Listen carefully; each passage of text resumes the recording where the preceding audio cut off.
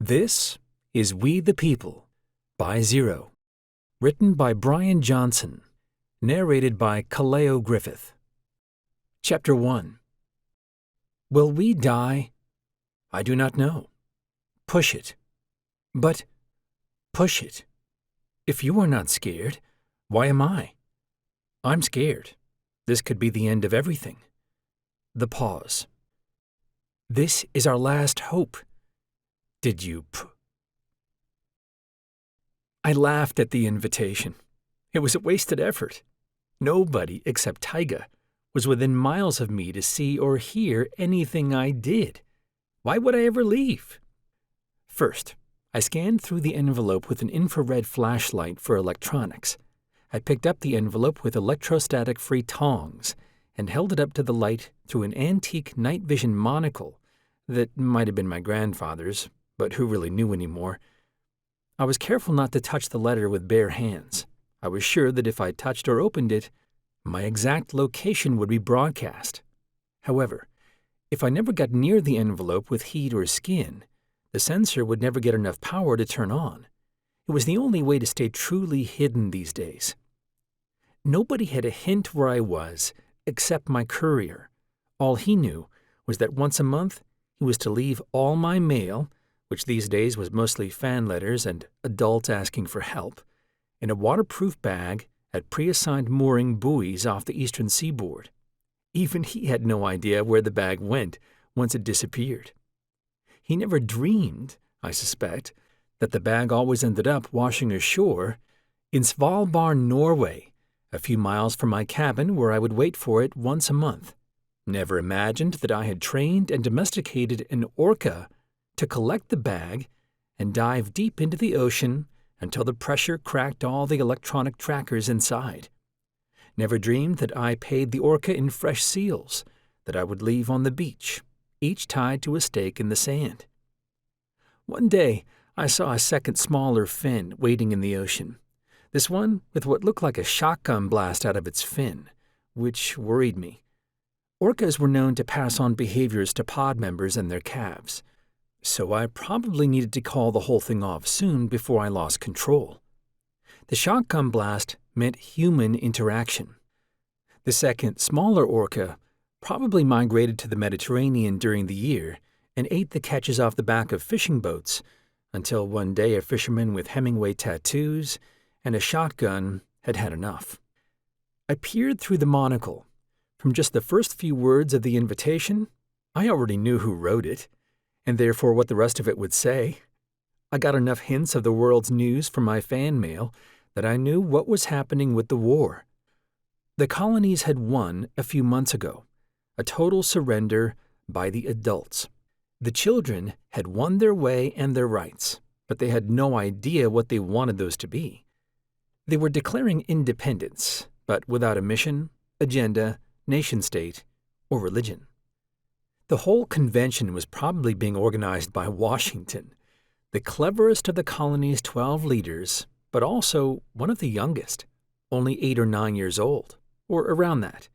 So the invitation would probably continue as a churlish recreation of the Bill of Rights, but with basic cognitive freedoms in place of human or personal freedoms. Washington's humor was predictable humor, but it seemed to work for him. People laughed, and it wasn't just because he was in charge. They had laughed with him before he outranked them. Maybe that's why he rose so quickly. I hadn't laughed much lately, but I knew the physical act could be good for me, so instead of wasting metabolic energy on muscle tightening, I induced the positive benefits it would have had with my bridge alone.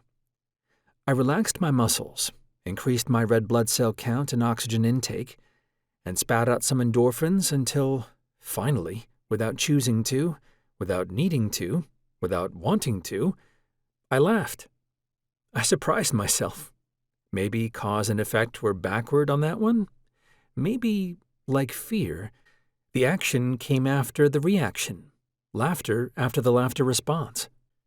I made a mental note to sift through bridge data on every time I'd laughed since I was born. Later, maybe. After dinner. After I take Taiga for a walk. To accept the invitation would be foolish and dangerous. I would never accept. I wasn't part of that anymore. I also knew to be wary of sorting through the mail, because another of the exact same kind of letter would be in the bag somewhere. I couldn't touch it either. Washington likely had no idea how to send it to me, or when, if ever, I would receive any of the letters. That meant, if he really needed me, he sent hundreds throughout the month to various drop locations. I had never responded to any letter, knowing that even a repeated cadence of response, or a small change in my dialect, or even an analysis of the molecular composition of the ink as it absorbed the Nordic atmosphere, could give me away. At one point, I was the world's best cryptographer and codebreaker, but I hadn't spoken to another person or read up on any of the tech in more than 2 years. I was behind. I had no idea what was state-of-the-art anymore, and knew only that I needed to assume that the technologies I don't know about are likely more capable than I could even begin to imagine. Sure enough, after sorting through some handwritten letters I threw in the box with all the others still unopened, I found another of the exact invitation. The envelope was spare, white, and thick. It had a slightly indented gold imprint on its front with my name in all caps. Adams. I ran the tongs across the gold, pretending the tongs were my finger, tracing the envelope's edges. I looked at my watch, just in case. The indents felt good. Tracing my name felt like hearing it, and I hadn't heard anyone say my name in more than 2 years. I would never go to Washington's victory lap, because I knew what they didn't want to admit. They were better off without me. I was a worldwide intellectual and celebrity, yes, more famous than Einstein ever was. But that was mostly because of the constant comparisons to him. My signature would likely convince billions of adults that the post-war propositions were likely to be fair, reasoned, and have humanity's best interests in mind. I was one of the very few children whom the adults sided with occasionally, or at least whose ideas they used to tolerate. But that's mostly because I never really fit in with other children, and because I was vocal in my disagreement when they forged off and became colonists under Washington's leadership. I didn't get along with children either, because, honestly, I didn't understand them. They were just so far behind me intellectually, even though the least smart bridged child was leaps and bounds smarter than even the smartest adult. Plus, it was impossible to explain to children of other ages exactly what it was like to be the only human to have a bridge for years and years before people had even heard of a bridge, let alone how to optimize childhood learning for one. I'm a bit feral in that sense, having to grow up with one implanted in me without the social tools to guide its proper use. Raised by wolves, if wolves were a machine-altered subconscious. I would also never go to Washington's wartime victory lap, because I knew my presence in absentia would likely command more authority and weight than if I were to show up in person. It would confuse people to see me again, to see how tall I'd grown, for one, over 7.5 feet, by regulating my growth hormone levels, metabolism, and diet perfectly through puberty. They would want to know what I had been working on, where I had been, how I felt about my sister's death, blah, blah, blah. All things that would distract from the task at hand. I would probably have to give a speech. Over-intervention is just as bad as under-intervention. Celebrity members and participants of the Constitution Congress, or whatever Washington was calling it, would be distracted by my celebrity. It would hinder the goal, which is why it was such a surprise when a ballistic sphere landed a couple dozen meters outside my cabin. I looked at my watch. 2 minutes and 40 seconds exactly. Chapter 2. Taiga growled at the sphere. I walked outside and met it, having pieced most of it together instantly. Ballistic dropship technology, as I last knew it, could reach anywhere on Earth in under 7 minutes. The closest colony to Svalbard was New Greenland, but they would have launched from New Zemlia or New Japan. The drop ship had landed exactly 2 minutes and 40 seconds after I had touched the gold lettering on the invitation, even though all I did was trace it with the tongs, which means someone must have some new kind of tracking technology.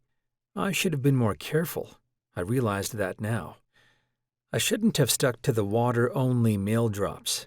They must have figured out that I was somehow using the ocean, and that I would obviously use the bioelectric tongs to test and handle the mail, because that is off-the-grid 101 these days to prevent the tracking pixel embedded in the paper. All they had to do was somehow make the interaction of the tongs the power source to activate the tracker, maybe by using some static energy or magnetic property. I'd have to look into it. I held the envelope in my hand and considered its chemistry and physics and imagined how it was forged. I couldn't be mad at it, but I threw it in the fire anyway. I simulated what to do the next time I would try to hide from all of humanity. Next time, I would go with the backup plan, which I knew deep down should have been the original plan.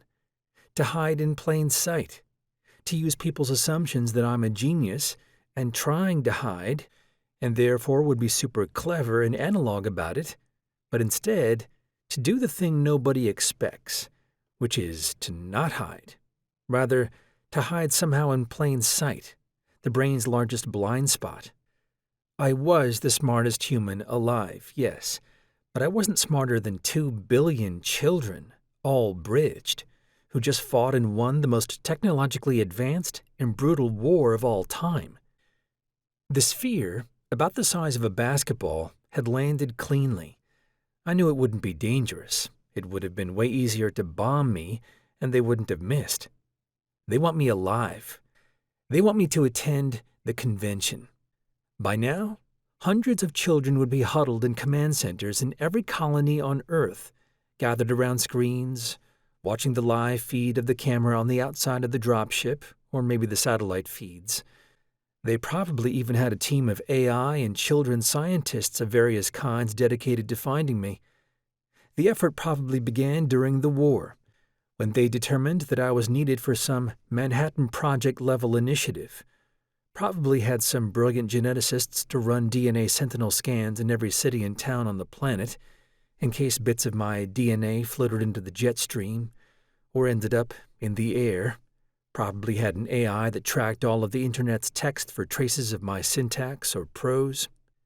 There were language robot scramblers these days to anonymize one's text and speech patterns, but I'd seen what was possible. I knew to say nothing. I was off the internet entirely. I waved to the sphere. No use pretending anymore. "Sit, girl," I said to Taiga. She calmed instantly once she could see I wasn't worried, and instantly the sphere became a toy to her. It was a perfect sphere, probably a payload of a rocket that separated and dropped from high up in the atmosphere. Taiga sniffed it, but still hadn't touched it. She was most curious when she was afraid. Aren't we all? From no obvious source, the sphere made a noise. Taiga's ears perked. She growled again and readied her forepaws to sprint or strike.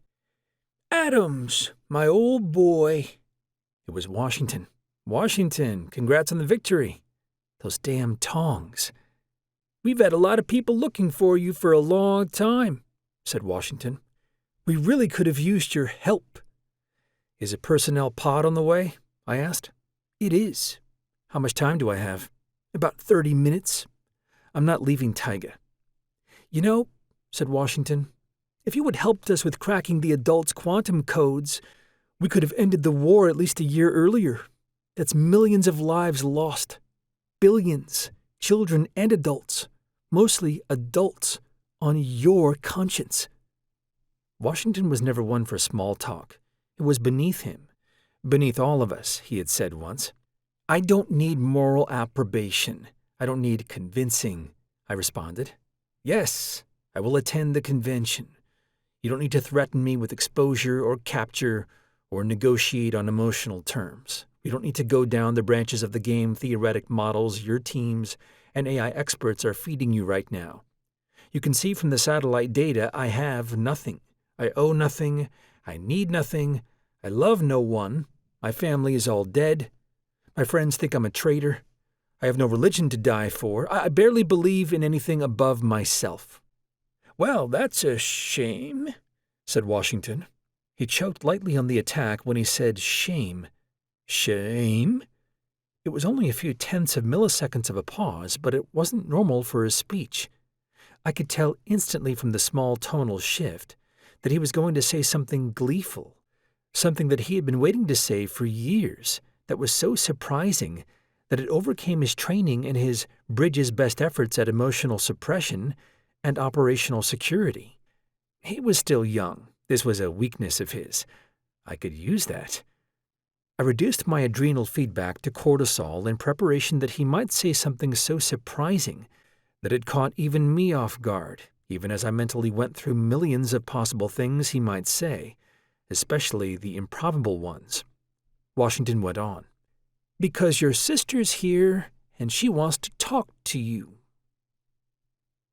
Chapter 3. I tried not to let the shock cloud my thinking. During my brain's development, my bridge had shunted some neurons to connect otherwise unconnected regions of the brain, which gave me access to control over the hypothalamic hormonal responses with the same dexterity evolution gave to the human hand. I could control hormone and neurotransmitter release like individual fingers, grasping and releasing as if gliding through treetops. The reduced adrenal response meant that Washington's statement didn't cause the body-wide cascade that would normally shut down reproduction, ramp up energy usage, and tint certain decision-making. Instead, I kicked up some adrenaline and a synthetic form of hyperdopamine I trained my brain to make and use. Much better than the natural stuff. These next few seconds were crucial. This wasn't a fight-or-flight moment, so I didn't need the mobilization of the stress response. I needed to focus. I needed to think. "You're lying," I said. "Don't stall, Adams. That's beneath you, beneath all of us listening the world over. You have thousands of colonists listening in right now. You are the biggest news event since the war ended." Tyga was upset. She could tell something was wrong again, as if she and I had a bridge connecting us. Washington continued talking over my silence. "You've already figured out that I wouldn't lie about your sister, that if I ever did that, I could do so only once, and your wrath would extend infinitely.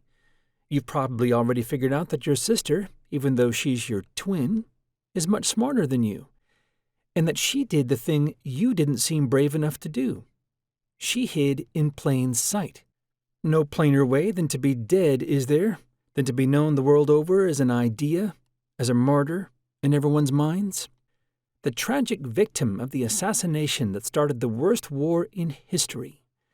The idea that she would fake her death and cause billions of adults to die in the war was untenable to most. It didn't match her personality. It didn't match her conscience. She would never do that, right? Which is exactly how she got away with it, using people's assumptions and priors about her personality against her, hiding in plain sight. And the only person smart enough to piece her plan together, you, was too racked with guilt, thinking you caused her death, to investigate it dispassionately and rationally. A sort of cognitive purloined letter, hiding in all our blind spots. "I know the story," I responded meekly. "Our team spent so long trying to find you in plain sight, too. We thought you'd do the twin thing, and we knew you two kids loved that story growing up. Her plan was brilliant in retrospect. She threw the entire world off her scent." "I need to pack some things," I said. "Great. We have a secure room for you when you get here," said Washington. I knew that he meant it. He knew I was only useful if my thinking was mine alone. He had expected maybe the tiniest bit of resistance, but I knew I was caught. Struggling was a waste. "I'm not leaving Tyga," I said. "There's a smaller set of straps for him? Her?" "Her." Washington paused. He wanted to tell me something that he didn't want to share with everyone else listening. "You'll tell me in person?" I asked. "Exactly." "Where am I going?" "New Japan, via New Zemlia." "I need a favor, no questions asked," I said. "I will grant it without hesitation." "No questions asked?" "None." "Okay. I need my mail forwarded," I said. "You don't even read it." "I want to. One day. It's important." Washington sounded genuinely confused. "We played back the last few years of satellite video from the cabin once we found you. You couldn't possibly have known this, but we seeded all the world's fault lines and volcanoes during the war with emitters that satellites can ping to get more details about what's happening on the surface from both above and below. We can see through cloud cover. We can see through basically everything. Super useful. The point being, we rewound the last 2 years and watched the videos, and you only collected your mail at night and under heavy cloud cover. We still don't know how it got from the mooring buoys to your little rustic coastal beach, though. What did you do? Send yourself a remote submersible every month that drove itself?" "In a sense, that's actually related to the favor," I said. I was still stalling for time, of course, plotting any chance at exit, no matter how remote. I couldn't think of anything. The remoteness of my cabin was haunting me. I really was trapped. I continued. "Every month for 1 year, starting 1 month from now, I need you to leave a seal tied to a stake on the beach. After 1 year, slow the cadence. First to once every other month, then once every 3 months, and then once a year. The mail will be delivered here usually within 24 hours once the seal is tied up. Don't ask how. Then, can you have someone collect it and drop ship it to me wherever I am?" "Done. I won't even ask," said Washington. "Now stop stalling. Again. And pack. The drop ship will land in a few minutes. And after that, we have a few meteoroids circling the globe whose orbits we can decay if we need to make something look like a natural event. You've got 2 minutes until the drop ship lands, and then you've got, 8 minutes or so, according to our ballistics guy here, to get everything in the drop ship once it lands. After that, a meteorite about the size of a small car will obliterate your cabin. Leave no trace you were ever there for the adults to find. If we're lucky, they'll think you're dead, too. The rock is already inbound. It even has a name. We can't change its course once we set it. So I'd really get to packing if I were you." "The war changed you, Washington." "Did it? Maybe it did. I don't need anything from inside. I'll just wait here. Not your notes, your research. I was hoping you'd have unified physics or solved some great cryptography problem by now. I burn them every night and recreate them in the morning." "I can't wait to see," said Washington. I looked up at the clouds. They used to comfort me, but no longer. I remembered seeing a clip of a small boy who testified in international court in the early days of using drones for war, who spoke of being afraid to go outside when the sky was blue and clear because the drones could see right through the air all the way to him. For 2,000 years, from ancient Greece on, blue skies had meant visibility, which meant safety. Now, however, blue skies meant that the drones could see, which meant anyone could be stricken from the sky at any time on purpose or by accident, as if by Zeus. I watched as what looked like a small dark hole opened in the clouds above me. Through it came a glistening silver craft that barely slowed until it slammed into the ground, deformed into what appeared to be a liquid, like a large, metallic drop of water hitting the ground, and then immediately reformed into the shape of a sarcophagus-like pod. Taiga was still trying to bury the first sphere. "What the hell was that?" I asked. "Oh, you have much to learn, Adams. It's extremely safe," said Washington, through the sphere beneath Taiga's paws. She had managed to half bury it. Chapter 4. A hatch formed along the edges of the new egg-like drop pod, as if it were being carved out from the inside by welders. Above it, a second drone descended and hovered. That drone had what looked like a large circular magnet, like those used to lift cars in junkyards, on its underside. Washington went on, trying to calm me. The liquid graphene can take on any shape. Think of the craft above it, like those magnets in car junkyards, except it can pick you up and drop you off anywhere on the planet. You can't see it, but it's attached with a thin liquid wire to webbing we control in the upper atmosphere, like a private space elevator, if you want to think of it in terms of old tech. A great toy. Oh, and don't be surprised when you slam into the side of the building at high speed in New Zemlia. The building will sort of absorb the ship like a membrane and then spit you out on the inside. The ship becomes the wall.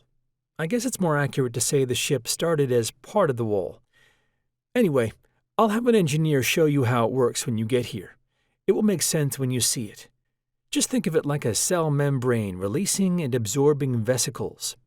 I don't understand the chemistry, to be honest, but it has completely changed transportation and cargo shipping. And warships. And space. No need for a deck to launch anything you want. People, missiles, drones. No need for an airlock in space, which is huge. The only problem is it looks like the skies are full of buckshot now. Just solid spheres running around everywhere, waiting to crash into something with who knows what inside of them. Taiga seemed to sense that we were going somewhere soon. She went inside the cabin and brought outside her leash, a stuffed coyote chew toy she loved, a pen, my favorite, the one I use every day, which she probably sees as my favorite chew toy, and her bowl of food. The inside of the pod was minimalist, nothing but a chair and some straps for me and a harness for Taiga underneath my seat.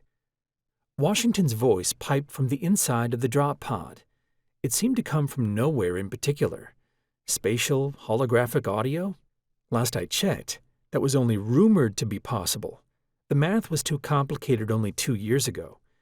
I made a mental note to research it. Once I got my straps on, I strapped Taiga in and put my hand on her head to calm her. The door sealed around us, as if there had never been an opening. On the 5-minute drop pod journey to New Zemlia, I scanned through my bridge for the history of every time I'd laughed since I was born.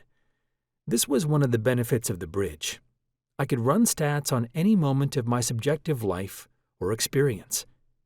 I ran a correlation to the hormonal and physiological responses known to be produced by laughter and checked if they were time-locked to the actual laugh itself. They weren't. So, it was true. I had always had the benefit of laughter before I physically laughed. I took the same analysis and generalized it to all my physical displays of emotion or reaction. It was true for all of them. The response came first, then my awareness of it. I looked down at Taiga. A smile crossed her face as I patted her head. "It's going to be okay, girl. We're almost there," I told her. Chapter 5. We were not almost there. Washington had lied about the final stop being New Japan. He probably lied just in case anyone was listening in. There was absolutely no use in my knowing my destination, which meant that there was no reason for him to share it. He often said that information should never be wasted. In this case, it meant that Washington didn't trust all the children. That's new. It used to be us versus them, big versus little, up versus down. If Washington presumes some who were watching are spies, it means that some of them probably are. That means a lot of people just figured out I'm alive all at once. A spy for the adults would have broken cover immediately just to get the news out. "Just a few more minutes, girl," I whispered to Taiga. I could not see. The pod doubled as a deprivation tank, but there was no mistaking Taiga's behavior. Her head was snapping back and forth in smooth pursuit of something, like she was a person sitting at the window of a train watching tree after tree go by at high speed. It was an impossible motion for the mammalian brain to track something like that with the eyes and head, unless there was something to be tracked. What was she looking at? I could see nothing, of course. The walls of the pod were sheer and metallic, with absolutely no surfaces, indentations, or scratches. It was like being inside a gray metal soap bubble. Was she watching something on the walls? But there was nothing on the walls. Taiga's head was slowly tracking left, watching, until it rapidly turned all the way back to the right and started tracking slowly left again. Her ears were perked. She was hunting, which could only mean that Taiga was watching the Earth's magnetic lines go by, as if each line was a tree outside the window on a train. There had been rumors that some dogs and cows, like pigeons, lined up along magnetic fields to sleep, which means they must have magnetoreceptors in their brains to gather information that is invisible to us. Being born with magnetoreceptors was sort of like being born with a bridge. The brain will use whatever information it can to make sense of the world. Doesn't matter if it comes from light, sound, UV, touch, bridge, magnetic fields. It all works as long as it's useful. So that's how Taiga found her way back to me during a snowstorm last year. She knew exactly how to get home. She just followed the Earth's built-in map. You're just like a homing pigeon, aren't you, girl? Taiga broke her concentration from the magnetic lines and looked up at me. Presuming that she was seeing a field line, which are evenly threaded around the Earth, I calculated from the cadence of her head movements that we must be going around 800 miles per hour, about twice as fast as a commercial plane, and just barely over the sound barrier. An odd speed. Why go slightly above the sound barrier and alert everyone to the pod's presence? I snapped back into my brain. One of the consequences of being born with a bridge is that the part of my brain wired to mentally and visually imagine things got a few extra wires hooked up to the visual cortex, which actually perceived things. So, when I close my eyes and imagine, I see. It's not just some lame, barely technicolor, low-res trace of a visual memory. It's as good as being there. Daydreaming was very convincing, and one of the biggest challenges I have is not getting lost in the rich, imagined world of daydreams. Taiga growled. Something had changed. My stomach dropped, and we fell from the sky. We were in a free fall, and the pod started shifting the shape of its walls to be more aerodynamic. We had taken on a projectile shape, hurtling through the sky. My vision blurred, and then, suddenly, all was calm. We had stopped. Before I could unharness, the metallic wall in front of me sort of just opened. Dissolved is perhaps a better word. The wall of the pod became the wall we had hit, and the ship we used to be in was now contiguous with the wall of the craft. It was all very strange, like the solution to some smart-ass riddle. Without ever passing through a doorway, I was suddenly inside. 2 male children, both around age 10, greeted me. They wore all black tactical suits, and each had many medallions on their lapels, which meant nothing to me, except that they were military. As expected, they startled at my height. If the timeline was right, I was the only bridged child, except my sister, of course, to hit puberty. The oldest of the other children would be, 11 years old? There may have been a few more children secretly implanted with the bridge, but I doubted it. All the early trials went to adults, but bridges didn't work on adults. "Sir," said one of the military boys, who then went silent. Probably low-ranking. Didn't seem comfortable saying anything outside of protocol. This single infantry boy was probably smarter than any human who had ever lived prior to 2030. Yet the primate in him still made him defer to rank and hierarchy. How silly it all is. The other boy looked at him, then back at me, and spoke. "Welcome to New Zemlia, sir. This will be your home for the next few weeks." "Forgive the precaution," said the first to speak, but now with a new stammer. "But we need to check you for weapons and any electronics. If you'd be so kind as to just turn them over, we can save ourselves any hassle." I have nothing on me, I said, holding my arms high. Just this pen. I've been off the grid for 2 years. Nothing electronic. No weapons except a bow and arrow and spear I left behind. I held the pen to the soldiers, who ignored it. I glanced around at the landing area. We were inside, clearly. The light was all artificial. The size and hum of the air vents meant we were probably underground with filtered air piped in. In the medium distance, children of all sizes had stopped to gawk. I knew it. I was going to be a distraction around here. "We're underground?" I asked. "Yes, sir. You didn't feel or notice when the pod went underwater?" I hadn't, no. I followed the 2 military boys without a word. Clearly, I was to do as I was told until more was explained. Taiga walked excitedly alongside us. She hadn't seen anything but Norway, me, and the cabin for 2 years. "During the descent," continued the soldier, "the pod broke the ocean's surface and melted with the landing pad here. We are deep under the island of Nova Zemlia, in its crust. The only secure way in or out is by landing on the wall there, behind you, with one of the drop pods. There's an encryption key built into the structure of the craft itself. The only metal that can fuse with it is metal that came from it. This is the most secure military base on Earth by far." "On Earth?" I said playfully. The soldier said nothing. This was another problem with celebrity. When they were so eager to impress me, they let secrets spill without even noticing. Anybody would. It's built into our basic default code. They knew everyone would be vying for my attention and succor, and they individually wanted to stand out, somehow, to be remembered by me for something. I just had to stand there silently and let the secrets happen. Honeypotting without any of the hard work.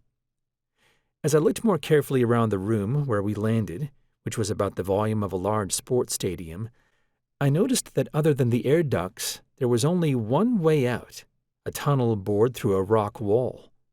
My comparison to a sports stadium wasn't too far off. A large green field was in the center of the room. 10 children were doing what looked like drills under the command of a teenager with a whistle who seemed to be coaching them all. The soldiers were clearly escorting me through the tunnel. "This base is huge," I said. "What? Oh, this is just the welcome mat," said one. "Is that some sort of military training?" I asked, gesturing to the field.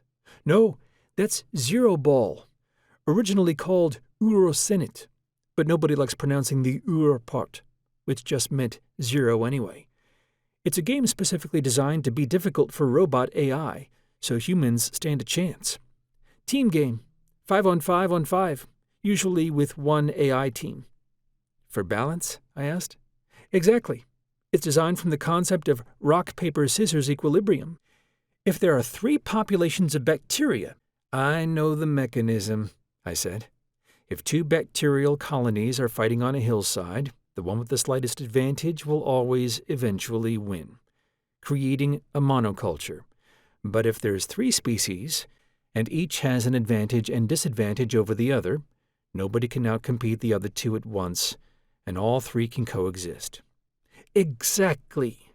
Except, well, the AI still kicked everyone's ass until we figured out how to—" The other soldier forcefully and quickly lifted his hand as a fist, a signal the other immediately took to mean stop. All 3 of us stopped and stood perfectly still as the man with his fist up pointed to the ceiling. Taiga looked up, worried. But I knew a red herring when I saw one. Grice would be proud. The guard had intended to stop the other from revealing what it was they figured out how to do, and was just gesturing up to the ceiling to make me think the stop command was about some imminent threat. Not that yet another secret was about to be spilled, but this was, in their own words, the safest place on the planet. Nobody would be vigilant like that in a place his brain knew was safe. That's not how brains worked. I couldn't tell which boy was which anymore as they walked on either side of me, with Taiga somehow leading the way while being led, which was her specialty. Are there other dogs down here? I asked. Nope, not since, well, maybe President Washington can tell you more. What I know already is above my security clearance. I appreciate the candor, I said. Chapter 6. I kept glancing back at the field where zero ball was being played. There was something very odd about the drills, which looked highly synchronized. The whole team was standing still with their hands in front of them, moving their fingers rapidly, as if playing piano in the air. The synchronization was remarkable. Every movement of each person, down to their posture and the way they held their heads and bodies, was identical. They weren't just mostly in sync. They were entirely in sync. Extremely diligent coaching, I imagined. They're very coordinated, I said. Oh, you have no idea, said one of the soldiers as we approached the tunnel. It was a huge tunnel, as wide as a 5-lane highway and maybe 6 stories tall. Children in zero-ball uniforms, about half of them boys, half girls. The girls, towering in height above the boys by at least a few inches, were running in formation, exiting the tunnel toward the field. They, too, were extraordinarily synchronized in their movements. It seemed as if, when one of the girls at the front of the runner pack turned to look at Taiga, they all did, wide-eyed in unison. The inside of the tunnel was coated with the same metallic stuff the drop pod was made from. I ran my hands along it to be sure. Same stuff. And then, like a ghost walking through a wall, an aneurysm in the wall appeared and spat out a smiling, lithe Washington. "Whoa! Look at the size of you!" he shouted. He never stopped smiling as he greeted me, shook my large, sinewy hand with both of his in one grasp. He didn't need to bend down very far to reach the top of Taiga's head, if at all. "You may have noticed a few stairs," said Washington.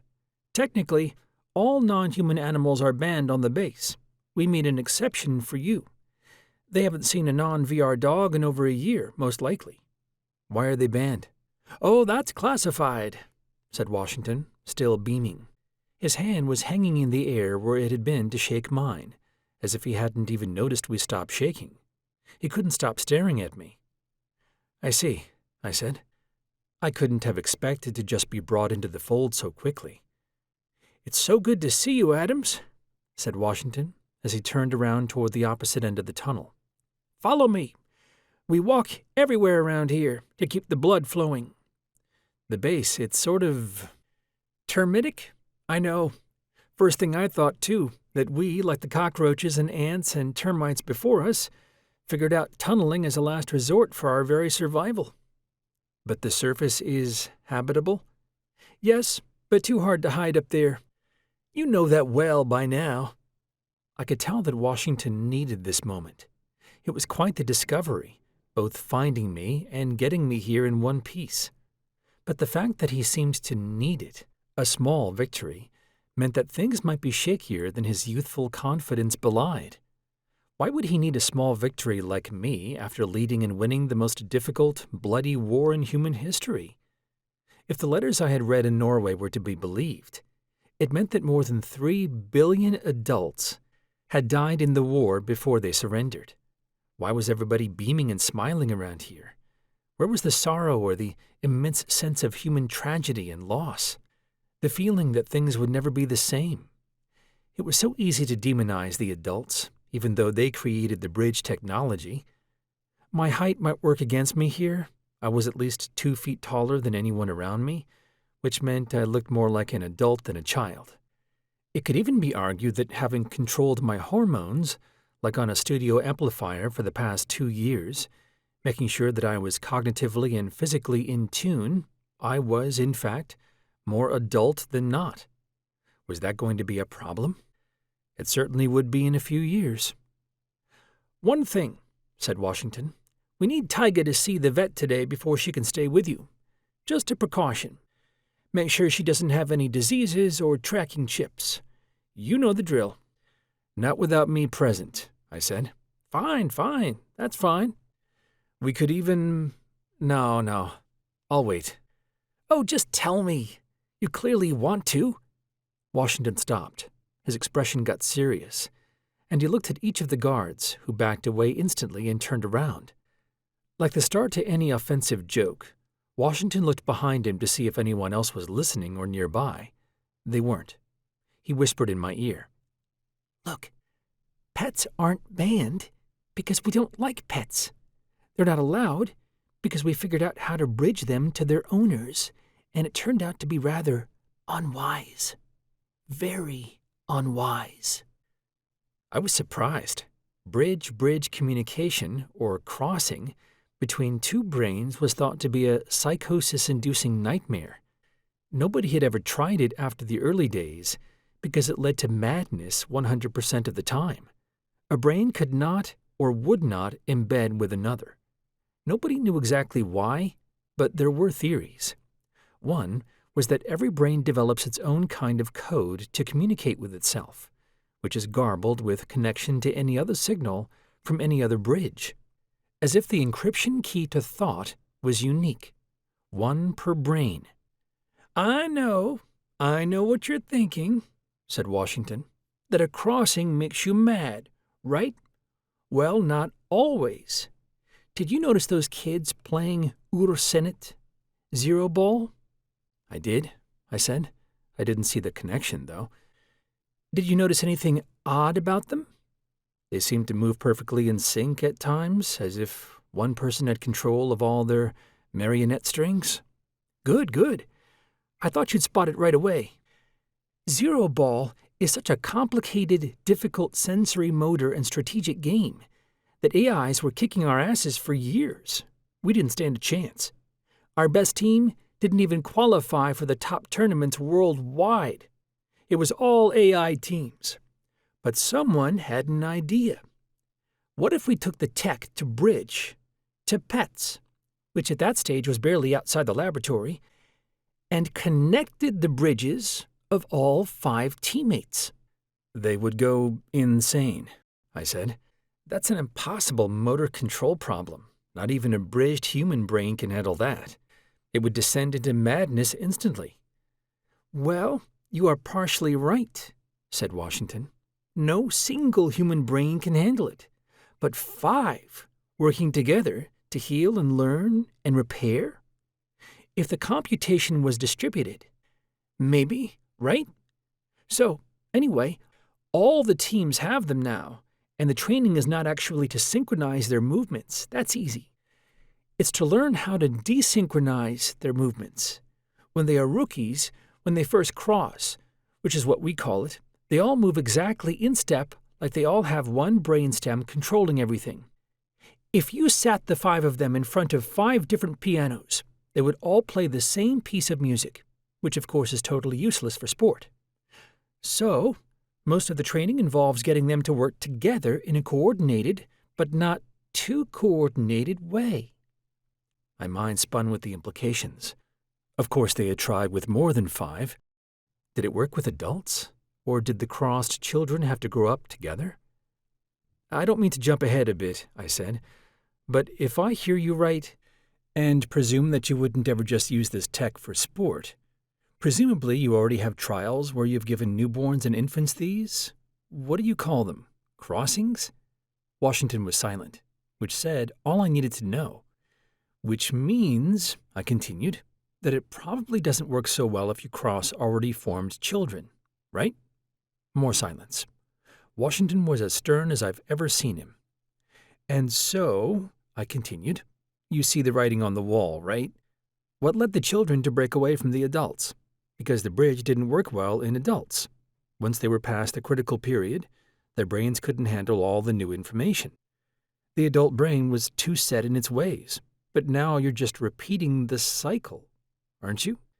The new ones with the crossings are going to just rebel against us children, who will by that time be the simple bad guys with silly first-generation bridges." "We have a scenario planned for this, Adams," said Washington, with clearly feigned bravado. "Admittedly, it took us a while to realize what you just realized in seconds. You're right, the early crossings didn't fit in. Where are they now?" "Let us change the subject," said Washington. "Where is Tyga?" I looked around me. Tyga was gone. "Oh, she's fine," I said. "She disappears all the time. Her herding genes. She needs to know how big this place is first before she can calculate where to put everyone." Washington laughed. "You know, the bridge-to-bridge only worked at first in dogs with their masters. Not chimps, not horses, pigs, cats. We tried everything. There's something special in a dog's evolved sense of social cues, as if their brains share a language. We think the bridge requires the same underlying mechanism, whatever that is." "Well, they're the only non-human to understand pointing," I said, waving in the direction of the red herring soldier, who still had his back turned. "Like my escort here, the one who points at ceilings to try to distract me." "Oh, Adams, I missed your brain," said Washington in a brotherly tone. Suddenly, he got more somber. "Yeah, so, Adams, I may have misled you over the phone. The convention is real. The need is real. The war is over, and we need to settle the new world order. At the end of the week, we will be declaring basic universal rights to free and independent thought, free from the constraints of our primitive, hegemonic brains. But we have a bigger problem, Adams. The convention is just an excuse to gather the best minds in the world without drawing too much attention." "So much duplicity at so many scales," I said. "Aren't you confident enough with your victory to just be honest with everyone at this point? Isn't that one of the few benefits of winning?" Washington took the jab in stride. He was maturing. "I know this is all new for you, Adams. I know your playful loner side will find times and ways to come out. But something very serious happened at the end of the war. There is, in fact, a reason we are all still underground. All the leadership and cabinets across the 12 colonies all got crossed during the war as soon as we figured out how to do so. We all crossed in specialized, need-to-know groups, just like we were teams in Zero Ball, which is how it all started. And, of course, it's irreversible once you do it. It updates the bridge firmware. No going back. No reversion without taking the whole thing out, which, as you know, is impossible." Washington paused here, waiting for my response to this last comment. I made no sounds or gestures. He knew my parents had spent years researching how to uninstall a bridge when they had first invented it. But nobody alive, outside my sister and me, knew what came of those efforts. We exited the other end of the metallic tunnel into the largest indoor room I had ever seen. An entire city could fit inside. In fact, one did. The tunnel exit was at a slight elevation, with stairs leading down to the expansive modern city. "So," continued Washington, "the problem is, the adults did something rather clever and beautiful. We hadn't thought of it at the time, but Zero Ball would end up our downfall. Do you see why already, Adams?" "No," I said. I really didn't. "The game," said Washington, "gave the AIs a perfect reward signal for hacking bridges. It's the ideal scenario for the AIs. All they needed was an easy way to tell success from failure. They ran trillions of simulations on how to win, and the easiest way to win was to hack the communication of the crossings, like tapping into an undersea cable and listening in. Nobody had thought of Zero Ball as our weakest link. We thought it was outside the game, but it wasn't. It's like how researchers were surprised when the first neural network that learned to play Atari figured out that it could play forever and never lose by simply pressing pause. The goals were misaligned. When our Crossed played in the World Cup competition, it was like a signals intelligence field day for the AI, and thus the adults. In fact, I think they kept fielding losing teams every year just to keep the illusion up that they cared to win. They weren't even trying to win. They were just scouring every possible frequency range for our encrypted communications, which the AIs then hacked in the name of winning the game. And because you used the same underlying bridge technology for your own military and social communications. Exactly. Which means we think the adults can read our thoughts, said Washington. The war might be over, technically, but we are about to enter a long, dark, cold war. Did the other children know? No, only a select handful. Will you tell people at the convention? This could have implications for what it means to have free, independent cognition. Yes? Nobody will know unless they need to, said Washington. I trust you to keep it to yourself. It would not be pretty. What could be more terrifying than having your thoughts read? What if there is another war? How do you defeat an enemy who can read your thoughts? I said, I see. This is troubling indeed. When do we start? The convention starts tonight. Where is everybody then? They're arriving now. Soon. Many have already arrived. We have a quorum. Arrived via metallic pod? Oh no, there's a normal airport and door up top, on the surface. Most children will come in through that. You came in through the, how should I say it, servants' entrance. The invisible entrance, as it were, for VIPs. The one we use when we don't want to spoil surprise arrivals. I see. I saw Taiga off in the distance and called to her. She had collected a crowd of children who thought they were petting her, but were really, as a group, being herded into a group. One stood out, a child with a lab coat, who seemed more interested in holding Taiga still than petting her. I called again, and she came running. There were so many hidden human needs. The need to pet a dog, the need to share secrets with a mysterious 7-foot-tall celebrity. Should we go to the vet before I see my quarters? I asked. Washington went quiet for a second, as if listening to an earpiece, the kind of quiet that means a brain is listening intently with little other bandwidth available to it. At the same time, the child with the lab coat was touching his ear and standing quite still, as if also listening. No, said Washington after a moment. We trust you two. Not a big deal. No vet required. We need to get on with the show. Something was niggling at my brain. A red-hot error signal that someone was pulling something over on me, or that I wasn't being told the whole truth. I called up in my mind's eye a replay of everything that had happened since I landed. I called up a bridge program I wrote as a young teenager that searched my recent memory for semantic and logical incompatibilities, but the program found none. Still, something didn't make sense. As fancy as bridges are, nothing beats mammalian intuition for that strange sensation of something being wrong, even if you can't quite place it. Wait a second. If there were no pets, why did they have a vet's office? I looked down at Taiga. She was smiling, staring directly at me. Her eyes had changed to an unmistakable color, an inevitable consequence of the viral protein used in the procedure that injected its cargo into all central nervous system cells, including the eye.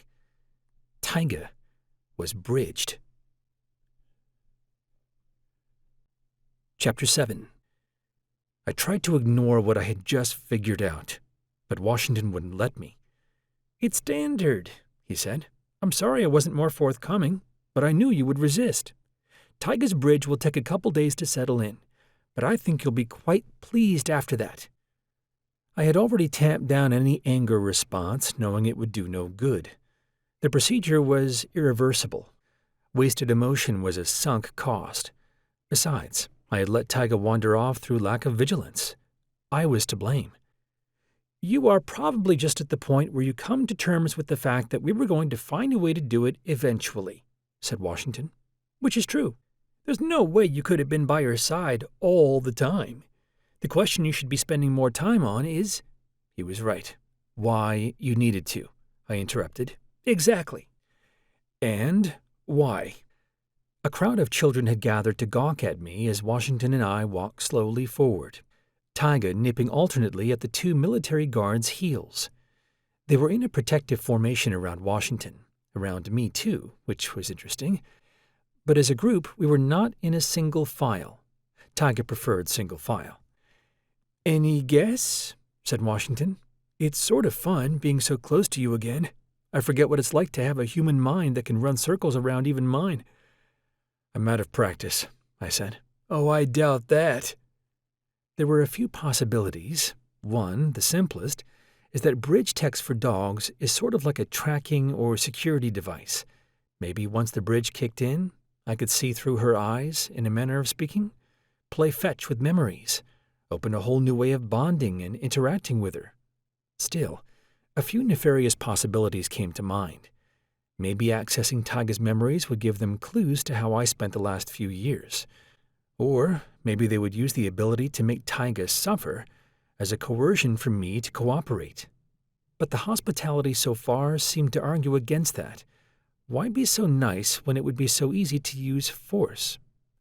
The human brain was very good at only a few things, one of them being counterfactual simulations. I ran through a few other simulations of how this all might go if they hadn't bridged her and compared the two possible futures. "Well," I said, "I think very shortly after you give me a rundown of the status of the colonies and a brief primer on who is attending the convention and what your goals are, you are going to offer me a crossing with Taiga. I would guess that no matter what you show me in terms of schematics or data or the math for how bridges and crossings work, that there is a subjective aspect to it that must be experienced rather than known in the purely academic sense. Probably more so than any other human except myself and my sister, Taiga's and my brains are already melded a bit. Or at least we communicate with some sort of unique shared code, which your data says makes a crossing easier or more durable or something. Plus, I imagine there would be a security risk if I crossed with any of the other children here, given that I would probably figure out a way to hack their memories of this place quickly. Maybe you don't want that to happen. Or maybe that would make me vulnerable to being hacked, and you don't actually trust everyone here." Washington silently kicked a stone under his foot. I was right, at least about that last bit. Washington's hands were behind his slim frame, one wrist tightly in the other palm, in a pose of measured restraint.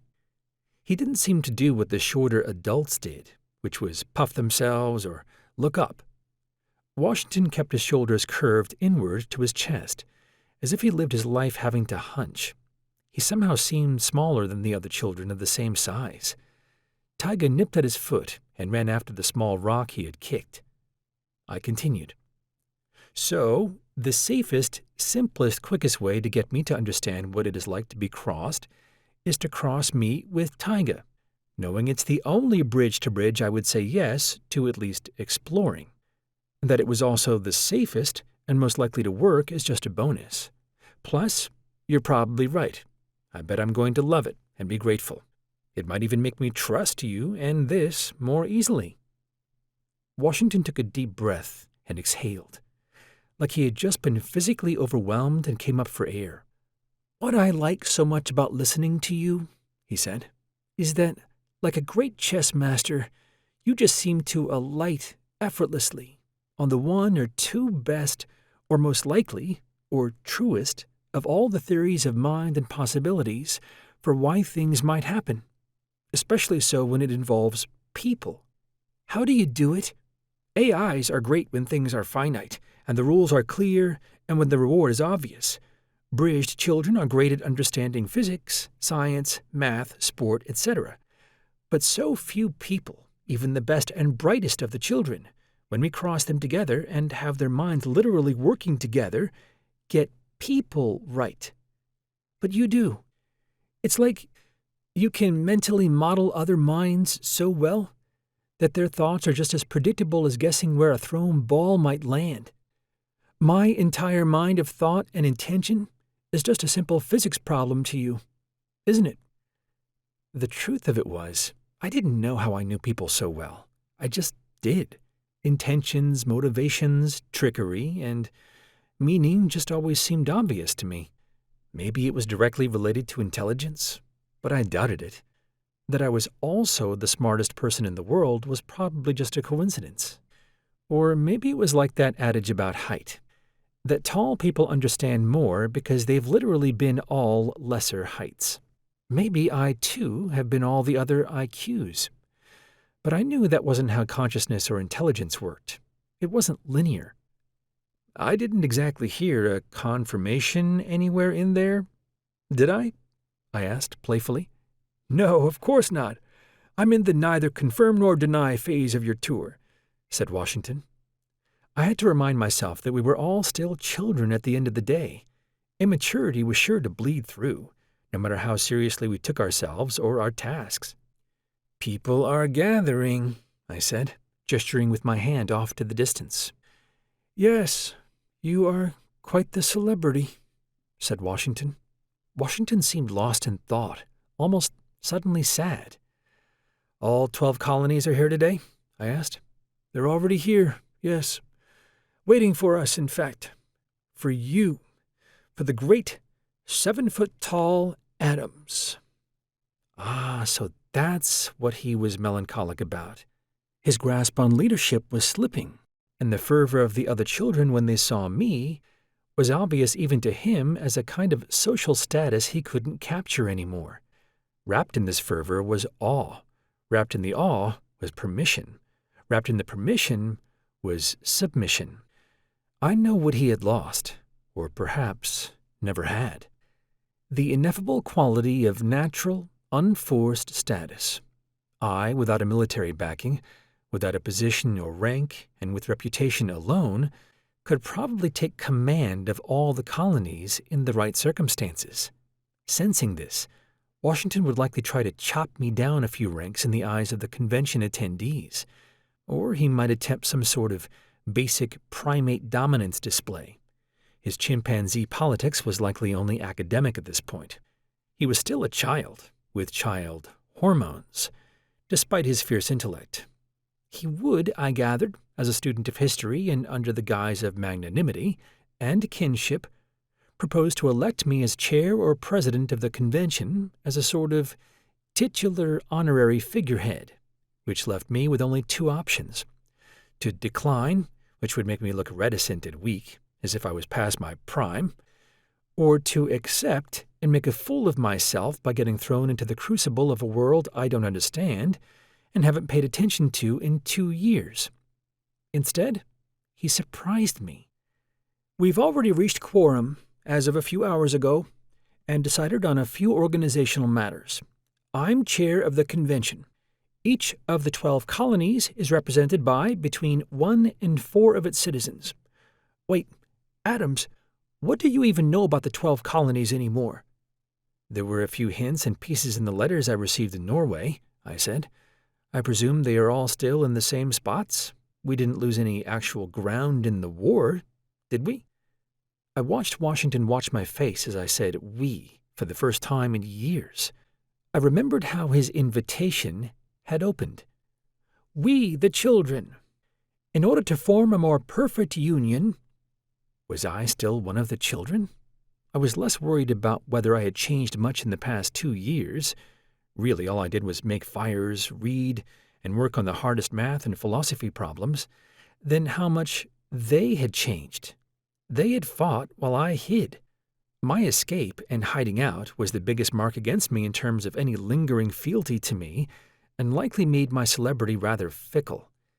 In certain pockets of children, I was surely thought of as a coward who never helped when it mattered most.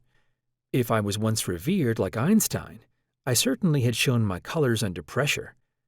Einstein wrote a letter to the U.S. government about the possibility of the atom bomb just before World War II, and here I was, abstaining from the next big one. "It's still all the same islands, yes," said Washington. "That was key strategically. As soon as we had space, cyber, and naval dominance, there was almost nothing the adults could do to get to us. We owe it all to Admiral Marr, in a way, who, years ago, suggested the colonies stick to islands for strategic and economic reasons. At the time, consensus was that we invade the mainland. We thought he just liked being alone and staring out at horizons, but he saw what nobody else did, inheriting how the United States Navy treated Japan after World War II as an unsinkable aircraft carrier. So we brought the war to them. The major battles were always on their lands, not ours. In their networks, not ours. They had undersea cables, and we had every satellite, vintage and new, and owned everything from the entire stratosphere to the moon. I received a lot of letters asking for help, mostly from adults," I said. "I know." "You do?"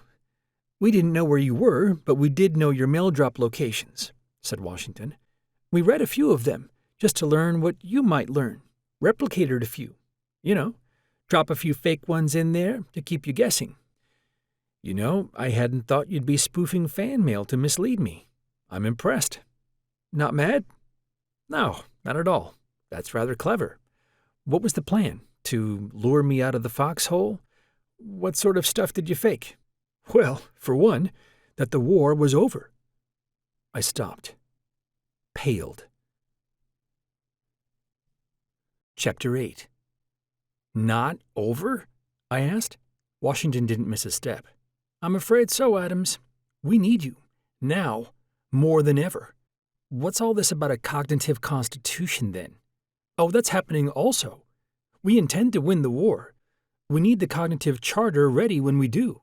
It's a good cover to get all the smartest minds from each of the colonies here at the same time. Then why am I here? You're so smart and you haven't figured it out? No. It's your sister. What about her? She's here, right? Washington looked up, stared me straight in the eyes. He looked so small, like a rock. Oh, my sweet boy, he said.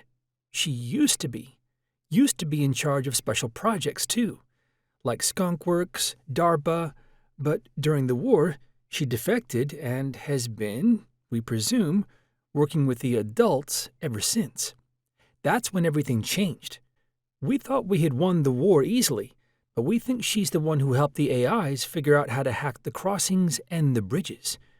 We don't know the extent of the damage, but she's probably listening in on all our thoughts right now as we speak, as we think.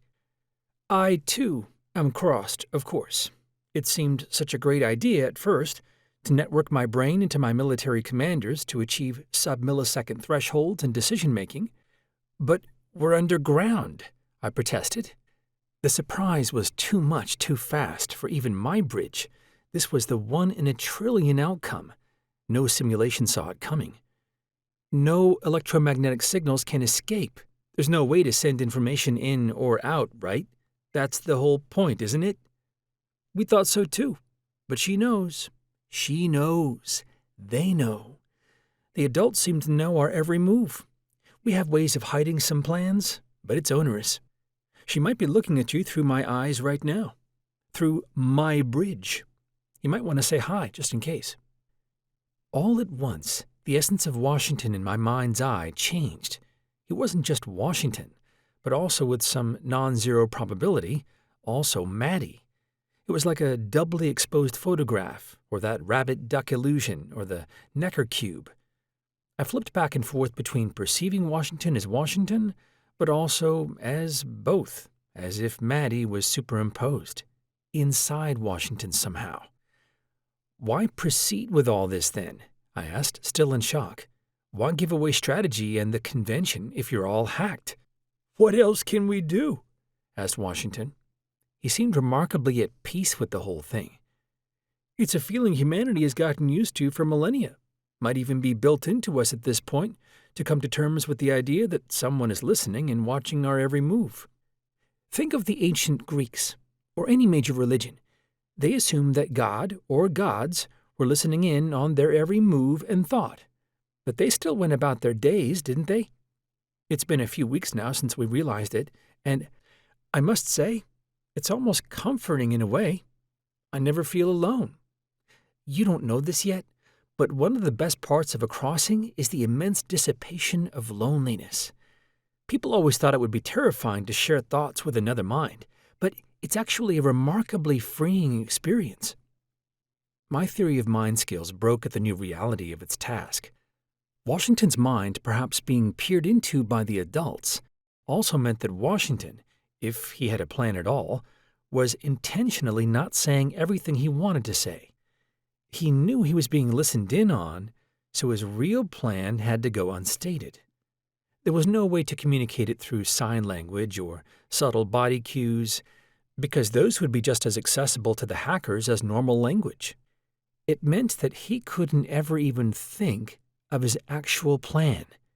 He knew I knew of his passion for Grice and the information theory of language, which was a start. It meant he knew I knew all this and would know he did too. I would have to sit down and list out the things I knew for certain and things I didn't, in terms of what was, and was not some sort of signal. How would he signal me a plan that he wasn't even allowed to think about? Logically, it seemed impossible. It would have to be in the grand gestures. The very act of bringing me here was a kind of communication. The mention of the fact that my bridge was old, practically analog by the most recent tech standards, was maybe a clue. Maybe my bridge wouldn't be susceptible to the hack given its age? Bridging Taiga was also surely part of it. That couldn't be for nothing. The big picture was clear, though. I was here for a very specific reason, and that reason had nothing to do with the convention. Nobody would tell me why. I was going to have to figure it out on my own. "Well, that's terrifying," I said. "What can you do?" said Washington, with a resigned shrug. "And you know she's working for the adults? That's so unlike Meline." Washington winced and slowed again, as if in pain. "We highly suspect she is." "Okay, here goes. Yes, we do know. I've been hiding this from my own thoughts so she wouldn't know. But here we go. Ready?" What do you mean?" Washington looked strained. He shook his hands and fingers like they were on fire or were returning from being numb. "Well, one of the reasons we think we've been hacked is because if any child thinks about Meline, their mind is instantly flooded with terrible, depressing thoughts. Painful ones. The worst a brain can come up with. And believe me, brains are good at it. It's like a form of conditioned or operant punishment, like an electric collar, but for the mind, and it seems to be tied to thoughts of her. If anyone fantasizes about her, thinks about hurting her, thinks about capturing her, literally anything about her, their thoughts afterward turn dark and haunted. It takes a lot of willpower to shove them aside, and most can't do it. I can't. I'm suffering immensely right now just telling you about this, as soon as I begin thinking about her and we began talking about her." "And when you mentioned her on the satellite call to me, with everyone listening in?" "Oh, that was necessary. It caused an ocean's worth of panic over here, but it was worth it. I knew I needed to say it for you to get into the dropship calmly. We have a few crude workarounds. The smartest ones here have their bridges acoustically filter her name. Literally, they can't hear the phonemes. The word Meline is simply removed from what the brain hears." "Software? Hardware?" I asked. "It's new hardware. We don't trust software anymore. We can't." "And why don't you have that personally installed so you don't feel the pain?" "I don't believe in it. I believe in suffering. I believe I should suffer because I opened us up to this. I trusted Meline. I don't want the world filtered to me. I want to experience the discomfort fully. But the world is massively filtered already, Washington. That's the point of the brain, to filter out the unnecessary parts of the overly complicated world. This is all an illusion, you know?" Of course. Clearly he was in deep psychic pain. He had paled in the last few minutes since the mention of Meline and slowed his walk. "But the whole point of the pain, as I interpret it, is to make it so that we forget she's in our heads listening. That's the goal. For her to disappear again, but even more deeply. She disappeared once physically, but we all remembered her, honored her even. But to truly disappear, she needs to disappear from thoughts. But I am the leader of the children. I am the leader of the colonies. I need to not forget. She's out there, and she's dangerous." "So, what's happening right now in your head? Tell me what you see." "You don't want to know, Adams. Trust me. You don't want to know. We have people working on finding her and whatever hack she installed or how she did it. But it's not fun work, as you can imagine. The closer they get, the worse their mental punishment seems to be. It's medieval. It's Dante. It's the 10th circle. Why not just have non-cross people work on it, non-bridged? All children are bridged. But not all bridges are compromised, right? Only the crossed ones between people?" Washington sighed. "You are all crossed," I interrupted. "Most, yes. Not all, but most. 99.9%. Fascinating. It's a kind of hiding, isn't it? The ultimate purloined letter. Or its opposite? I can't tell. She created a mental blind spot, mental dark matter, and it's hiding there. Hiding exactly where everyone knows you are, but where nobody dares go. Well, sure. It's fascinating until you think about what could be done with it. What if it was more than just her? What if entire groups of people could be eliminated the same way? Entire races, entire genders, extinguished from the mind's eye like a candle. Cognitive extinction. Exactly. So is the pain growing right now, the longer this conversation goes on? I asked. I only have a few minutes or so left before it becomes existentially unbearable. Even now, my bridge is working overdrive to keep it, just so I can say a few coherent words. In an hour or so, I'm going to be so exhausted from the effort that I'll need to hypersleep. Washington had sat down, as if woozy. His hands and arms were trembling, and his torso, thin as a beanpole, started rocking back and forth. His guards seemed to understand intuitively. He was thinking about Maddie. I placed a hand on his shoulder, unsure how to help him. Listen carefully, Adams. This is the last I'll be able to talk about Meline for a while. I need you to know these things, though. He waved his guards away, and they gave us a 20-foot perimeter. He continued. So, the 12 colonies. Each island has a dedicated team researching a hard problem, as we call them. As you know, no mine is generally better or worse than any other. Each just has a talent for some aspect of the world or skill that some get to use and some never do. That talent is rarely discovered. The best video game player in the world, born into 1700, would just languish as a middling cobbler. All the genetic tweaks and differences that gave the hand-eye coordination and situational awareness required to succeed in the digital age of games, played at velocities unheard of in the real world, just didn't help you if you weren't born into the right time or era. So, how do we optimize for today's world? For the problems of today, given all the children and all the bridges and crossings and such that exist out there? Well, we spent a large part of our infrastructural energies essentially assigning the right people to the right problems for them, which means moving them around the colonies. We curate the best minds in math and cryptography in New Zemlia, for example. There are 12 hard problems we work on, the hardest of the hard, with an entire colony dedicated to each.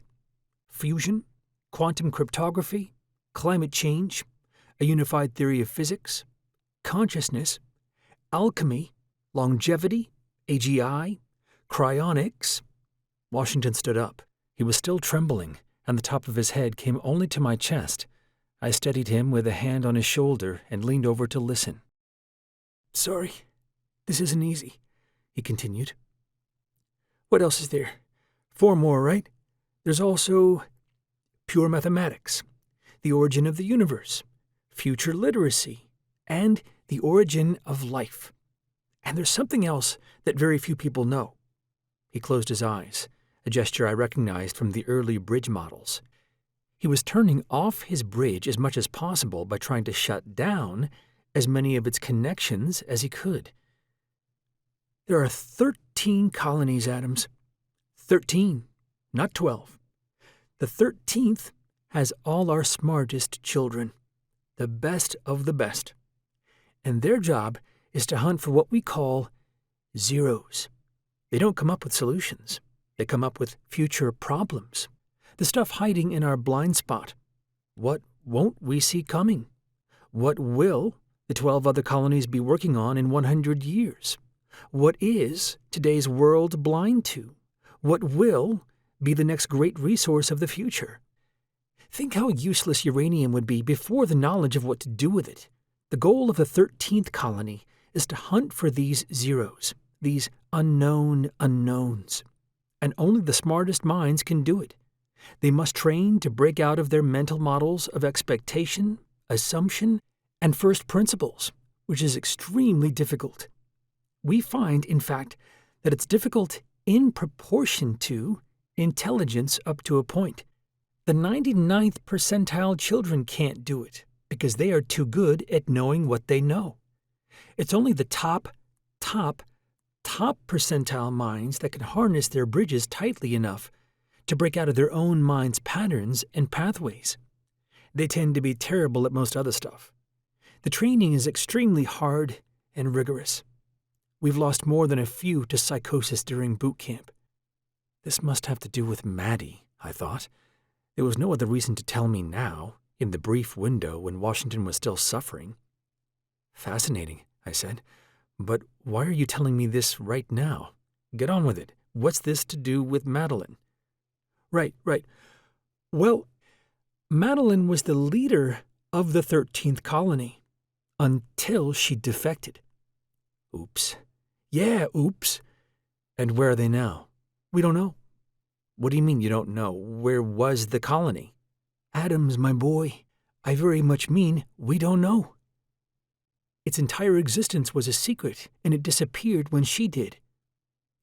Her and 1,000 of the brightest damn children we have. Mix every genius in the entirety of human history, and you'd have half a cortical hemisphere of what one of these kids can do. Off every chart good. Meline was the only one who knew where the colony was. She recruited everyone, and she took them away. It was for the security of all 12 other colonies that nobody knew where the 13th was. Surely you have guesses. I can have someone debrief you, yes, but it's painful. Thinking about the 13th means thinking about Meline and all the psychic pain it brings. So that's what I'm here to do, I asked, finally understanding. To find Meline and maybe find the location of the 13th colony. Why would he tell me this if he knew Maddie could hear? There was another level to this I needed to unpack, but of course, that was the rub. If Maddie was an expert in zero hunting, then she'd be an expert in understanding all the implicit ways Washington was trying to communicate with me. Whatever I was supposed to understand from all this had to be deeper than even a surface-level zero. Yes, you're the only one whose thoughts we are 100% sure she can't access, he said. By now, he was back on the floor. He vomited lightly, and his whole body started trembling. He was pale as whatever a ghost seeing their version of a ghost would be. You're the only one who can see things in plain sight. And she's your twin sister. You might know things about her way of thinking that nobody else does. The natural way. No bridge needed. Right, I said. The guards came back and helped Washington to his feet. We should get you to the sick bay, sir, just in case, said one of them. Okay. Washington turned to me. We're used to this. Don't worry, there's a treatment.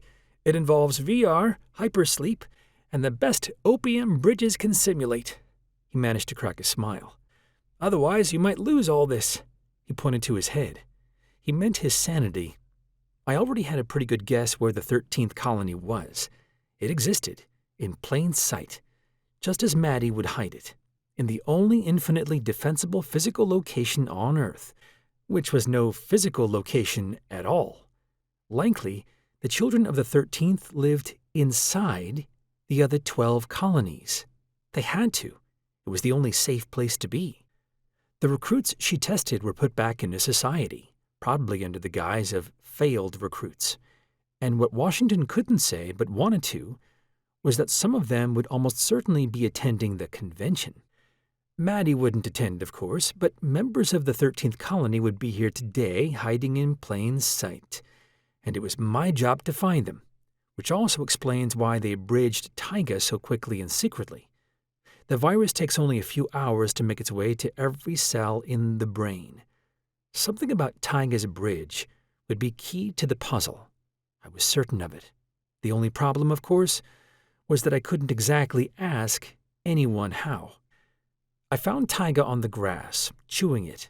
I looked her in her blue eyes and patted her head before tapping her skull, just as Washington had his own. Chapter 9. The decision was quaint, predictable, and over the top. For the convention, Washington had a replica bioprinted into an exact replica of the State House in Philadelphia, which was used for the Constitutional Convention of 1787. It had the intended effect, despite its obviousness, and added a certain level of drama and sincerity to the proceedings. The original charter for the Constitutional Convention and those first few months in 1787 had spurred some of the most consequential debates in modern social history. Each state in those days had decided to slough off the monarchy and the singular rule of centuries prior. They had gathered to discuss the economic and social pitfalls of independence, about when a larger central authority should step in, and who comprised that authority. This was all done against the backdrop of a lasting rule-by-fiat system that they despised but knew too well. The concepts at the heart of those debates were not altogether different from those guiding the future of bridged cognition. Should a single monarchic mind still be in control when the technology for independence existed? Crossings added a whole new layer, which I had spent very little time thinking about. The basics of the standing divide between the adults and children in the last 10 years or so had come down to a developmental evolutionary fluke. Bridges didn't work when installed in the adult, or even late adolescent mind, because too much of the neural circuitry had already been well formed by experience. The most pliant neurons and their connections, in fact, closed off in the first few years after birth. Scientists had for decades been misled by the overly simple idea of the critical window for language and skill acquisition, and by what they presumed was the plasticity of adult neurons. It was thought, when bridge tech first became a commercial tech, that the bridge should reach its full potential when implanted in adolescents and work a little bit in adults. But as the bridges kept failing over and over in adults, scientists quickly realized that, in truth, most of the brain's legacy was formed immediately after birth, and some part of it even way before.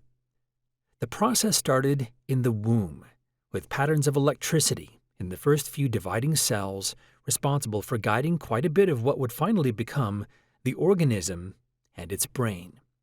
Thus, the concept of nurture in the nature versus nurture debate had to be moved back until it was clear that everything that happened in fetal development should also count as nurture. Every single tiger shark ever born, for example, left its mother's womb having already killed its siblings in utero. They are born fratricidal, with all the experience therein.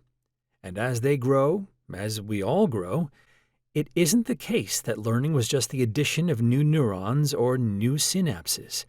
It depended on subtraction, on fewer synapses. And if a brain had already been through the process, even for a few years, it was already too hardened for the bridge to have its true, existentially opening impact. What bridges provided, when implanted early enough, was a kind of networked rise and independence of the parts of the brain that usually didn't have much of a seat at the consciousness table, but had been subjugated by evolution into autonomic default paths. When bridges were available in the womb and a human allowed to develop with and alongside it, they shaped each other, and the bridge acted like an entirely new sensory way station, allowing as much introspective access as possible to the workings of the brain and mind, which meant, with the right training, that blind spots could be eliminated, biases fixed, and inefficiencies removed, which also meant that independence and control over aspects of cognition that had, through hundreds of millions of years of mammalian evolution, been kept hidden were suddenly revealed. Maddie and I were the first bridged children. Our parents were the scientists who created the tech, and we were their first human experiments. And from personal experience, though I didn't know any different, I could feel that the bridge really did change what counted as independence, autonomy, mental property, and mental territory. I didn't want to live without one. I wasn't sure I even could at this point. Without my bridge, I'd wither and die like a flower without soil. As I walked through the replica of the hallowed conference halls, I could feel everyone's eyes on me. It wasn't, I'm sure, just because of my height, although that certainly didn't help any desire I had to stay unseen. Word of my arrival had clearly preceded me. A soldier approached. "Adams, it's an honor, sir. I'm Petroika. I live here in New Zemlia. I hope you find the place homey enough." "These columns are amazing," I said. I ran my hand along one of the wooden beams that supported a dais. A mere 2 years ago, you could spot a bioprinted piece of wood the same way you used to be able to spot doctored photographs, by their unnatural repetitions, as if the surface of the wood had been paintbrush tooled and copy-pasted over and over. Nature abhors copy-paste. Every tree, every life form, every organic surface, even those that appeared the same to 20th century scientists, had a kind of unique biosignature to it, and it was impossible to grow these patterns synthetically even just 2 years ago. But these beams in front of me now looked like they had just been felled fresh from a Norwegian tree. "Oh yes," said Petroika. "These are relatively new tech, first made commercial only 6 months ago, and they're already standard issue for child and adult homes alike. We've had them in the military for a few years to let our wooden satellites and ships self-repair, but they only got this good recently. It's funny, the older something is, the harder it is to recreate, and this timber is hundreds of years old." "Wooden satellites?" I asked. "Oh, right. You don't know all the details of our battles or tech yet. Someone put a giant electromagnet in space. Races around the satellite belt at 1,000,000 miles an hour, destroying anything near it. Ruined all the satellites and any hope for future ones. We had to go back to scratch and make them wooden to get GPS working again. Like Einstein said, World War III will be fought with sticks and stones, though I believe he said World War IV," said Petroika. "But he didn't imagine that they would be non-magnetic bioprinted satellites made of sticks, did he?" Perhaps feeling he had said something so clever he could never top it in my presence, Petroika excused himself. All I had to do was stand still, and people just kept coming up to me to introduce themselves. The delegates from the 12 colonies were mostly girls, and many, because of the natural growth rates of adolescents, were much taller than the boys. Some I noticed were already almost 6 feet tall. They had some kind of homeostatic, bridge-based control over hormones and growth, which I had figured out in Norway but took me months to master through the early stages of puberty. I was pleased to know others figured it out. One girl stood out even from across the room.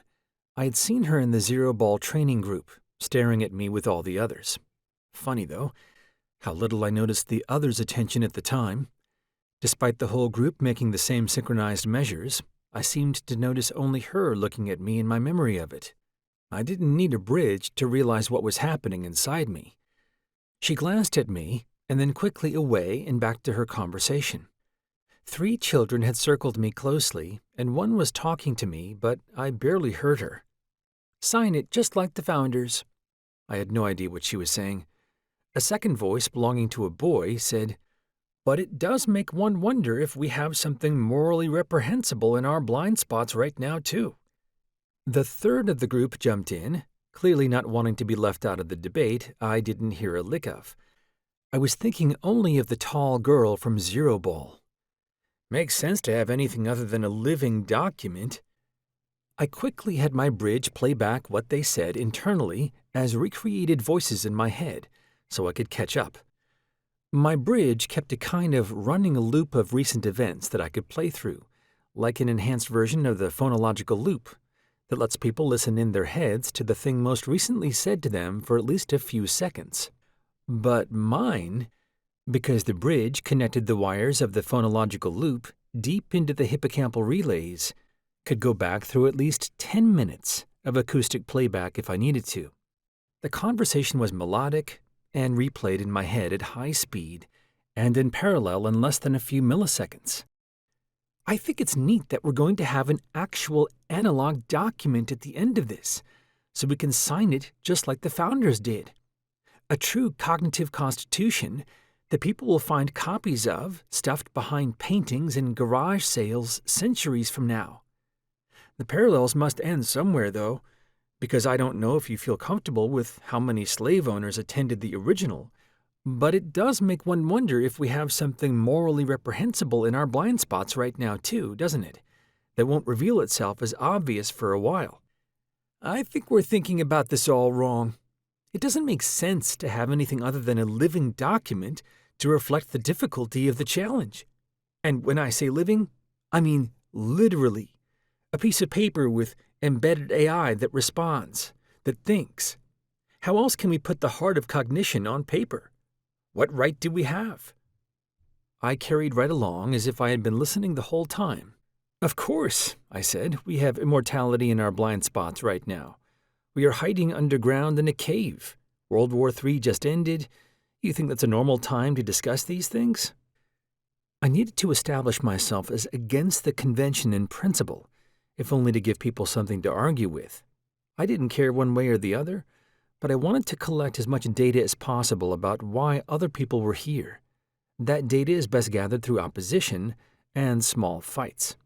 If we go through with this now, I continued, we are all just responding to the trauma of the recent war. This document will be a living document of our autonomic response to global tragedy, not a nuanced path for humanity to move forward and beyond the flawed minds we were all born with. Nobody expected such a rapid deviation from pleasantries. Clearly, I had made a mark. None of the three wanted to contradict me so quickly. This was another of the deep problems with my kind of faux/real/tentative celebrity. People deferred too quickly. I didn't get access to rawness like those at the bottom of primate hierarchies often did. I had read enough novels from the long history of slighted adults that I knew being at the bottom of whatever arbitrary mammalian ranking ladder was operating at a given time was essentially like being invisible. It was hard at the social bottom. Washington, you genius. He knew to bring attention to my celebrity, and that I would eventually realize that the drudgery of celebrity was going to make me impossibly visible until I realized its inverse, how easy it is to hide in the opposite of status, the opposite of me, the opposite of visible.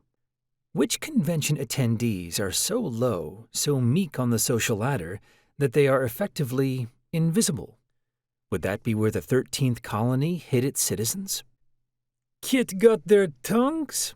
It was Petroika, in a light Russian accent, which made him pronounce cat like kit. He had come back around after noticing the awkward silence. He's tall, he continued, speaking to the muted group of the three children who circled me. But he doesn't bite.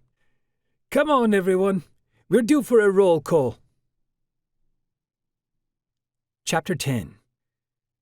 Petroika was almost certainly not a member of the 13th.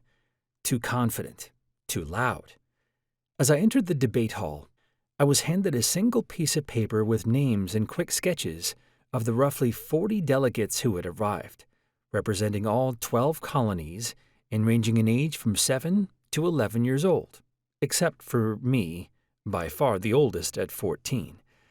I ignored it. Tables were grouped by colony, with each delegate from a given colony seated together. All 12 were angled toward a single center podium, which stood facing the room from the front. I was assigned as one of 4 delegates from the New Zemlia colony, along with Petroika and 2 girls I hadn't yet met. I certainly wasn't asked where I wanted to be from. I scanned the room to look for the tall girl from earlier, but didn't see her anywhere in the room. There was one empty seat, however, at the table for Colony 6, which only had 1 chair along its edges. I scanned the bios quickly for Colony 6 delegates. There was only one. Mave Franklin, age 11. She was in the first infant cohort to get the bridge after Maddie and I did. Even better, Colony 6 was dedicated to solving consciousness, which happened to be what I had been working on in Norway for the last few years. Maybe we had something to talk about, should the opportunity ever arise. Washington was the last to enter the room, and he walked immediately up to the front podium. His seat was in the right front corner, attached to no table, implicitly assigning him to no single colony. "We're all here to start," said Washington. "At least, the ones who want to be." He glanced furtively over at the table for Colony 6, with a quick dismissive roll of his eyes, toward Mave's absence. "Nonetheless, we have a quorum. Thank you for attending this historic moment. I'll dispense with the pleasantries, as we all know why we are here. The Third Great World War is over, and we have won." The room broke into applause, which took Washington by surprise. He blushed, which means, if one was being a cynic, that he allowed his bridge to allow him to blush. But didn't he just tell me the war wasn't over? What was going on? "It was fought," continued Washington, "because we, the children of the world, sought cognitive freedom from the tyranny of the default cognition of H. sapiens. We sought to live together, but apart from all others and without burden from the adults. We just wanted to be left alone to work on our hard problems. But the adults didn't want this. They wanted to grasp the reins of control of our superior, bridged minds for their sake and their good. They thought they owned us. They presumed to have rights to our hard work. They wanted to mine our skilled, expansive, and introspective minds and brains like tea, oil, salt, opium, uranium, all the things wars have been fought over since the dawn of humanity. They were afraid of us because they envied us. They were scared of our freedoms. They were scared of what our minds could do. They outlawed bridges. They pathologized bridge-inspired ideas. They tried to relabel our genius as insanity. But we didn't give up easily. We didn't want what they wanted. We just wanted to be left alone, to break away from the monarchic, top-down rules of society that subjugated all children the world over.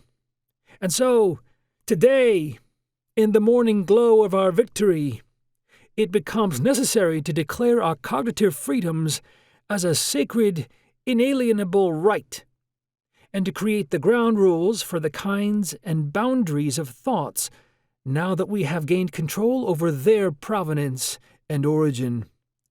We are about to enter a new era of human thought, of human thriving, of human potential.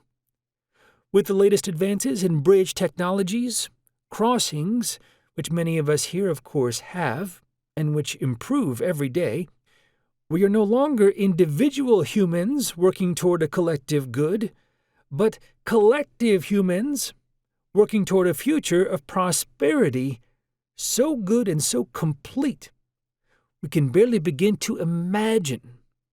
The doors in the back of the room opened. Washington paused his oration on hearing them creak. He had been delivering a speech with the gusto and timbre of a seasoned pastor, and didn't seem to appreciate the interruption and flow. A girl, this must be Mave, entered the room, carrying a few pieces of fatigued, yellow loose papers with equations and words scribbled on every square inch of each. She never paused in her stride, nor seemed to make eye contact with anyone before arriving at her table. She threw the papers into a pile and leaned back, relaxed, in her chair. Washington continued. And so the task before us is a daunting one. We will have to compellingly declare to the world that the kinds of thinking that bridges and crossings enable is not heretical. That it is a new kind of thinking that needs to be protected as the paradigm shift that it is.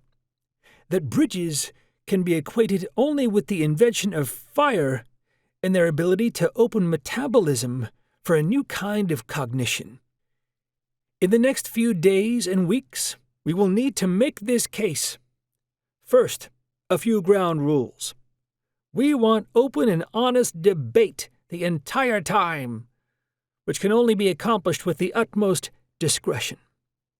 We need people to feel comfortable expressing draft thoughts, even if not fully formed, which means that rumor of what we are discussing should not leave this room or these halls. There is no technological way to implement this except one of the first social tools: trust. We must trust each other, and at the end, we will share our combined work with all children and then with the world at large. Even a tiny leak could reignite tensions around the world as we try to simultaneously achieve peace with the adults through treaties and concessions. Before we officially proceed with the agenda, would anyone like to make any opening remarks? As if in unison, like zero-ball rookies, most eyes in the room turned to Mave. "I would," she said. "The floor yields to Mave from Colony 6, said Washington. He sat in his chair very quickly, as if relieved to not be standing anymore. He still looked much paler than when he first greeted me hours before. Perhaps he was still feeling the effects from earlier? Mave brought her loose papers with her and set them lightly on the podium. She started. "The human brain was an accident. It is riddled with flaws, biases, and failings of its own design and making. It is not beautiful. It is wet and dense and tells each of us a story that it doesn't even believe. But trapped within its anti-beauty is the key to its redemption. I have, on these pages, the equations for consciousness of all kinds in all creatures. A full solution to its riddles." Where there should have been a murmur through the crowd, there was a kind of stunned, still silence. "And with this information in hand, and as contained in the founding documents of each of our colonies, upon completion of each colony's respective and clearly defined hard problem, they are free to choose the next problem by a majority vote in their local senate. However, having completed our problem and having had time to digest its implication, I am here now not as a representative of the 6th colony, but as a delegate of the 13th colony, a secret research colony of which only some of you are aware, and that today demands equal representation at these proceedings. Adams, I believe you've been aware of our existence for some time now. Will you, today, represent us?" A wave of murmurs filled the room. Surprise this strong could not be suppressed, because a bridge at least needed precedent. I couldn't help but think of Maddie. So this was the gambit.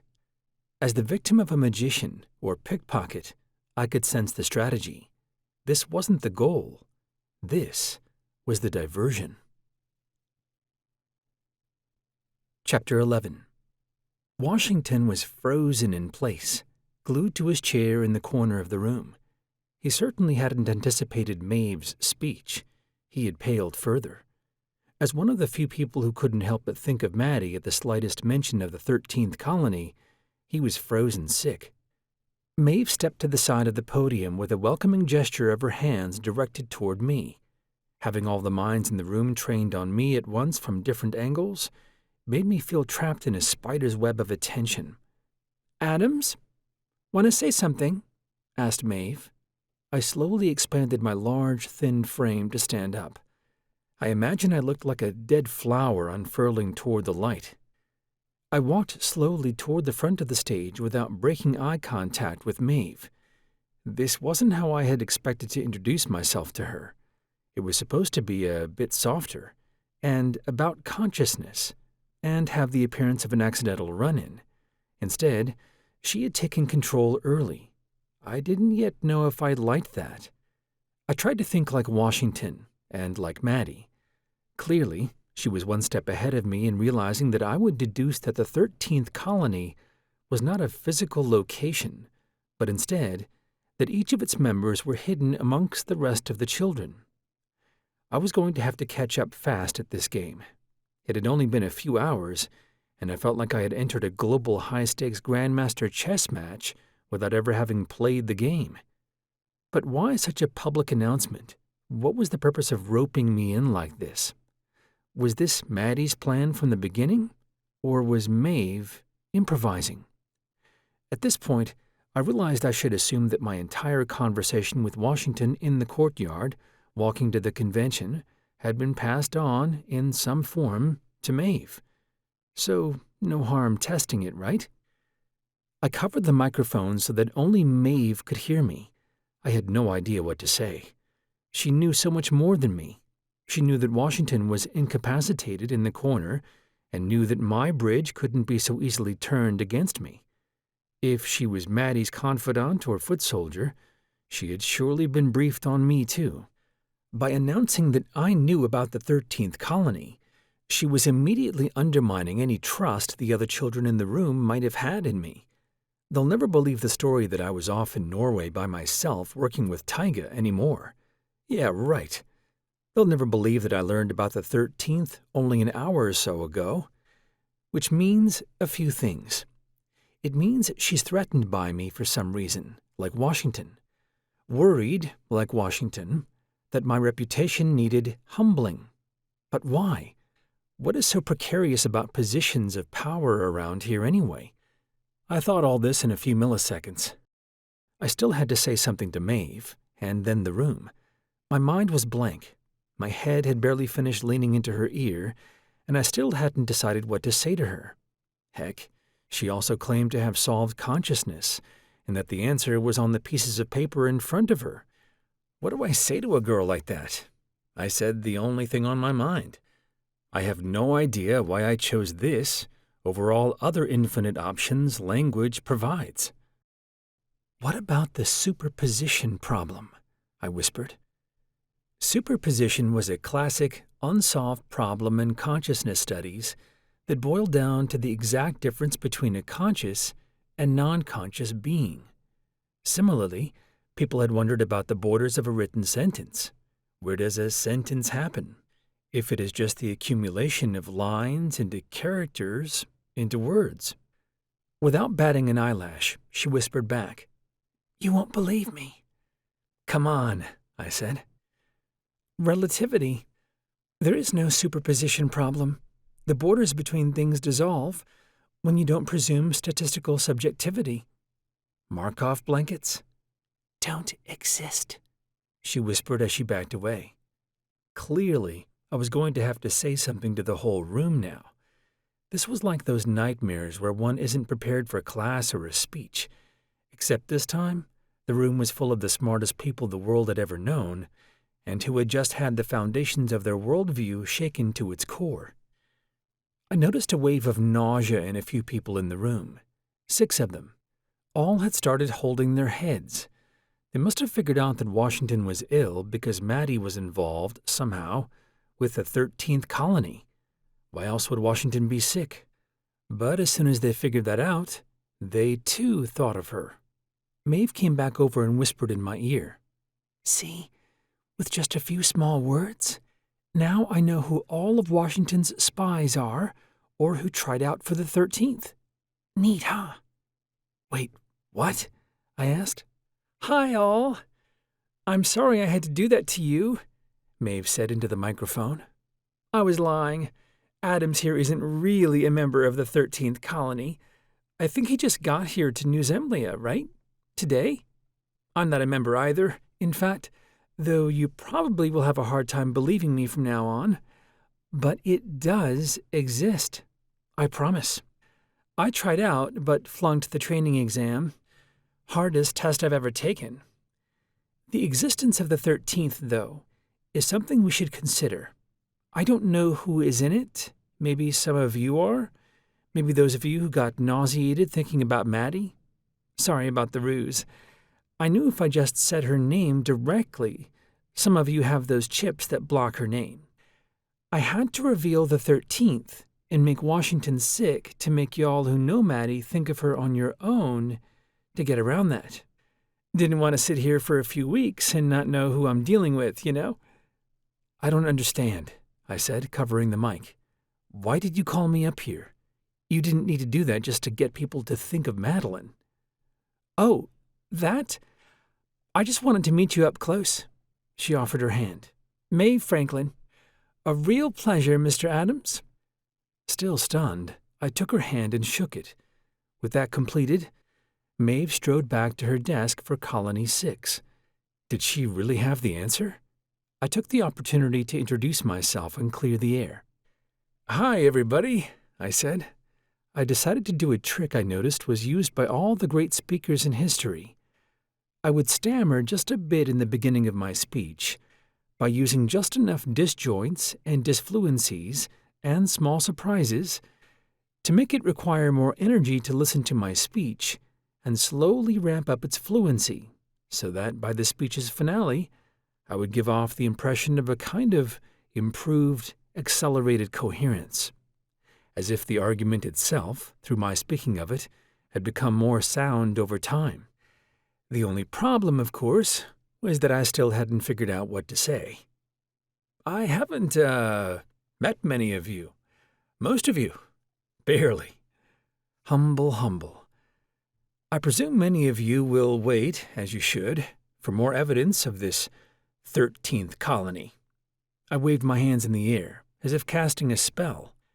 "I trust Mave here, even though I've just met her. I trust Washington, of course, as do we all.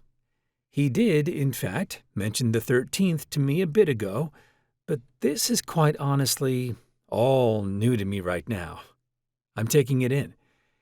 Everyone in this room knows more about me than I do about them, which is something I like to change in these next few days and weeks. I learned about crossings only a few hours ago. I learned about the 13th just a few minutes after that. Obviously, Washington saw fit to bring me up to speed and fold me in on some things. Just to be clear, he asked me to help him find the 13th colony and, as you can imagine, to find Meline. A murmur went through the crowd. I wouldn't get a chance to finish my speech. I had said the wrong thing. A child from Colony 9 stood up. "Meline is alive?" she asked, clearly directing the question more at Washington than at me. Most of the world thought she had died at the beginning of the war. In fact, her death, an assassination as far as most of the world knew, was the supposed catalyst for it. I said, "I think so. I only know what I've been told." Washington hobbled over to the podium, and I gently moved aside. This was his moment now. "Yes, we think she's alive," said Washington coarsely, with pain still in his voice. "We think she's working for the adults now. She oversaw the 13th colony during the war, and when the war ended, she disappeared. We think she defected. Quiet, I'll explain while I can. Meline faked her death a year ago. We planned it together, in fact. We needed a catalyst for a war that, mind you, was inevitable. It was going to happen, so it might as well happen on our terms. We simulated that it was the way for it to be the quickest, most painless, for the children, that is, of all possible outcomes." Half the room stood up, and a cacophony of voices sounded all at once. A fury filled the room, all directed at Washington. My bridge tried parsing them out and presenting them in a kind of artificial but coherent sequence, one after the other, so I could hear them all even though they happened simultaneously. In what would be heard as a sea of noise to the non-bridged mind, a cocktail party with 50 shouting members, I heard each voice crystal clearly and sped up. "This is an outrage! Do you know how many people died? How could you? This can't be. Where is she? Plan Omega. Third option. Lock the doors. Blow them up. This is a violation of every—" Wait, what? I replayed the blow them up words again. They were in Washington's voice. Chapter 12. He had whispered it, and only I was close enough to hear. He must have assumed I couldn't possibly have heard it over the cacophony of sounds that filled the room. I turned to look at him and saw not an ounce of panic. He seemed, in fact, calmer than I had ever seen him. I locked eyes with Mave while everyone's attention, or should I say rage, was directed at Washington. I made it very clear to her with a slight deflection of my eyes that I was serious, that this was very serious. I made a light head nod toward a door on the side of the room that connected to a private office. At this point, almost every child in the room had stood up and was yelling, waving, or pacing. Chaos filled the room. Mave slinkily met me at the door, and together, with almost nobody noticing, we opened and started walking through it. Washington was trying to calm the room while also slightly, imperceptibly, walking toward a door, symmetrical to ours, on the other side of the room where his chair had been. If it had been noticed, it would have looked innocent, like he was just heading back toward his chair, perhaps to sit and rest. But no, he wasn't sitting down. He was escaping too. By the time Washington turned to survey the room for one last look, Mave and I had already escaped through the opposite door. The room was spare, an exact replica of a lower politician's Capitol office. I opened its only window. "Run. Trust me," I said. Mave propped one hand on a table and hopped through the window, landing on the grass outside with grace. I stumbled, trying to fit through the frame. I could practically see her thinking with a small smirk, "I'm never putting you on my zero-ball team." "I think the building's about to explode," I said in an embarrassed huff, having fallen onto the ground. "What? Why?" "I don't know. Run, Mave!" The grass area was wide open around the building, and we started running in slightly different directions. She was a bit faster than me. My long, spiderly legs were no match for her lithe and coordinated steps that made it look more like she was floating across the ground than pounding against it, as my knees did.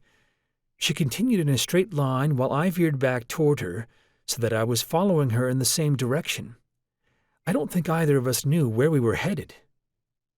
"Do you know this place at all?" I asked from a few feet behind her. Once my strides started pacing themselves, I too started gliding and was catching up. "Nope, a few virtual tours, that's it," she said. And then it happened. Boom! Both of us were knocked clean off our feet by the shock wave. My ears rang. Mave got up and immediately kept running, and so I did too. "Mave, look," I said. She stopped. We both turned and saw little but fire, smoke, rubble, and chaos. There was an added, almost doubly horrific touch to the whole thing, as the living walls, beams, and marble tried to repair themselves against their consumption by fire. It almost looked like they had a preservation instinct, but I gathered that it was probably as dumb as the mechanisms by which skin grew and healed over a wound. There was no consciousness involved, in other words. No more pain added on to those inside. "Sir," said a nearby voice. It was Washington's bodyguard from earlier. He had snuck up on both Mave and me as we gawked at the now flattened building we had just moments ago been inside. My hair stood on end. Was this who Washington had given the order to? I stepped slightly in front of Mave to be between them. "Sir, follow me," said the guard. "No," I said defensively. "Adams, sir," said the guard. His voice was pleading. "You can trust me. I know Maddie. I know where she is. Washington has gone mad. The war changed him. I'm going to get you out of here." There was something in the guard's affect that seemed sincere. He didn't seem scared of me or the remnants of the raging bomb a few stones throws away, or the screams heard in the distance. He seemed scared of being caught, as if he was betraying orders, which is exactly the correct emotion. I asked, "Who blew up the building? I heard Washington give some sort of command, whispered under his breath." "I don't know, but I heard it given," said the guard. "Is she with you?" he asked, pointing at Mave. "Yes, of course." The guard led us back to the tunnel through which I first arrived what seemed like days ago. As we briskly jogged, a few large drones zipped over our heads. They had bizarre liquid bubbles hanging underneath them. Stupidly, I started slowing down to gawk at them before the guard shoved me and yelled, "Don't stop! Those are fire-suppressing drones. They make an airtight seal around the fire and vacuum all the oxygen out really quick. Puts out any fire you could imagine, As big or as little as you want." "What about the people underneath, the living ones?" I asked. "It just takes a second. I don't know. I don't care. Come on." Near the end of the tunnel, around the place Washington had first appeared, the guard stopped. "Here," he said. "Walk through." The walls pinched off to reveal a drop ship, just like the one I arrived in, except this one had an extra seat. "Look," said the guard, "this is the same kind of ship you arrived in. You should be used to it by now. Lady, this is probably your first time in one of these. Just play it cool. It's safe. I'm Washington's personal security, so I have the emergency escape codes in case he's incapacitated in some way. Until you arrive at your destination, all our systems will think Washington was whisked away by his security. All we need is a couple minutes, and you'll be hidden." Mave, though she had silently gone along with the guard's plan so far, trusted him only to a point. "I'm not getting in that ship until you say where we're going," she said. She waited in the tunnel. Off in the distance, I saw Taiga sprinting toward us as fast as if she was running from a cheetah. "I said I know where she is. I didn't say I know where she is," said the guard. "I don't know what that means." "No games," said Mave. Reluctantly, the guard took his left hand, curled his thumb into his palm, and extended all 4 remaining fingers, which he held against his chest. Taiga, needing no instruction, ran straight into the craft and almost skidded to her spot under one of the seats. Mave, without another word, got in. We were facing away from each other, with the seats back to back. The wall closed around us. With no idea where we were going, we were off. "What was that, Mave? Why did you suddenly trust him?" "That's the secret sign for the 13th. 1 and a 3. 1 finger, 3 fingers. I learned that during boot camp. He must have failed out too." "Or not. Have you considered that the best way to hide members of the 13th is to hide them among those who failed the test? They get to go back as if nothing were different." "No, I hadn't actually thought of that." "So you're really not a member of the 13th? "No, I failed the test. It was the hardest, most painful thing I've ever been through." "Do you think that's where we're going now? To the 13th? "I sure as hell hope not." Her voice had cracked toward the end there. "Close your eyes, girl," I said. "No," said Mave with instant disdain. "I want to remember this trip. This is military-grade stuff we are in. The rest of the world does not have this." "Sorry, I was talking to Taiga." After a moment's silence, and with the drop ship somewhere high breaking the stratosphere, Mave and I both laughed. But this time, unlike most other times, I was pretty sure I knew why. It was all too absurd not to. Chapter 13. Mave was strapped into the other seat in the drop ship, her back to me. She was silent. The ship was in the air a worrying amount of time. Given what I understood of its ballistic nature, we could have circled the Earth twice by now. "Where do you think we're going?" I asked. "I haven't a clue." "This ship is amazing." "On the way to wherever we just were?" I used Taiga's head movements to estimate things, but she hasn't moved at all. It makes me think we aren't crossing any longitudinal magnetic fields. "Or she's just tired? Isn't that the simplest explanation?" "Fair." We were back in silence for at least another minute. "Did you keep your papers? The proof?" "Right here," said Mave. I saw her clutching a rolled-up tube of 4 pieces of paper. Are they the simplest explanation? I could feel her smile behind me. "Can I see them?" She ignored my plea. "It's probably some stealth protocol thing," said Mave. "Like when a helicopter flies low to avoid radar. Maybe we're flying really high? Or underwater? Circling the Earth to throw off the scent for anyone watching?" "How would they even watch?" "I have no idea.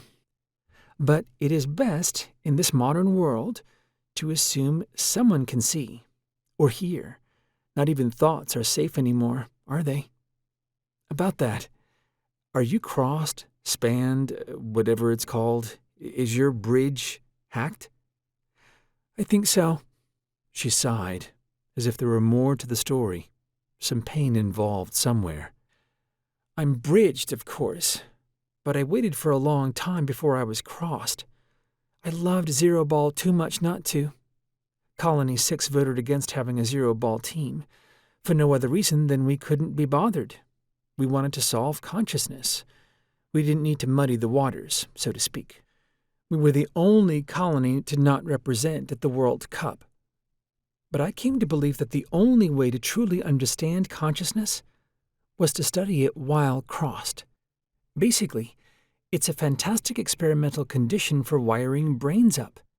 Just as we have two hemispheres when we are born that, with sufficient bandwidth, create a single subjective whole, wouldn't it make sense that if you crossed with someone, your consciousnesses would merge in some way?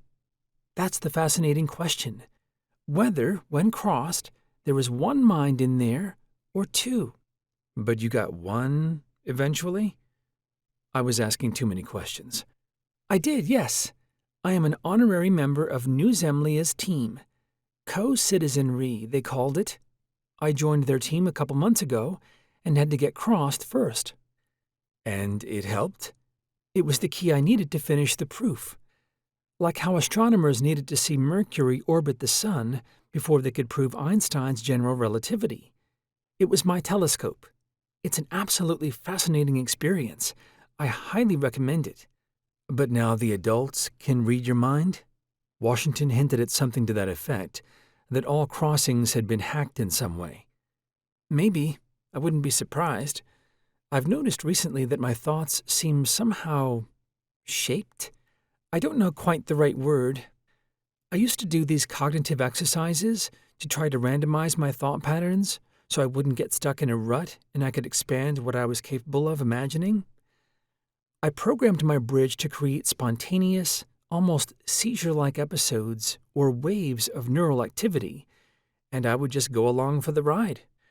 I think thoughts are sort of like water across a terrain.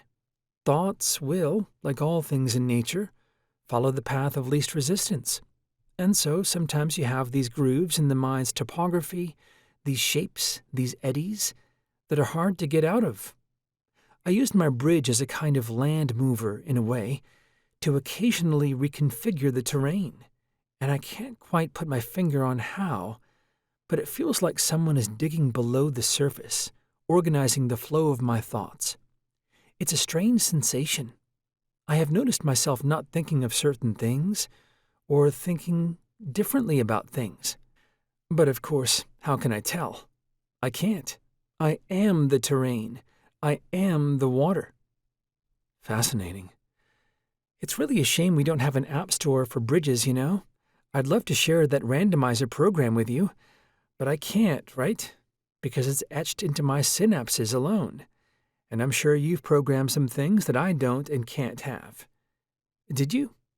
Yeah, I was able to hear Washington order the bombing, actually, because my bridge can do this thing where if there are lots of incoming sound streams, like people all talking at once, can parse them each out and play them back really quickly. Clever! Like an Uber phonological loop?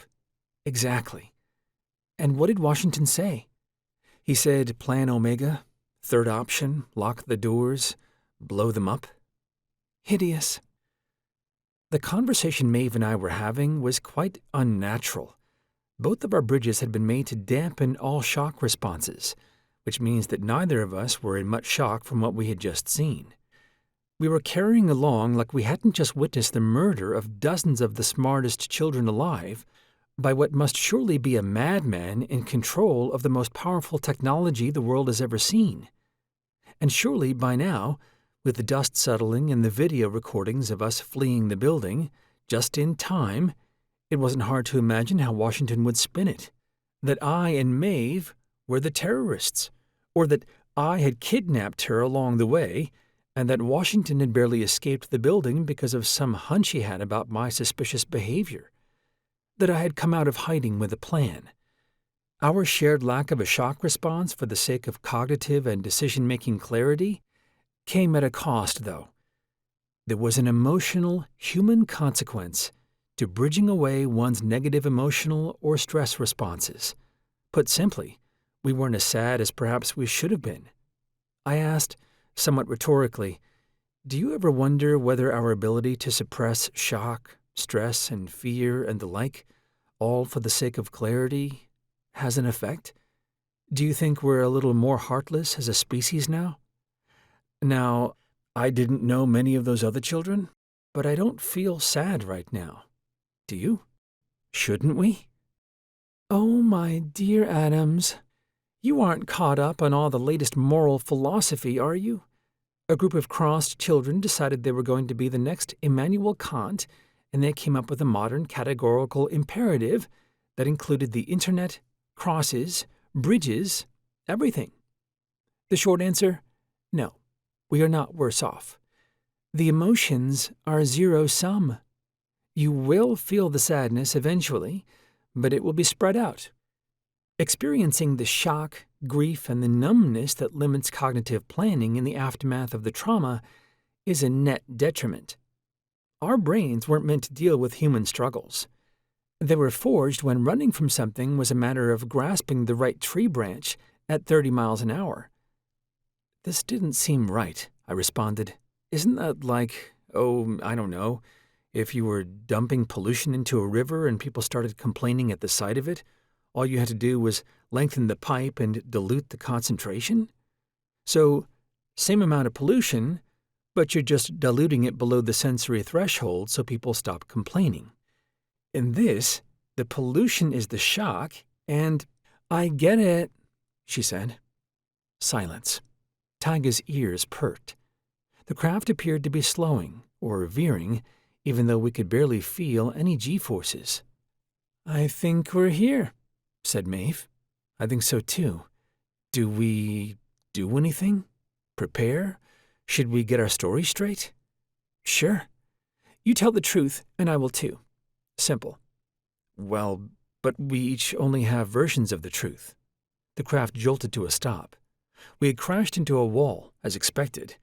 I had no idea, however, where the door would open, as the craft's inside was an entirely symmetrical metallic sheen. Mave said, I think Meline will be sufficiently intelligent to already assume that, big bro? She reached back and punched me lightly, like one who never had a sibling thinks a sibling would punch, on the top of my arm. Taiga was excitedly wagging her tail. She could smell something, I think.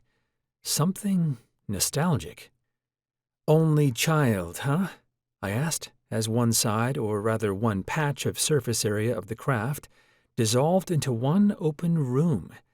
The effect, I realized, was like being trapped inside a small water droplet, as a larger one subsumed it into its borders. 1 second you were inside the safe cocoon of the small droplet, and the next you were just simply inside a new room of immense size. There were no transitions. The rooms just became one another. Like before, on New Zemlia, I couldn't tell where we were because this room, too, was entirely walled off from the outside. They must not like windows in the future. Superfluous, perhaps, when a bridge lets you imagine the beauty of the outdoors as easily as being there. Maddie stood directly in front of us. She was alone. In fact, there was nobody at all behind her, no motion, no sounds.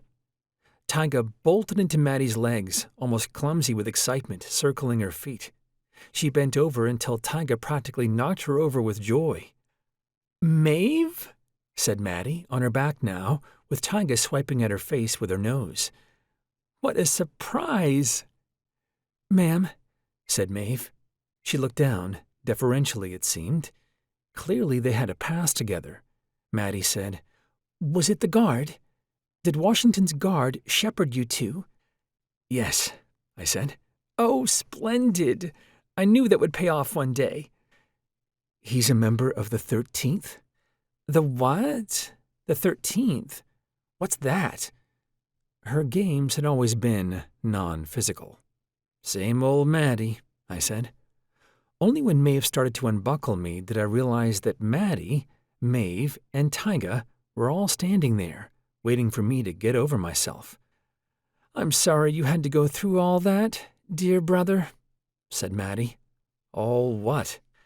Why does everybody I've met in the last 24 hours think that they are in control of things, and I'm just their marionette?" "You do look a little puppet-like, to be fair," said Mave. "Oh, how I've missed you, Eve," said Maddie. Eve? They were on a nickname basis? Chapter 14. "Yes, dear brother. Eve and I go way back. She was one of the best to ever flunk out of boot camp," said Maddie. I startled. "Wait, can you read my thoughts, too? You can hack my bridge? Or did you just deduce that I would be wondering why and how you called her Eve like that, as an endearment?" Maddie smirked.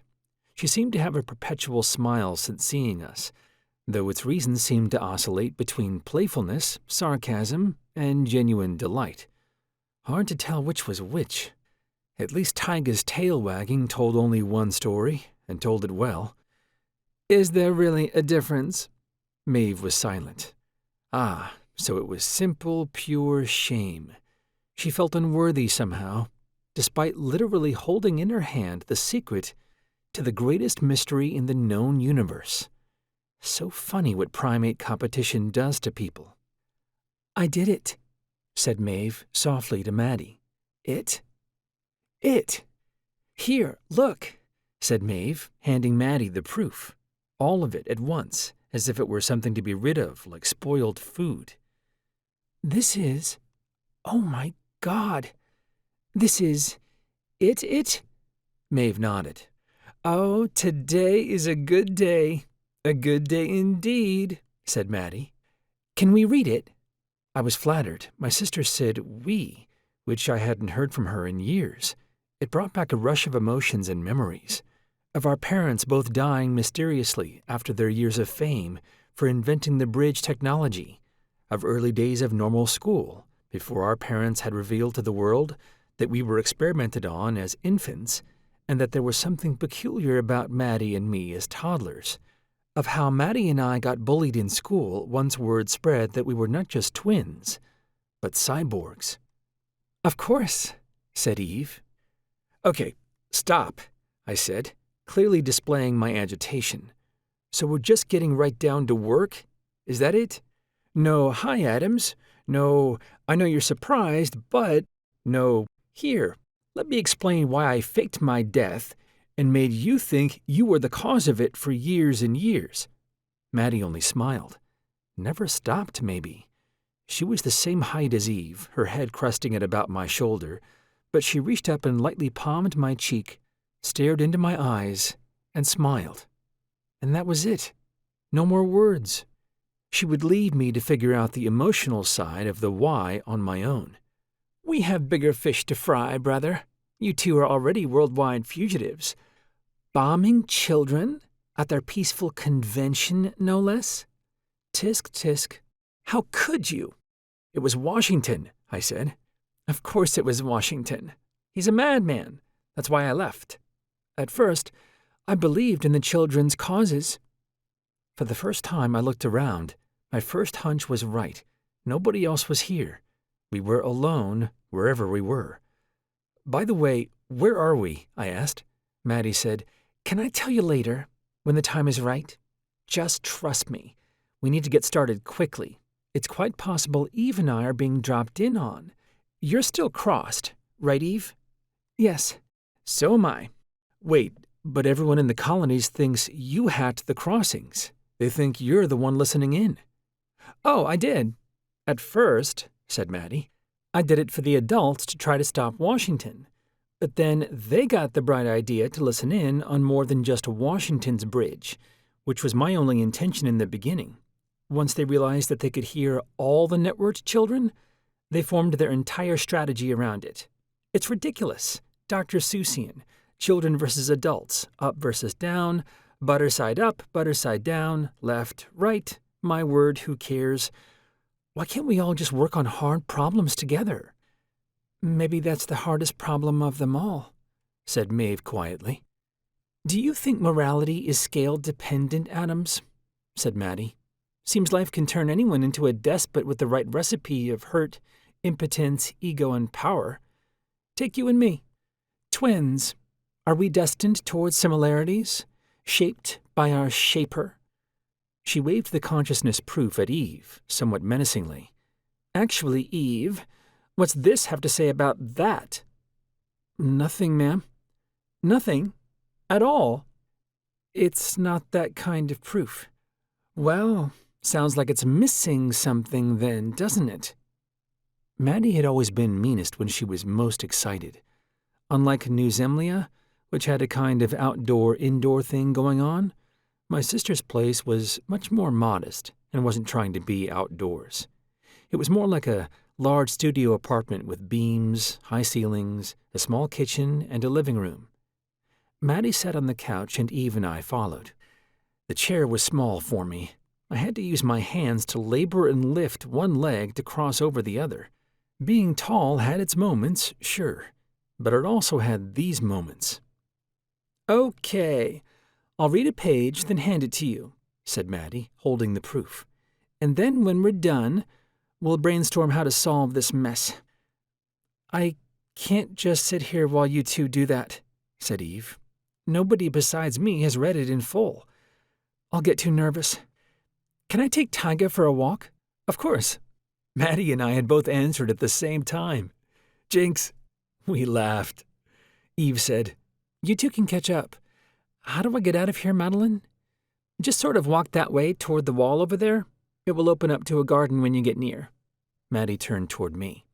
Coffee? Coffee? What is this, Victorian England? We're only 14. We don't drink coffee.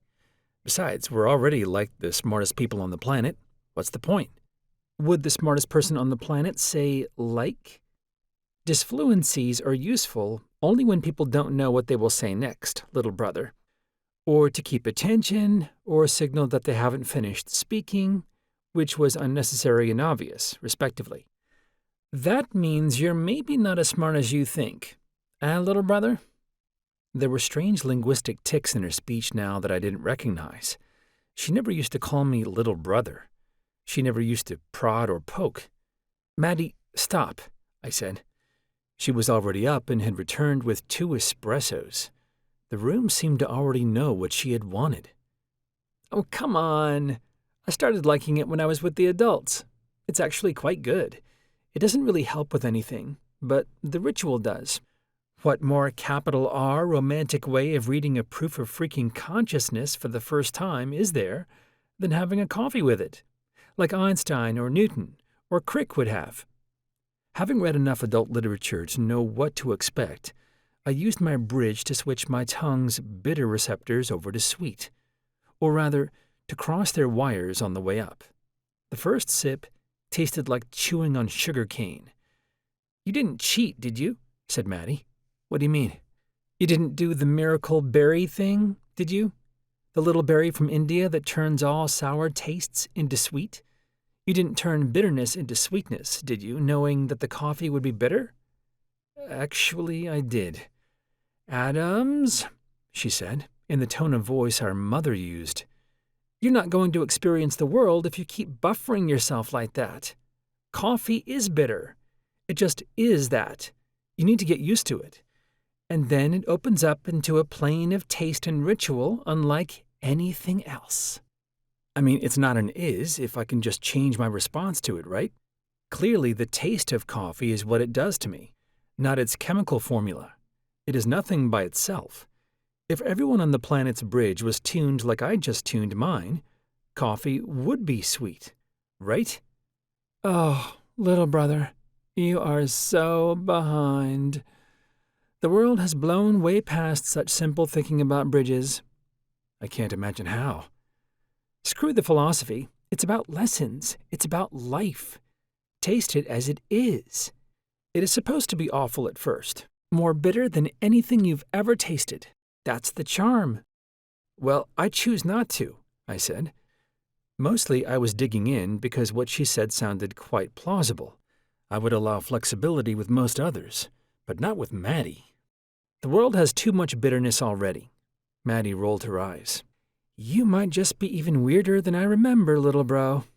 Yeah, well, you just don't understand the proof. I forgot how much I enjoyed our banter. There is no relationship in all of humanity similar to a twin relationship. And, of course, we both had bridges installed a couple days after birth, which only forced the matter. More so than even any normal pair of fraternal twins, we were on a different plane of interaction than the world. As toddlers, before we had perfected language, we used to stand facing each other and sort of hug, with Maddie's hands above my shoulders and resting on my back.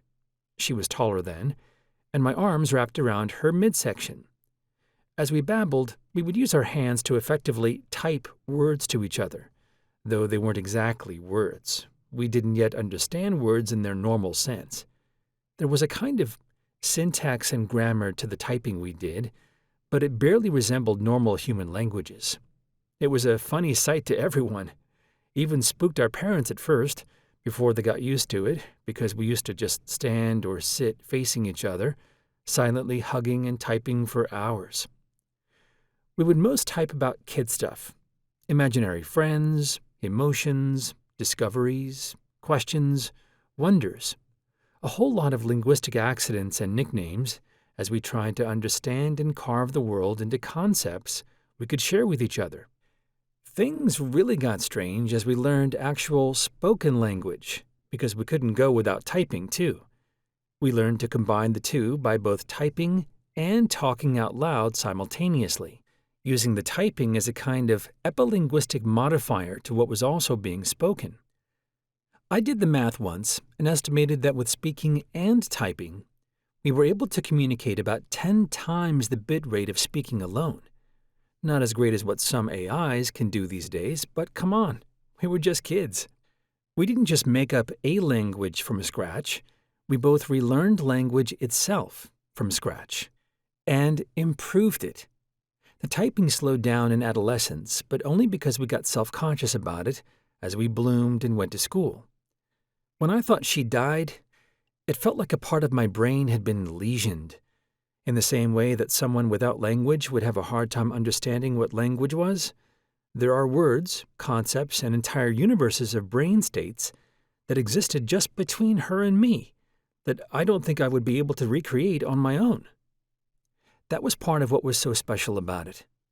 We used our brains at such capacity during typing that it was impossible for one of our brains alone to remember it fully. It was emergent, like wetness from water, different than anything I've ever experienced. But then a chill came over me. Maybe that's what a crossing was like. Maybe the feeling was available to everyone? Maddie? Yes, Addie? Stop it. Okay, you're interrupting me. What? You know how, with typing, it feels like language is just somehow better? How typing and speaking at the same time let us have a kind of richness of concept with only each other that is almost impossible to describe to others. Yeah, of course. And that it goes beyond mere twin communication. Yes. Go on, we don't have time. So is that what a crossing feels like? A kind of shortcut to typing? A shortcut to the strange connection our brains have as twins? Is crossing a way to cheat into what we had, like some sort of miracle berry for typing? Maddie lifted her chin and stared at the ceiling, her smile now gone. This time, her expression was unmistakable. It was her thinking face. Chapter 15. Maddie read Mave's proof twice, silently. Afterward, she handed it to me, stood up, and walked toward the wall, which opened up to her, or for her, or whatever a wall would do if it was conscious of itself in small parts. You never knew these days with the living walls. I watched as she disappeared into the same garden Mave had walked into. A worrying thought occurred to me. I called her back before the walls closed. Maddie, do you think they, whoever they are, who can read your thoughts or bridge, just also got a copy of the proof through your eyes? No. I thought of that. I read it in my peripheral vision. That doesn't matter, does it? I see no reason why, she interrupted me, clearly agitated. I was kidding, brother. They didn't see it, okay?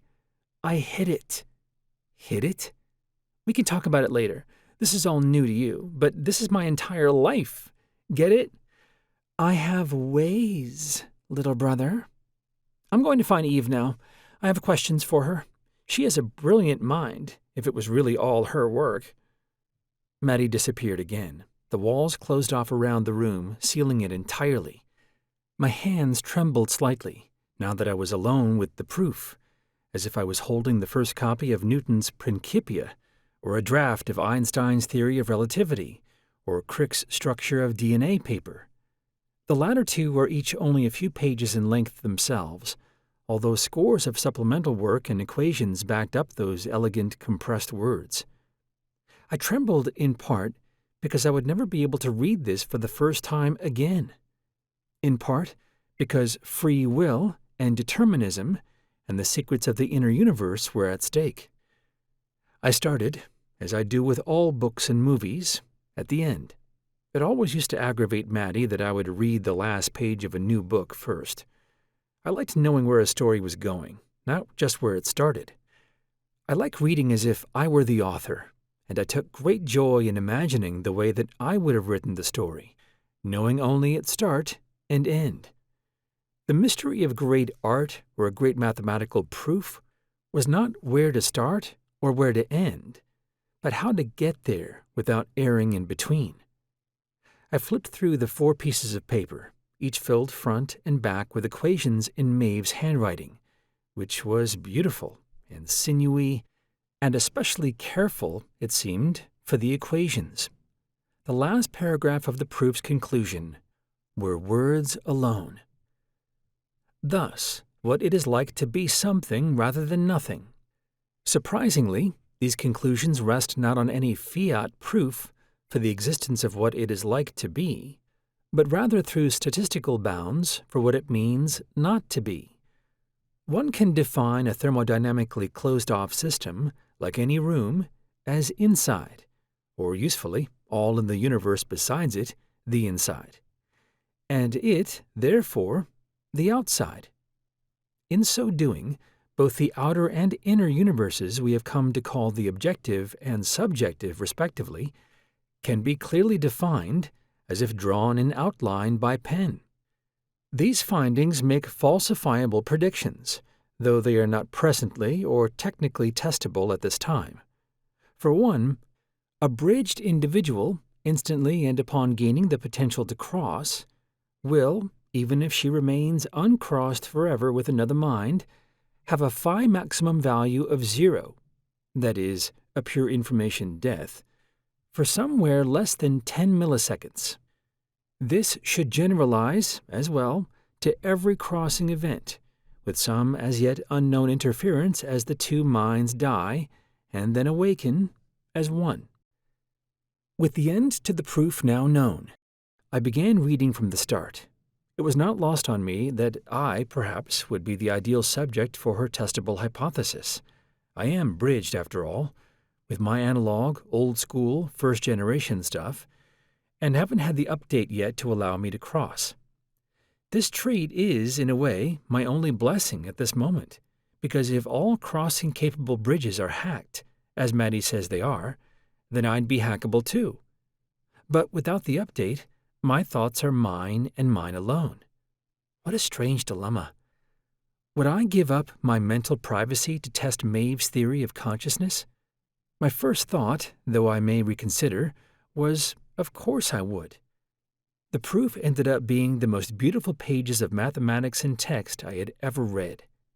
It was astonishingly clever, the work of a mind with Shakespeare's grasp of language and Einstein's grasp of mathematics. The language was used almost like a solvent to breathe new powers into the equations.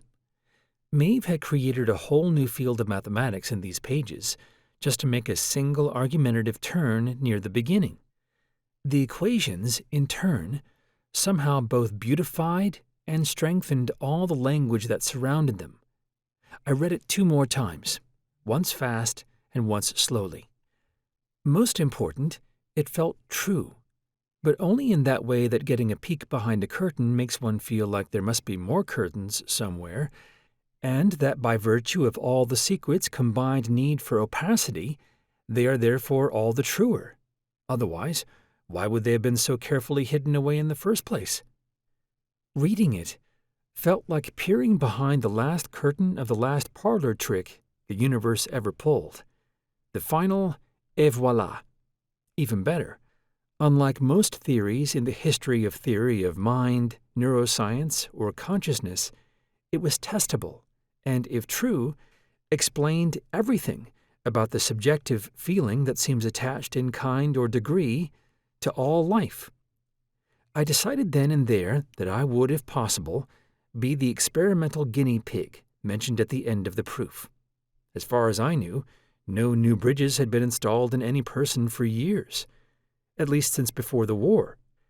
And if all the other ones were hacked or updated, there seemed at least a non-zero chance that my old school, outdated, uncrossable bridge is one of the few, if not the only one, that could count. My mind was racing. I laughed, lightly, at the absurdity of a brain trying to comprehend a proof of itself. I recalled a surgeon my father once knew who had, over dinner at our house when Maddie and I were maybe 6 or so, mentioned that he had to remove a piece of someone's brain due to epilepsy, or maybe it was cancer. It was a tiny piece of brain, the size of half a pea, but the surgeon, while the person was coming out of anesthesia, had done a sort of funny morbid magic trick on the patient's brain. The visual part of the brain, he explained, is laid out such that one little piece of brain corresponds to one little piece of what the person sees out there in the world. I remember exactly how he described it to Maddie and I.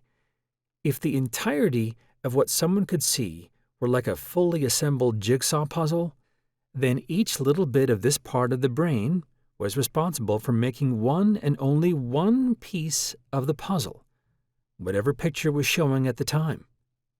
And so, because he had removed one of the puzzle pieces, there was just a blind spot there now, a zero, a chasm of nothingness. But the surgeon realized he could calculate, based on its location, exactly where that puzzle piece was responsible for filling in the picture relative to the patient's eyes. He held up the puzzle piece and placed it in front of the patient in the new blind spot, in the exact part of the brain that the very piece of brain he was holding used to be responsible for. Then he moved it around a tiny bit and showed it to that piece of brain's neighbors as a way of allowing them to say goodbye. At the time, I didn't quite understand the poetry of what he was doing. Maddie had, which always bothered me. She asked all sorts of brilliant follow-up questions I don't remember well now, or perhaps blocked out on purpose.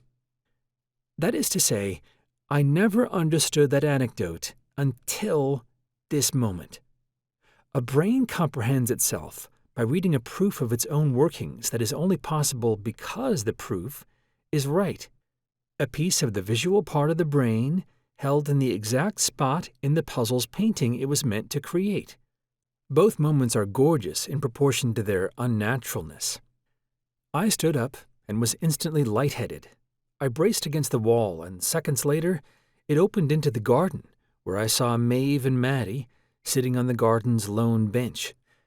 Tyga was underneath them both, asleep or resting, I could not tell. Content. I did not interrupt them as I approached. They were facing each other, staring into each other's eyes, both of their faces quite intense. Had I missed something? Maddie spoke to me without looking up. "Dear brother, Mave here doesn't trust me." "I never said that," said Mave.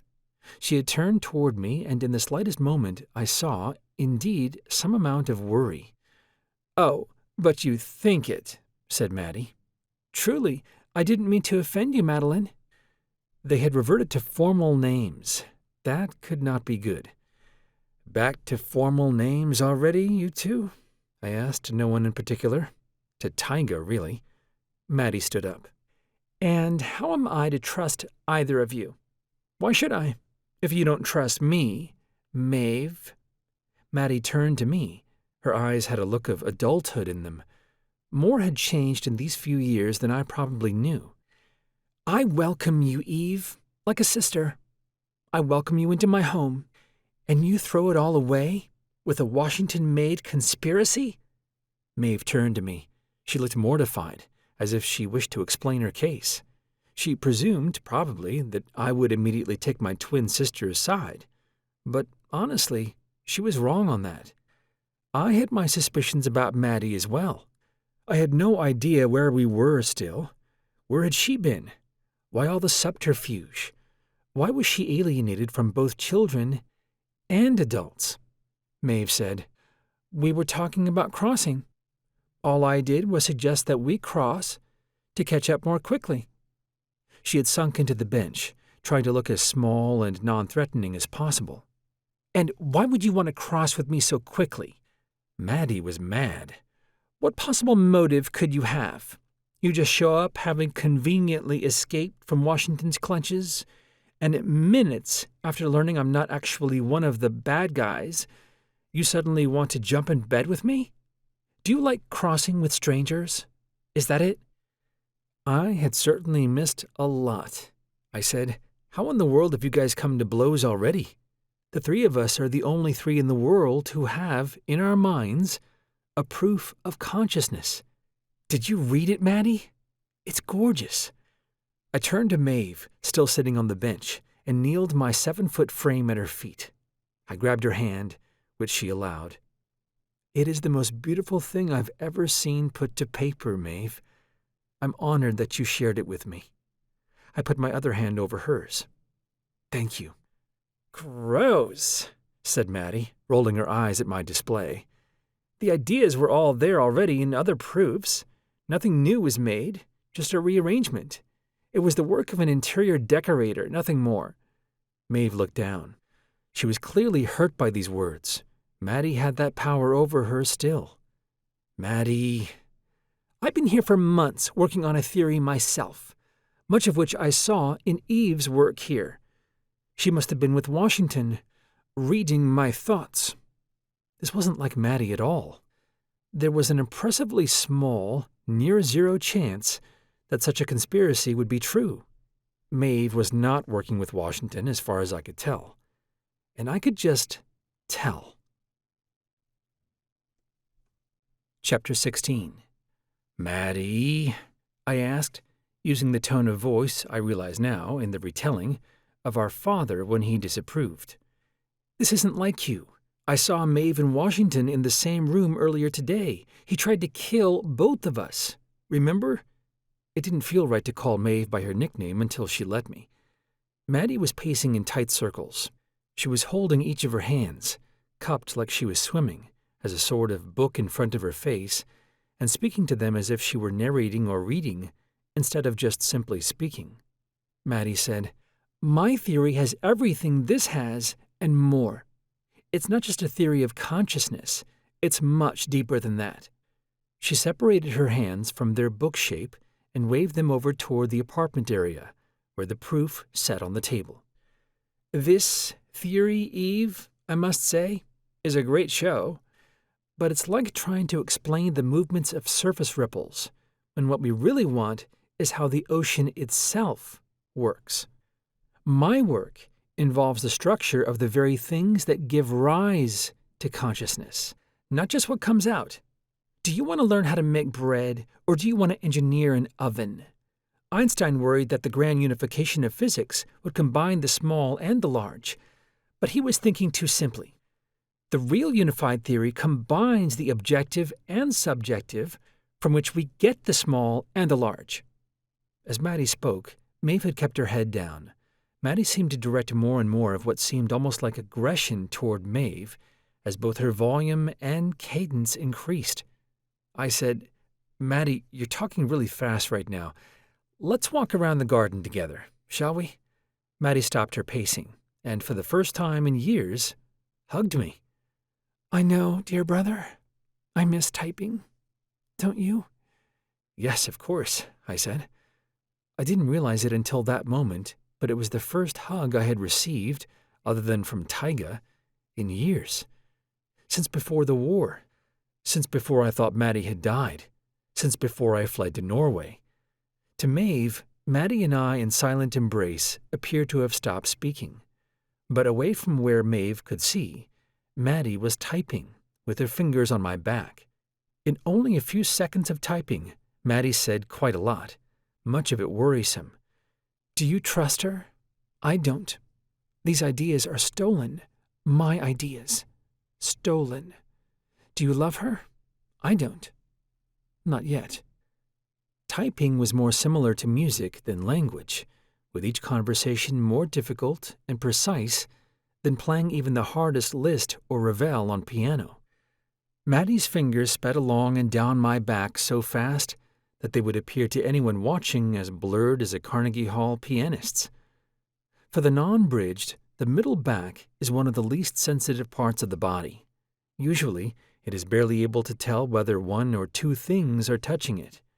But as Maddie and I evolved, typing together in the crib, and as we learned to crawl and walk, our bridges redirected neurons to the area. I can't say whether we did it on purpose or not, as I cannot remember those days all that well. Nonetheless, both of our backs are extraordinarily sensitive now to discriminatory touch, each with as many nerve endings as a tongue might have. Maddie continued typing. "She loved Washington, didn't you know? They were together for a while. That's why I couldn't let her into the 13th. She was compromised, like all the harlots Washington keeps nearby." I recoiled and shook Maddie's hands away from my back, which I had never done before. It was such an intimate embrace that to violently sever it like that dropped my stomach. Instead, I took my hands, calmly held Maddie's face, and said, "Maddie, I love you. I miss you. I'm worried about you. Tell me what's going on. We'll talk about the proof later. I don't care about that right now. How are you? How have you been? Have you seen anyone lately? Are you here alone?" Maddie stepped back. "Do you know why I'm here? I'm trying to figure out how to remove bridges from our brains, little brother. I built a brain scanning machine. Well, I can't explain it right now, because its design gives a hint to its geographic location, which is actually a clue to where we are. But it's the most powerful that has ever existed. It's basically as powerful as you'd ever need. It is complete, total. It reads everything. I'm sorry, but I can't even think about knowing how it's made right now, lest anyone be listening, right? Not so easy, is it, to talk shop anymore? So, no follow-up questions. Not that those were ever your specialty anyway. Just accept the fact that I'm here working on how to turn off bridges, and that to do so, I think we need the full proof of consciousness, more complete than Eve's. Hence why I've been working on that too, assuming little Miss Eve over here wouldn't ever get to it, after what I saw from her during the 13th trials. Washington was trying to figure out how to turn off bridges too, for the same reasons probably, to try to go dark. "I know how," said Mave. Maddie and I silently stared at her. "To turn off bridges, I mean..." Silence. "Go on," said Maddie. "At least I think I do. Briefly. That's the anomaly my theory predicts at the end of the proof. For a brief moment, ever so briefly, when you gain the ability to cross, the person should, technically speaking, die. In order to form a new subjective whole, a new, quote, I, as it were, the two individual consciousnesses that combine need to die in order to form the new one. It feels like an instantaneous process, but that's only because it happens in less than 100 milliseconds, and the brain doesn't even notice. But technically, both consciousnesses cease to exist. In that moment, and only in the moment, the bridge should be turned off. We should be able to see it in your device, if it works as you say it does. It's testable. We could do it right now if we want." I said, "Am I right that I'd be a perfect subject to test? I have an old bridge, Generation 1, outdated and not crossable." "Yes, you'd be perfect," said Mave. I turned to my sister. In part, I just wanted to change the topic and get her on a task. I would deal with her incipient mania soon enough. Maddie, without telling us how it works, can we at least use your machine? I don't... Maddie, please. Yeah, you can. It should fit you. You just sit in a chair and put on a helmet. The quicker we test this, the quicker we can get out of here, I said. Oh, so that's it. You just want to leave with your bride? I could tell that Mave was starting to realize that Maddie's behavior wasn't about her. I gave her a look, a small side glance, and a dart of the eyes, to indicate that I was, in fact, on her side. For now. Where's the machine? I asked. Through the garden, over behind the fig tree there. Can you take us? Yeah, of course. We all, including Taiga, paced briskly after Maddie, who was almost jogging. As we arrived at the fig tree, Maddie seemed to pet it lovingly, as if she believed the tree enjoyed it. The machine room was like all the others, with shiny metallic sides, but a rigid lattice of electronics and metals covered all the walls, except for the door. I had seen this before in neuroscience textbooks. It looked like magnetic shielding. In the room's center was a single chair with a high back and a helmet attached to a flexible rod. It looked like an electric chair, minus the straps, but had a small writing desk in front of it with neatly arranged pens and a few sheets of paper, the only technology mathematics ever needed. So, what exactly are the predictions? Asked Maddie. I have lots of data on me. I come in here every day for at least 6 hours. Put the hat on, I call it the hat, for fun, and work, and write, and code. Very relaxing. Asked Mave. I assume you can bioprint the viral injection for the crossing update? If so, when we give it to Adams, just by virtue of his capacity for crossing, even if he never does, there should be a moment where his phi max hits 0. It's totally unintuitive, but the math says what it does. The theory predicts that it would be an extremely brief blip. I wrote that it would be less than 10 milliseconds in the proof to be highly conservative. I think it should be on the order of nano or femtoseconds, actually, said Maddie. And then what? I'm not sure I follow, Eve. How do we turn off the bridges? Mave stood up straight and started making glimpses of eye contact with Maddie. Her demeanor had changed slightly. She liked knowing something Maddie didn't. Her left hand had started trembling, and she tried to hide it behind her. Probably nerves still. This was a big moment. Einstein couldn't have imagined testing his theories days after finishing them. Said Mave. Well, if we see the blip in Adam's brain, we can presume that it also happens every time someone crosses.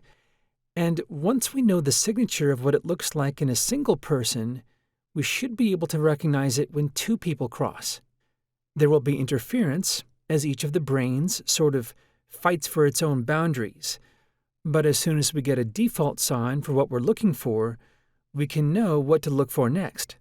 It's like a genome. Nobody actually has their full genome sequenced with all the repeats and everything. What people get is comparison to a default genome, one of the first ever done. Some anonymous white guy working with the NIH in 1999 is the default genome for all humanity.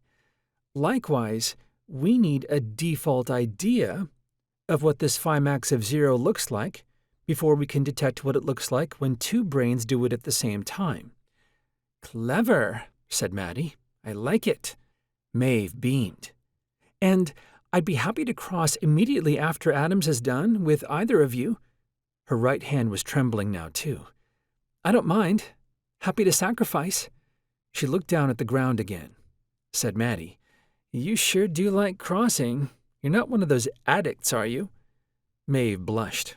Or more accurately, her blush response was so strong and rapid that even the bridge she had programmed to suppress such silly social signals couldn't contain it. Said Mave. No. I'd just be honored to cross with either of you. You're sort of like celebrities to me, if I'm being honest. Like all celebrity rolled into one. It just sounds Fun is all. Both hands were behind her back now, each hand holding the other wrist for stability. Let's do this, I said. We're waiting on you, said Maddie. Sit, boy, she said to me with an impish smile. Put on the hat, do what it says. I'll go print you a crossing update. With Mave watching from the side of the room, her arms crossed tightly, I sat at the machine. The hat was like putting on a heavy bicycle helmet. A strap came down from the sides, locked under my chin. A speaker embedded in the helmet said, in a quiet female voice, "One-time calibration in process. Please don't move." The hat shifted slightly on my head, as if it were looking for something. After about 10 seconds, it apparently found it. "Calibration complete," said the voice. And then, shockingly, the voice continued, but somehow, inside my head. "Thank you for trying the hat. You no longer have to remain perfectly still, though please stay seated in the chair. You may move, write, speak, or think freely. Let me know if you have any questions. You may find yourself speaking them out loud at first, but this is unnecessary. You need only think about them. I can hear you." The voice was the same as before, the one that had come out of the speaker, but now somehow internal. It had the tone and timbre of the voice from before, but it felt somehow closer than it was possible to be to my brain, like she was inside and whispering from a seat in the middle of where my brain thought my head was. I tried imagining how it could possibly work. Ultrasound? Focused light from multiple directions? Strong and targeted enough to stimulate ion channels? Please say your name.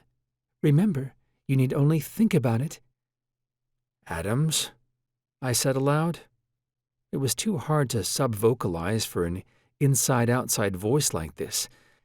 It felt as I imagined madness felt. Mave gave me a strange look from the side of the room. I tried just thinking the name. Adams. Thank you, Adams. I am God. Just kidding. I am an AI built by Meline, though you apparently call her Maddie, to guide you through imaging. Your brain is exquisitely similar to Maddie's brain. I have genomically sequenced a small tuft of your hair. You are twins. This is a first for me. Yes, we are twins. Forgive me for getting straight to the point, but have you noticed anything strange in Maddie since arriving? What is this? I am an AI. Oh, sorry, I meant to only think that, not say that to you. I understand. It takes practice. You are getting personal rather quickly. Yes, I suppose I am. I just figured I would ask.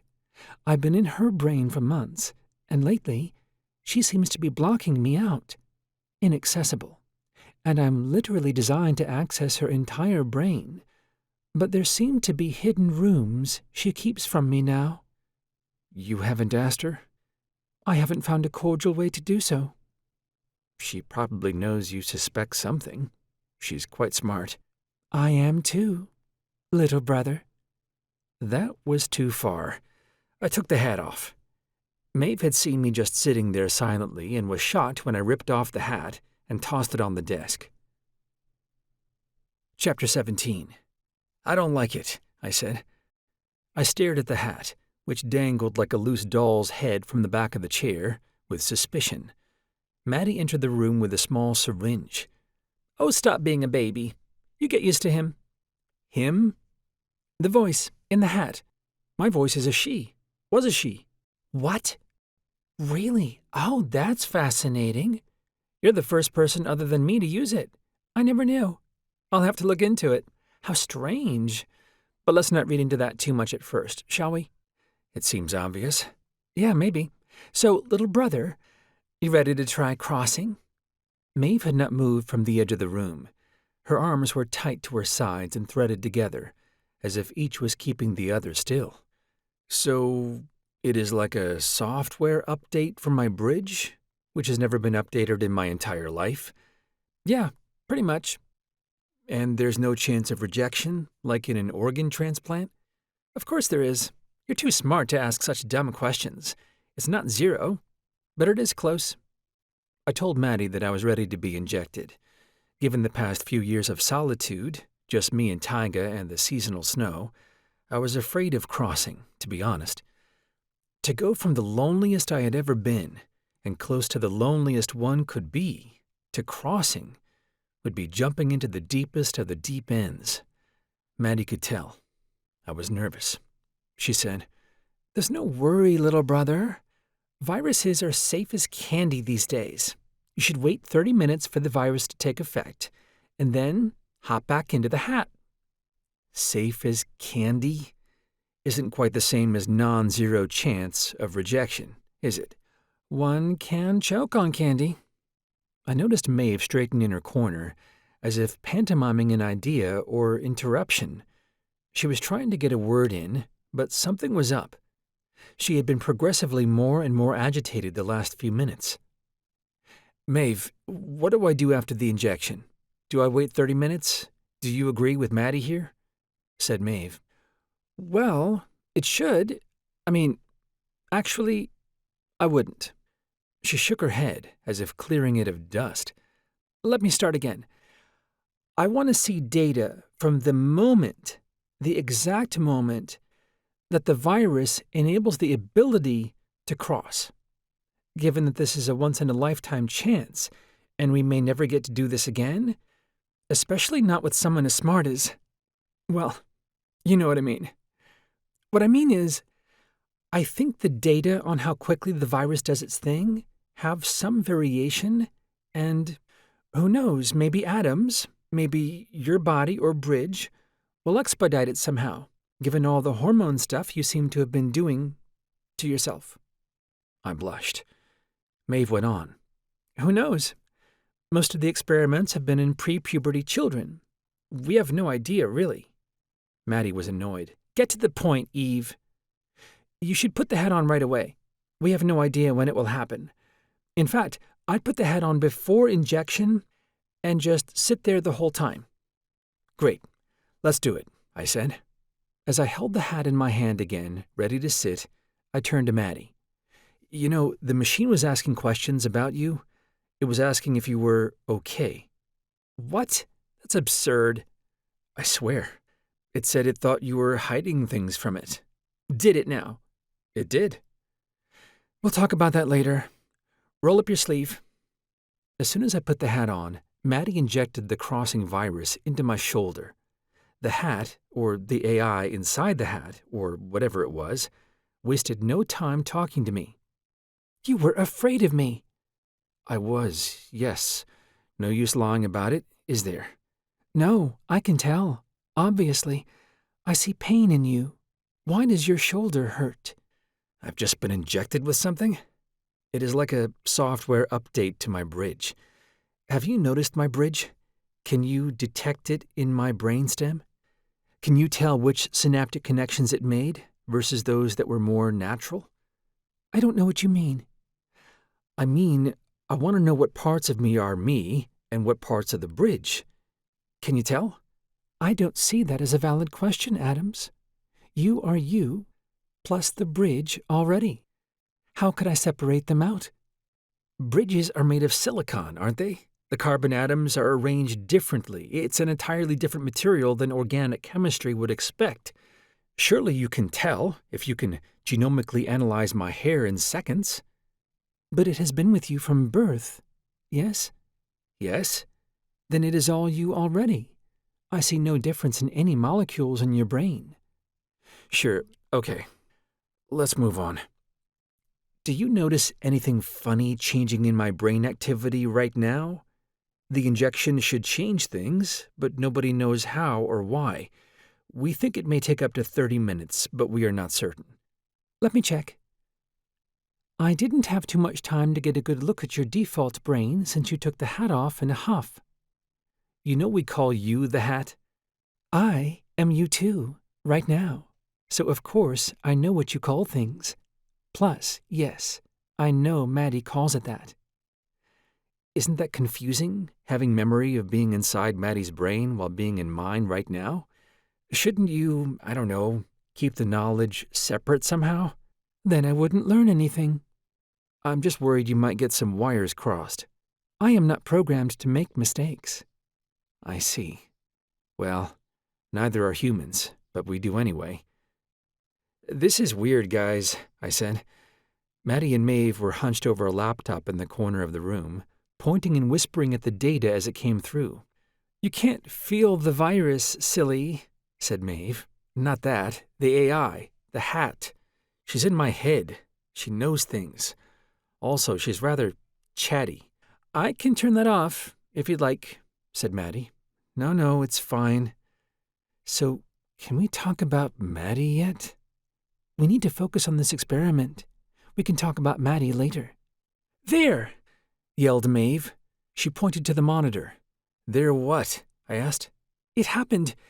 You died. It looks like... Maddie, can you put that on a log scale? Good. For 134 nanoseconds, give or take some error correction. For 100 billionths of a second, Adams, you just turned off. How was it? Any white lights? Tunnels? Did you catch that, Hat? Did you see the same thing Mave did? A blip 134 nanoseconds long? I did. Incredible. Can you describe it? I cannot. Why not? I don't recognize it. It is the absence of data. I only know data. The moment you speak of makes me uncomfortable. That's not a complete thought, Adams. Mave held my shoulder. Okay, Adams, I think you can come out now. We have enough. This is the moment to look for. Basically, it is confusing, but the theory would predict that the virus didn't just give you the ability to cross. You actually are crossed right now, technically. Crossed with nothing. So, not crossed? Said Maddie. Not quite, said Mave. She was practically spinning in circles around the room with her pacing. There's a subtle difference. It's sort of like adding significant digits to a number. Say, for example, the numbers 1 and 1.0 are different numbers technically because the 0 at the end tells you some information. Mainly that the first decimal place is not 1 through 9. Ambiguity is reduced. So, in a way, atoms being crossed with nothing is, in fact, a kind of information and is different from just being a normal brain that can't cross.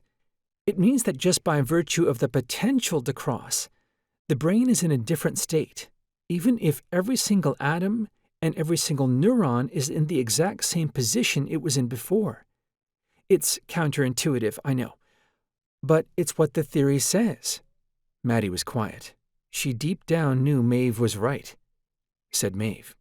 And what it means is that, assuming 134 nanoseconds is a fixed universal constant, which my hunch tells me it is, bridges turn off for that amount of time every time a crossing happens. Et voila! Bridges can be turned off. Now, the question is, can we do anything meaningful while they are? We can Stuxnet them. What? Old school. We can fake the security camera footage, so to speak, and either hide behind boring, benign versions of ourselves on loop, or, even better, we can test whether anyone is listening in. How exactly? I asked. It dawned on me what an honor it was to be in the room with these two minds, especially Mave. Hey now, I can see what you're thinking. I removed the hat. So we pretend to be somewhere else? I asked. No, we pretend to be thinking about a different somewhere else. We should use one of the colonies. Pretend we are there. See what happens. If it gets invaded, we know the adults are listening. If it goes into shutdown or something sort of on the secret, then we can assume it is Washington and the children listening, and they suspect we are hidden there, said Maddie. That's brilliant. Okay, how do we fake the thoughts? Mave? There was silence for a full minute. It was obvious that all of us were putting everything we had into solving this problem.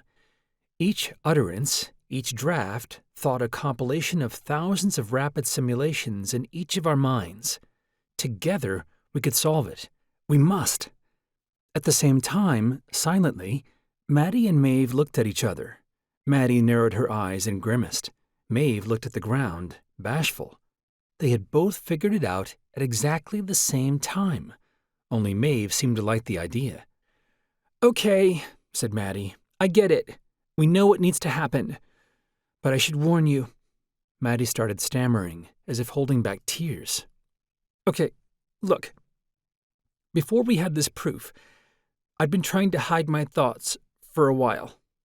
And I figured that the best way to do so was obfuscation. I programmed my bridge to make wild connections between things, to muddy cause and effect, hoping that whoever was actually listening wouldn't be able to parse things. I basically came up with a visual encryption system, sort of like the memory palace, but for all my thoughts. The idea being, if someone was listening, they would just be seeing me daydreaming about a walk through the woods, or something banal like that. But the whole time, I would be actually daydreaming, but using a code involving the placement, kind, maturity, and relationship between all the plants in the woods. That's just one. But you get the idea. But then I started hearing things I didn't want to hear. Intrusive things. I thought I would be smart enough to tease it all out and know the memories from the virtual memories, from the delusions, from the rest. But I can't anymore. So I guess I'm just saying, if we cross, Eve, which I think is what you're about to suggest, you should be warned. It's weird inside my head. Mave could only laugh. The comfortable, friendly laugh of understanding. "Okay," said Mave. "Heard. I love that personally. That's extremely clever. And in the interest of full disclosure, since you would find out anyway as soon as we crossed, I am, in fact, a recovering addict. You were right. It's my favorite thing in the world. It was a problem for a while, but I've matured out of it.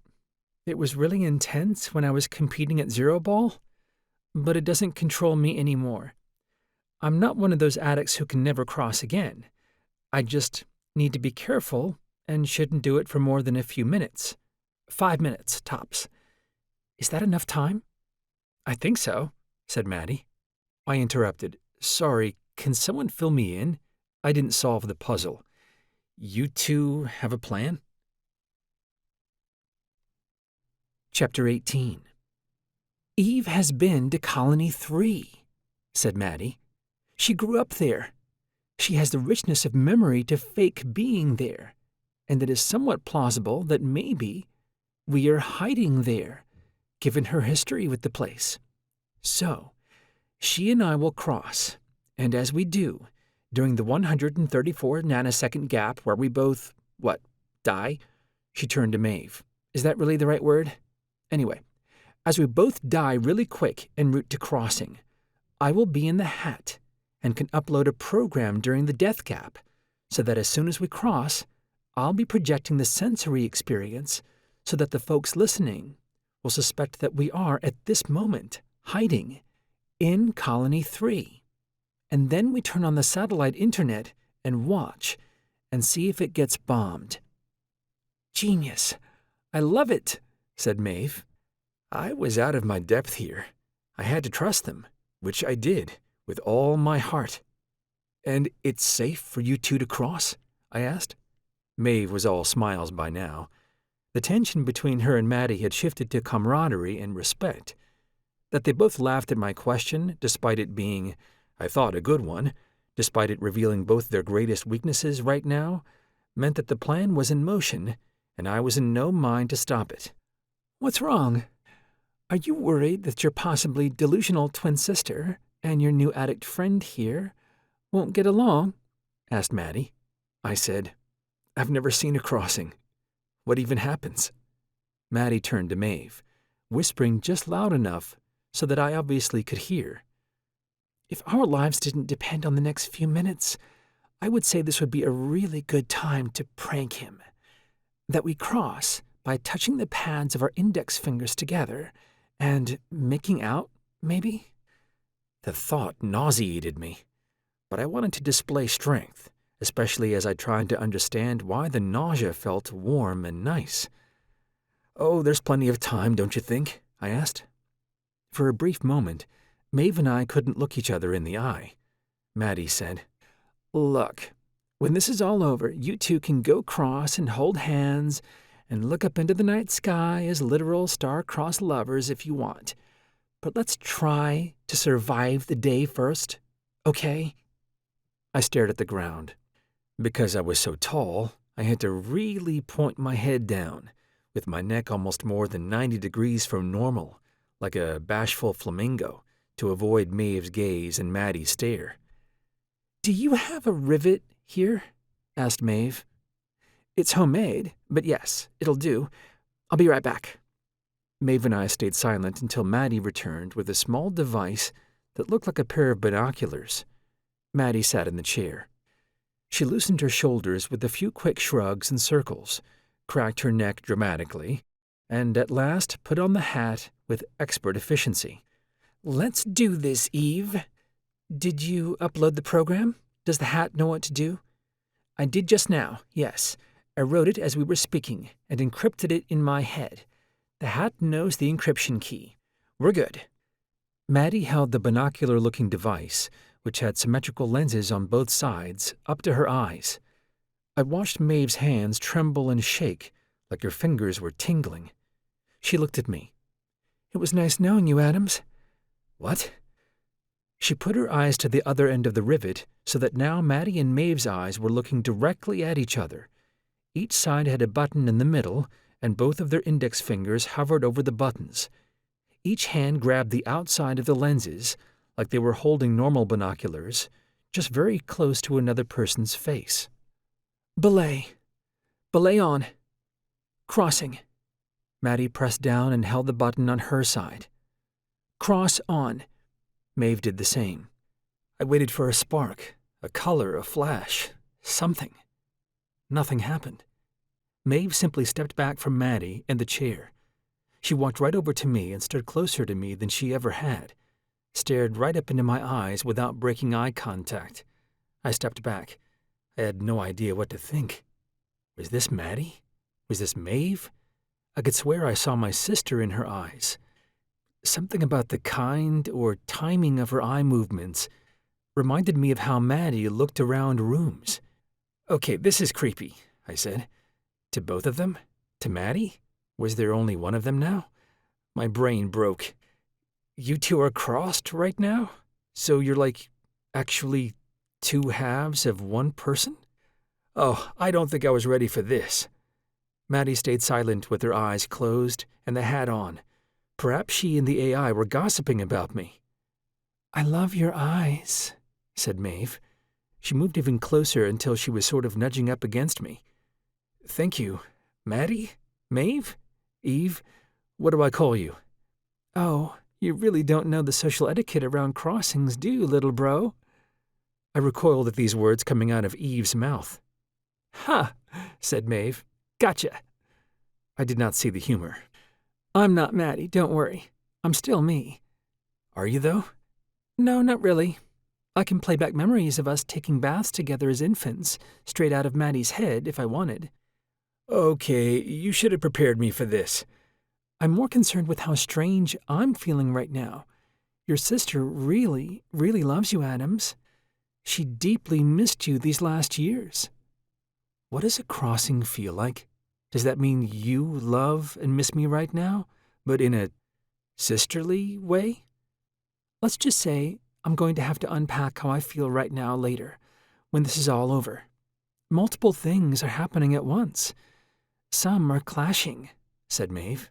But to be human, perhaps, is the ability to hold multiple contradictory thoughts in one's head at the same time. Maddie opened her eyes and took off the hat. There was a silence as Maddie and Mave looked at each other, as if both contemplating and recognizing. I was watching out for the mirrored movements of the amateur zero-ball players, but I noticed none.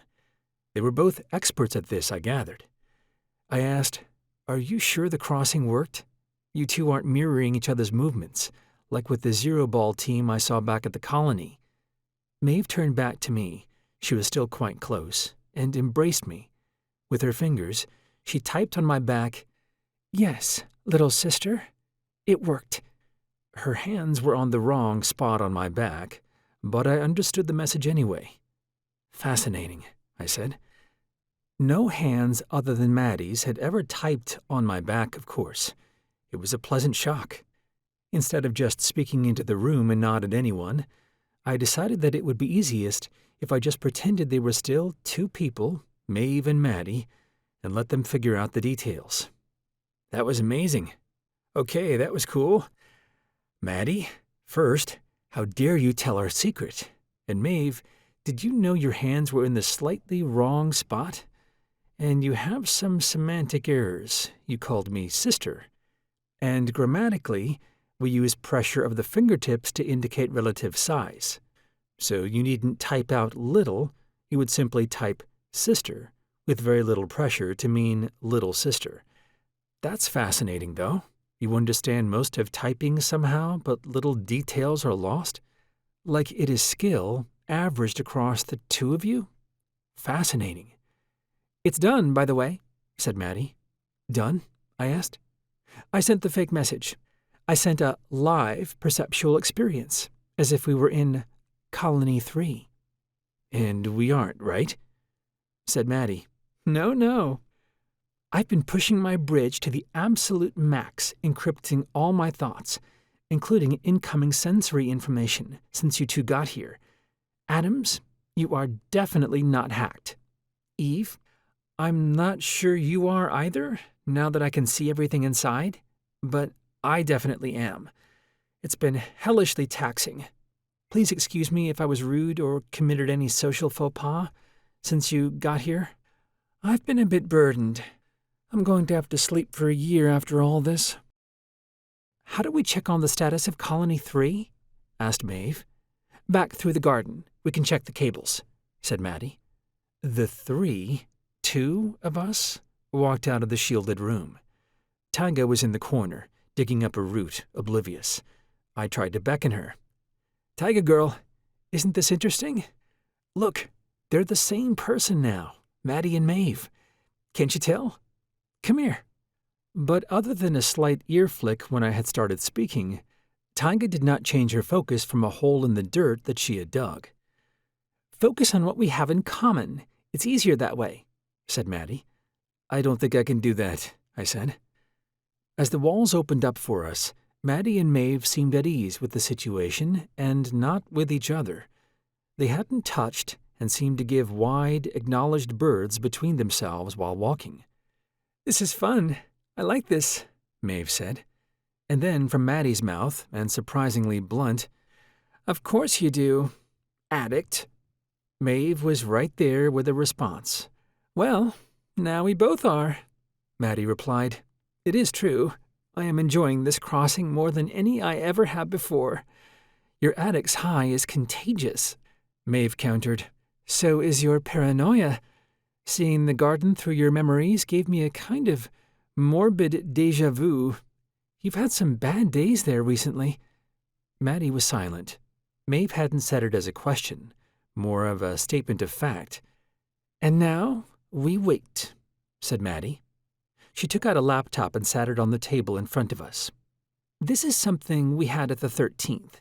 It's kind of a live global news service that scrapes all the internet and as much private, unencrypted traffic as exists out there to grab. Cell phones, police radios, emails, bridged thoughts, sometimes, if they use default passwords on their bridge-to-text apps. It can find anyone or any topic if it's being talked about anywhere in the world. So, here we go. Colony 3. Let's see. Oh boy." Mave and I gathered closer. The first headline from the Associated Press newswire was clear. "Closing in. March 4th, 2084. Adams, the first ever British child and twin brother of Meline, whose death led to the Great War, has been on the run since he was last seen fleeing the scene of a bombing at this morning's cognitive convention at Colony 6, New Zemlia, north of the Russian mainland. The bombing is reported to have killed at least 40 children, including at least 5 leaders of other colonies. Washington, the leader of the colonies, is asking for all the world's help in locating the fugitive. This wasn't just a tragedy for the colonies. It was a human tragedy. It was an act of war. Adams is believed to be hiding on Colony 3, previously known as Mauritius, off the eastern coast of Africa. A blockade, air, land, sea, and space, has been placed around the island, with no person or goods allowed in or out. We were silent, in shock. Seconds later, as word spread, the rest of the internet exploded in mentions of Colony 3. Maddie closed the laptop as the social media mentions started streaming into her program. "Okay, well," said Maddie. "Make sure not to actually think about where we are," I said. "I've been spending basically all my ATP doing nothing but, little brother." Right. Well, what now?" "I don't know," said Maddie. "I think we should—" "Oh," said Mave. She was sitting with her head in her hands and muttering silently. "Oh no, oh no, oh no, oh no, oh no," said Maddie. Maddie ran into the makeshift lab by the kitchen where she had printed the virus she gave me. "It's too late," said Mave. "What's going on?" I asked. "We need to leave, now," said Maddie. "Mave just figured out how I encrypt my thoughts." "I didn't want to. I wasn't trying to. I promise," said Mave. "I know," said Maddie. "I couldn't stop. Some part of my mind just kept probing and probing." Maddie had started gathering things: syringes, laptops, pens. "So," I asked, "why's that a problem, exactly?" "Because Eve now knows where we really are. There's also something we didn't think of. If my bridge was hacked, now Eve's is too, and she wasn't encrypting anything." "Mave, this all true?" Silence.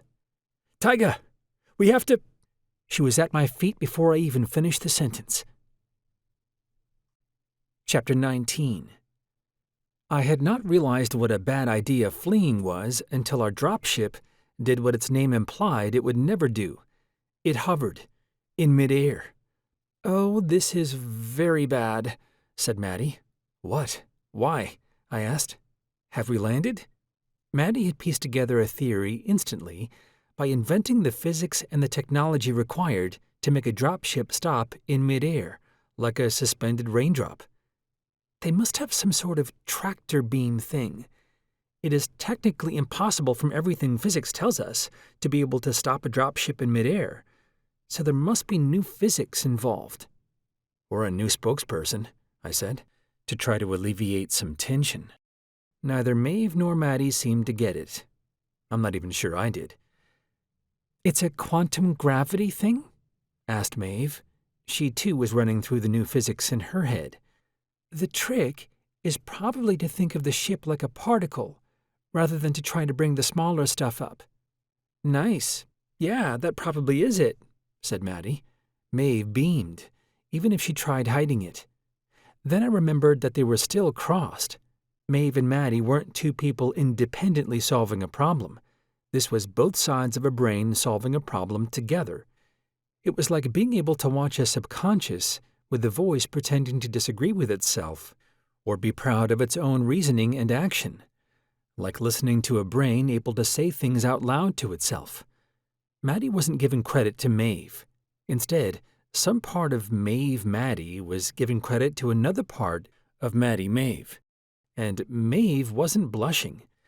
Some part of Mave Maddie was excited and blushing at its feet. "You two realize you're still crossed, right?" I asked. "Of course," they said, both at once. I got a chill, and I couldn't help but notice that they seemed a tiny bit weirded out by the synchrony, too. Who do we think it is? Is this Washington? The adults? We think, they paused, looked at each other, and made a kind of shared understanding. I understood it as them resolving to never speak at the same time again. It was perhaps even weirder for them than for me. I'm also going to keep calling you by separate names, if you don't mind. We, said Maddie, alone. Don't mind, said Mave, finishing the thought. Maddie came over and brushed her hand lovingly against my cheek. The feeling was strange, because I could feel a kind of emotional bleed-through from my wishing it was Mave doing so, which it kind of was, but also it was Maddie's hand, my twin sister's hand. The sensation made me uncomfortable, like the uncanniness of a funhouse mirror. My wires were getting crossed, too. The colonies don't have the tech for this, said Maddie. They've been trying, but it never worked. It's the adults. Has to be. I bet they're trying to communicate with us, said Mave, but they don't realize how dense the dropship material is.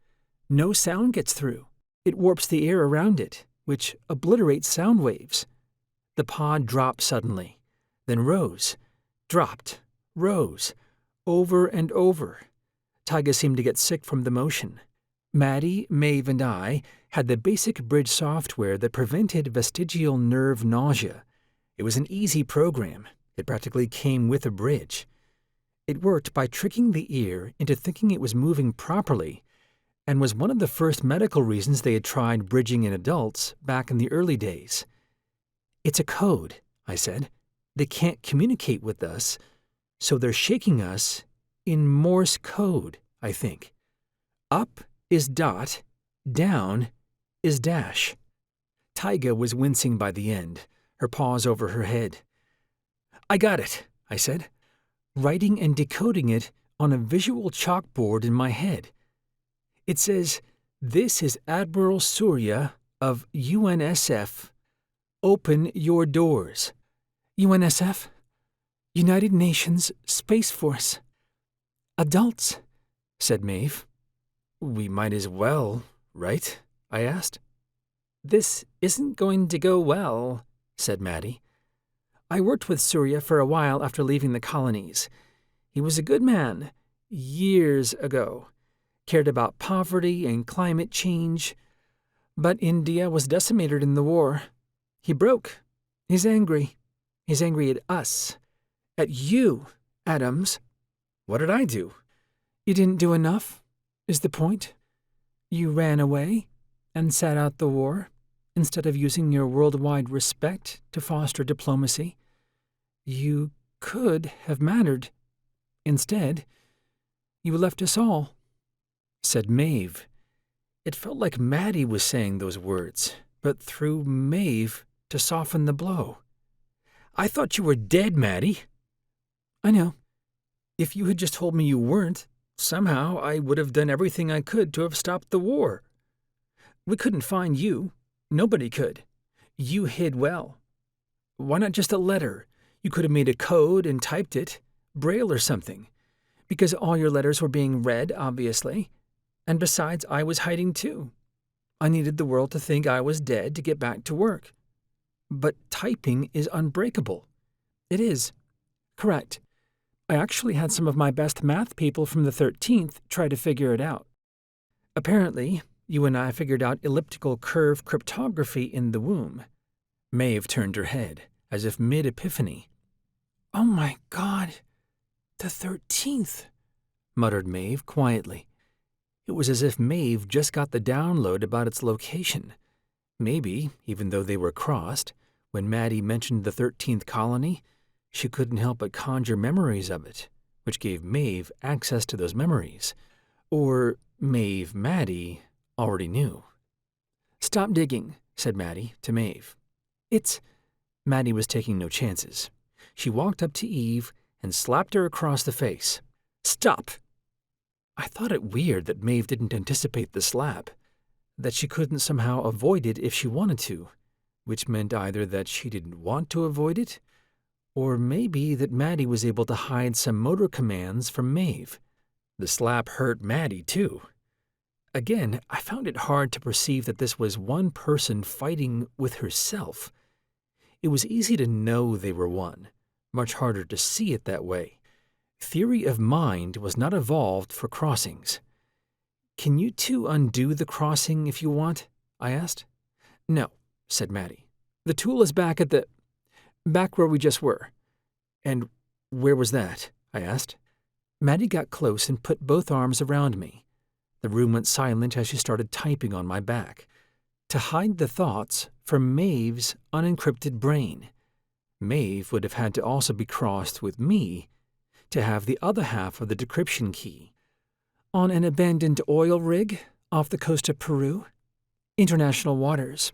It's called the Great Southern Anomaly, where Earth's magnetic field is the weakest.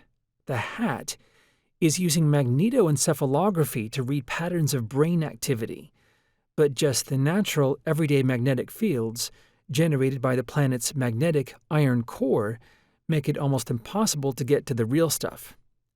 Neuroscientists spent a century thinking it was the electric field at the ends of neurons that mattered, but it's not. It's the charge across the proton pumps that generates most of thought. And for the hat to read it, it must be in the Southern Anomaly. Nowhere else will work." I typed back, "So that's the only chair like it in the world? The only possible place it could be?" "Yes." "And now it's in the adult's hands?" "No. I sunk it before we left. You think I'm new to this, brother? The hat knows what to do. We had a protocol." "So what will they find?" "Ocean. A state-of-the-art boat just floating in the sun. Months ago, I made a mock boat filled with fake work and equations. It looked entirely lived in. They'll think that's where we were, and never look for the rig, which is peacefully at the bottom of the sea by now." I thought for a second. Maddie didn't know I was going to bring Taiga. The replica boat wouldn't have had dog hair. A DNA sweep would confirm we weren't ever on the replica boat. "What about Taiga?" "Fuck. They are adults, bridgeless. They might not notice." "They will eventually. But it buys us time." "Should we have a plan?" Even though we typed this to each other in a matter of seconds, Mave was impatient. Mave said, "Hey, you two, stop it. No secrets." I tried my best to think of a plan. "Can we use the upward motion of the Morse code to mask us opening the bottom of the drop ship and fall out?" "And fall onto what? Land? Ocean?" said Mave. "I think we should open the door. This is hopeless. And besides, look at Taiga." The ship had not stopped moving up and down in Morse code, though the message was repeating. Taiga looked green in the gills. She had vomited a little and then sheepishly covered it up with her paw in embarrassment. I went over and let her know it was okay with a small pat on the head. Said Maddie, "Okay, fine. They are going to split us up. Good luck, all." Chapter 20. The metallic walls of the ship opened slightly into another dropship, a spherical one, like a Christmas ornament, that shimmered green and surrounded us on all sides. But we couldn't escape through it. The outer sphere was filled with a thick gel that filled in everything between the walls of our dropship and the walls of the outer one. Maddie said, "Oh my gosh, of course. Brilliant." Somehow the adults had dropship tech now. A voice came from all sides, with a thick Indian accent. A deep, resonant, adult voice, in his mid-40s at least. "This is the first dropship we've ever been able to make, Meline. The gel was my idea. I was hoping you'd be proud of us." "Surya, so good to hear your voice," said Maddie, dryly. "I must admit, it was fascinating watching you think up an entirely new physics to explain how we captured your ship. In fact, all we did was build a bigger one, and filled it with a compression gel, so that whenever your ship tried to move, we applied a current, and the gel just cancelled out the movement in the equal and opposite direction. I got the sense that he was trying to impress Maddie. She would notice that too and use it, somehow. "Clever. Analog," said Maddie. And we have people unpacking your new physics models as we speak. Might even be a Nobel Prize in there for one of them. Does Sweden still exist?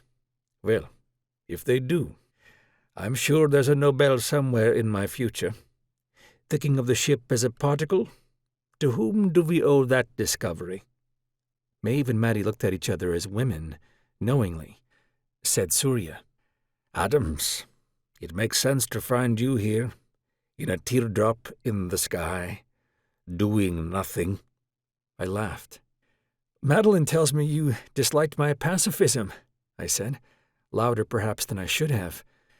I didn't know where the speaker was in this strange metallic bubble. Said Surya, "I believe that it was when the body count numbered above 2 billion that, yes, I started to blame you. At 3 billion, I got angry. At 4, I decided that I would never, ever forgive you." "I thought Meline was dead. I don't expect you to understand." "One life, all because you grieved one life, you child." "Surya, be nice," said Maddie. It worked. Surya switched his attention to her. "Meline, how'd you spoof the Colony 3 thoughts?" asked Surya. "You really shouldn't have done that. We almost started World War IV trying to surround it." "A simple dream." "But real memories have a much higher sensory fidelity. We know the difference. There are all kinds of positional and bodily metadata when a memory is real. Did you really spoof all that?" "I lucid dreamed it under control of my bridge. Lucid dreams are more like perception than imagination. It wasn't hard. Remember, my pinky is doing more computational work than your entire fleet of soldiers and AIs, Surya," said Maddie. She was up to something. That bit about the pinky was an obvious lie, meant to elicit anger in anyone listening below Surya's rank. Of course, he wouldn't care, but his soldiers and his AIs, both listening, had their pride hurt. Why did she want their pride hurt? Taiga maintained a low growl at the continued sound of Surya's voice. Suddenly, the walls of the second dropship opened, and the gel changed shape, forming into a tunnel connecting the holes in the 2 dropship walls. We could walk through. "Please, come in," said Surya. "Of course, don't try anything. We are in the middle of the ocean. Nobody can, what's the saying in your old movies? Nobody can hear you scream out here." 6 soldiers appeared at the entrance, each outfitted in tactical armor with not a millimeter of skin showing anywhere, not even their eyes, which were covered by military-grade AR goggles. The adults still needed the exoskeleton tech, like enhanced or AR vision. Children, though, just had their bridges print proteins on demand to respond to different wavelengths of light or heat or anything in the electromagnetic spectrum, and then shove those proteins into their retinas within seconds as needed, a la carte. We didn't even have to think about it. If it was night out, we could see as well as a cat without even thinking about it. The infrared proteins were activated by darkness. If we needed to detect the Earth's magnetic field to navigate by dead reckoning, it just happened instinctively. It took a while sometimes to learn what the new sensory information meant, but the bridge also did a decent job sculpting years of fake experience into the neurons in just a few minutes. I had almost forgotten how sense-poor the adults were. Maddie was plotting. The Mave half of Mave Maddie had been silent, soaking it all in. Did the adults know Mave and Maddie were crossed? I'm not sure they did. Behind the soldiers, an extremely thin man with glasses and a laptop looked past us and into the dropship. "Where's the dog?" asked the thin man. He was pressing buttons on his laptop. alternating between looking at its screen and into the ship. Taiga, tail wagging, ran to the thin man, stood between his legs, and growled. Growled at me. At us. "Good girl," said the thin man. He must be controlling her bridge somehow. Dogs had less prefrontal cortex than people to suppress some of the more pack-like feral behaviors. I tried to situationally assess as much as I could. I stared at Taiga with pleading, familiar eyes, but it only enraged her further. Her teeth were bare, snarling. It was heartbreaking. The only time I had ever felt more defeated was when I learned, falsely I now know, that Maddie had died. The thin man said, "Split them up. Make sure Adams and Meline are never within speaking or touching distance. Put them in the Faraday rooms." He grabbed one of the soldiers, who appeared to be second in command, by the collar. "Listen to me," he spoke to the whole group of soldiers. "All of you. Do not let them get close to each other. Do you understand? These are not normal people. These are the smartest people on Earth. They have some voodoo secret languages we can't even detect. At least, we think they do. We don't even know how they communicate. Whatever we think they are capable of more than that. You cannot even imagine their minds. It would be like an ant trying to imagine the plans of a human. Do you get it? Treat them like advanced AIs you don't understand, not humans. You are the ants here. I am an ant, too, here. But I at least know what I don't know. They are learning a lifetime's worth of experience in their minds every second of every day. Their plan, when they make it, is going to be better than our best defense. You need to treat them like they are nuclear weapons. Do not let them escape." Which got me thinking, what was Maddie's plan? What would I do if I were her? The thin man went on, waving at Maddie. "This one has more computational power in her pinky than you and your entire family line going back to the Ice Age. Get it? 2 soldiers per prisoner. Go." Odd. The thin man repeated Maddie's line. He must have heard her say it, which means he was in the same room or on the same comms channel as Surya. Neuro-linguistic programming? Or just a coincidence? Is that why she lied? "Alpha, Delta, take this girl. Beta, Gamma, this one." The 2 largest of the men were left over, and they zip-tied my hands. The soldier named Beta roughly grabbed Maddie's hand, twisting her elbow and arm. Maddie winced and fell to her knees. He had many patches on his sleeve. Coat of arms. Company patches from the war, which meant he was the sole survivor of entire companies of soldiers until he got sent to the next one. He had probably seen quite a lot. "In your pinky, huh?" he asked. He unfurled her hand and looked at her pinky finger. He then held it as if to break it. "So this is like unplugging a data center, then?" He broke it backwards. Maddie screamed. Mave winced. The 2 soldiers assigned to me grabbed my arms, lifting me slightly upwards as they carried me off, such that my toes were dragging on the ground, almost like I was on point in ballet. It reduced the number of surfaces I could push off to 0, just in case I had plans. They were both tall, almost as tall as I was, each at least 6'8", maybe professional athletes in another, more peaceful time. The 3 of us were also escorted by a few small drones in the shape of metallic spheres, each about the size of tennis balls. They made a small metallic hum, like a camera shutter going off thousands of times a second. The terror crept above the amount my bridge could suppress.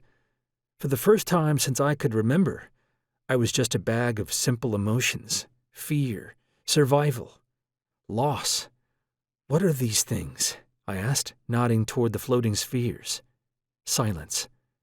"Are they cameras?" Silence. Little poison dart frogs in case I escape? Silence. The last thing I remember of that corridor was one of the drones lighting up. Chapter 21. I woke up in a cell, a white room. Maybe hours had passed, maybe minutes. The only things in the room were a desk, a bed, and a toilet, and some soldiers, and Surya, and the thin man.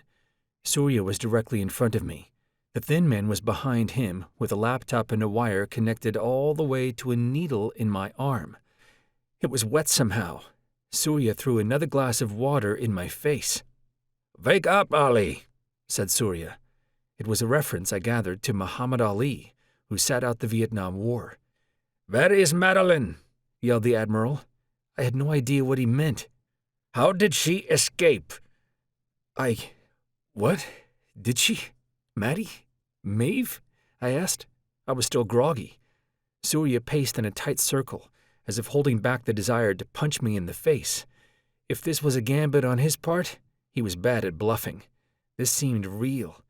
The tight circle was a physical response to a real emotion he couldn't control. Besides, it broke every protocol of interrogation to have Surya, their admiral, question me and reveal that Maddie had escaped. This should have tested to see if I was surprised Maddie was still on board, to test what I knew. This was panic. Whatever Maddie's plan was, it worked. "Eve?" I mumbled. "Shut up! Where is Maddie?" I looked down at the needle in my arm and traced the wire back to the thin man and his laptop. He looked at me, pressed a key, and stepped back. I think he expected me to react somehow. I suddenly got really tired, achingly, desperately so, and realized what had happened. The thin man had sent such severe pain signals through the needle that my bridge, in order to suppress them, had expended about 2 days' worth of my metabolism. I didn't feel the pain, but the fatigue and the cost were real. I almost would have preferred the pain. "His bridge is good," said the thin man, who sounded impressed. "Strongest I've ever seen. He didn't even wake up, and I had the dial turned to 10. This is an 11, and it's logarithmic." "Where is Maddie?" repeated Surya. "Where is the 13th? Where were you guys before we picked you up? That fake boat was a ruse." "Taiga?" "Yes, good. We didn't find any dog hair. So where were you? Tell me everything." The thin man stepped forward and put a light hand on Surya, a suggestion to calm down. Surya angrily brushed him off. "He's not going to talk while he still has the bridge, Admiral." "Still has? What did he mean, still has?" "Do it. He's useless," said Surya. "And once we get word to Meline that we removed his bridge, she'll know we're serious. He'll be dead to her." "What?" I asked. "You can't... What?" I was groggy. This didn't make sense. Removing a bridge was impossible. The bridge and my brain had spent so much time growing together that they were practically the same thing. It was impossible to know what was bridge and what was natural, because a bridge made real proteins. It used the same machinery that the cells themselves used as production centers. There was no difference at any level between natural and bridge-made molecules. The thin man's face wrinkled into a smile as he spoke to me. "I can only tell you this now, because I know that in a few hours you will be too dumb to understand it. Every bridge-made protein has a trace to it. It's a bit like how scientists can detect art forgeries from after nuclear testing in the early 20th century. Every single pigment of paint in the world became slightly radioactive. Bridges did something similar to all proteins. We don't know what exactly, but we found a marker. We anesthetize you, fire up a 50 Tesla pulsed magnet with a bioprotective coating, look for the spin signature of bridges, which recover slower for some reason, and obliterate them all in one zap. You'll keep some of the proteins and connections the bridge already made, but it won't help you anymore. You'll be just as dumb as the rest of us, and according to our tests, actually, even dumber than the dumbest human. You rely on the bridge like a curse. Your brain is mush without it. You are nothing without it. You'll be the ant, Adams. You. Unsure what to do, I looked behind him, at Taiga, for help. I tried thinking, "Come here, girl." But in response, Taiga only bared her teeth at me. Chapter 22. It was dark. Not in the room, in my mind, but also in the room. It was hard to notice the difference, but some part of me held on to a feeling that my memories of memories were brighter from before. Now that it was after, my sight and sounds were as dim as the room I was stuck in. Bed, desk, toilet, gray walls, paper, pen. I'm going to keep writing things down in this memory palace, just in case someone someday reads it. But I do worry. It doesn't come as easily as before. Please forgive me. I keep being told by the nice guards that I was the smartest person on the planet. Ha! They say now that I'm dumber than an ant. I haven't seen an ant in years, since I was small. I must concentrate. Did I get surgery? My head doesn't hurt. I remember a line from a writer about how after he got shock therapy, that they had cured the disease, but lost the patient. Who was it? I can't remember. It is such a nice line that I wonder if maybe they did not kill all of the patient. Or did my sister say that? That's smart enough to be her idea. Bridge is a strange word. I keep hearing the guards say it, like the one in my hometown that Maddie and I used to play under. She was always so much smarter than me. I fell off that bridge once. I found a bunch of old books on the bottom of the river after I splashed down and almost drowned. It was so cold. My eyes were open the whole time. Maddie had to dive in and save me. I wonder if that's what the guards mean. Maybe if I start from the beginning, try to think and write down everything I remember. These are things I know are true. Maddie and I were born in Boston at Mass General Hospital on July 4th, 2065. Maddie was first, a few minutes before me. The firstborn gets all the hormones because the blood cables get hooked up in serial, not in parallel. With twins, the next in line gets the washed-out hormones the first didn't need or use. That explains a lot.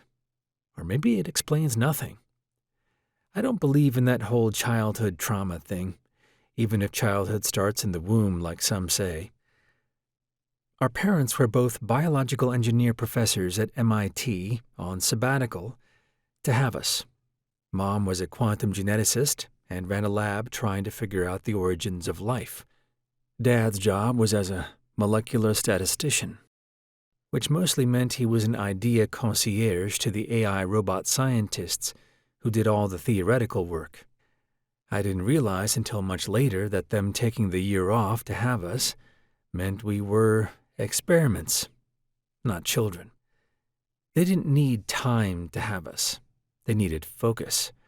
Mom wanted us to be born in a stress-free boutique hospital, but Dad said that he only trusted hospitals that saw large numbers of similar problems. He trusted population averages.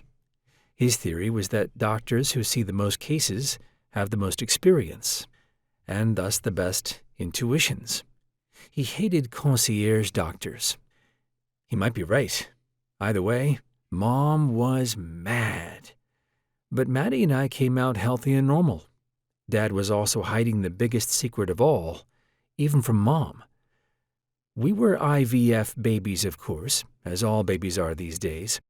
But what he didn't say was that he had been working with an old buddy of his from school and government, a doctor who also happened to be a doctor at Mass General, to give us a genetic advantage as babies beyond the normal stuff. Dad's doctor friend injected Mom with some sort of device. I can't remember the name of it, during a routine checkup, but it went straight to our brains. The same thing had been tried in a few adults experimentally, but it never really caught on. Something about them being too old. Their neurons weren't rubbery enough. Dad told Mom about it a few days after we were born. He explained that it was why he took the year off, to focus on Maddie and me. That we might be growing 10 cognitive years in one with the device. That it was totally safe. And that Maddie and I were the next generation of humanity. I know this because once Maddie and I started to understand spoken English a few months later, I was able to replay their verbal arguments like they were memories. Mom was mad. Oh my gosh. So mad.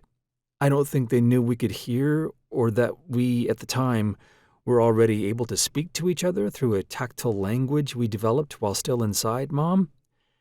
I can't hear their arguments anymore for some reason, but I do vaguely remember the emotional content. Mom almost left Dad. It got bad. But he argued that this could be the very thing we needed to save the planet from ourselves. Really, I think it was just too much for Mom to imagine not sticking with us. So she stayed. We were her kids, even if we were mules. Life happened so slowly at first. Both Mom and Dad underestimated how much Maddie and I were seeing, growing, and learning.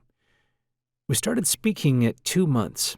We learned typing in the 3rd trimester, as our bodies floated near each other. So, relative to that, learning grammar and syntax and verbs and all that was incredibly easy.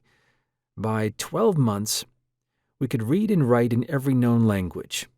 Our favorites were the ancient languages. Speaking them was a bit harder. We needed to wait for our jaws and lips and throat to develop more. But our eyes and ears were quite keen. I think it helped having Maddie there. I would have been so alone without her. She and I were able to talk and study and share what we had each learned every night. We filled in each other's blind spots. We combined our knowledge at the end of each day through typing. That's how good a language it is. Dad ended up taking an extra year from MIT to raise us after Mom went back to work. But I think the reason she went back was she never really was comfortable with our brains or how fast we grew. I could see it sometimes. She would shudder when she thought we weren't looking. I think she thought we were monsters. I wish I had known then that if only we had been a bit less threatening, maybe Mom would have stayed. Anyway, Dad started us on intense VR training around when Mom went back to work, as soon as he realized he wouldn't have to spend any more time on languages or basics like that. It was fun, learning physics from Isaac Newton and Albert Einstein avatars, but the avatars were really just AIs smarter than either of them, dressed as the famous scientists. Dad had to reprogram them to give us a faster rate of teaching and to undo the learning caps they usually placed on VR schools. We sailed through PhD-level math stuff after just a few months. He pulled a few government strings to get some programmers to open some threads on the U.S.'s national computing cloud just for us. He ended up spending a good chunk of his and Mom's savings on GPU cycles, just so the AIs could challenge and teach us more and more and more. I guess I was pretty smart, now that I think about it. What happened?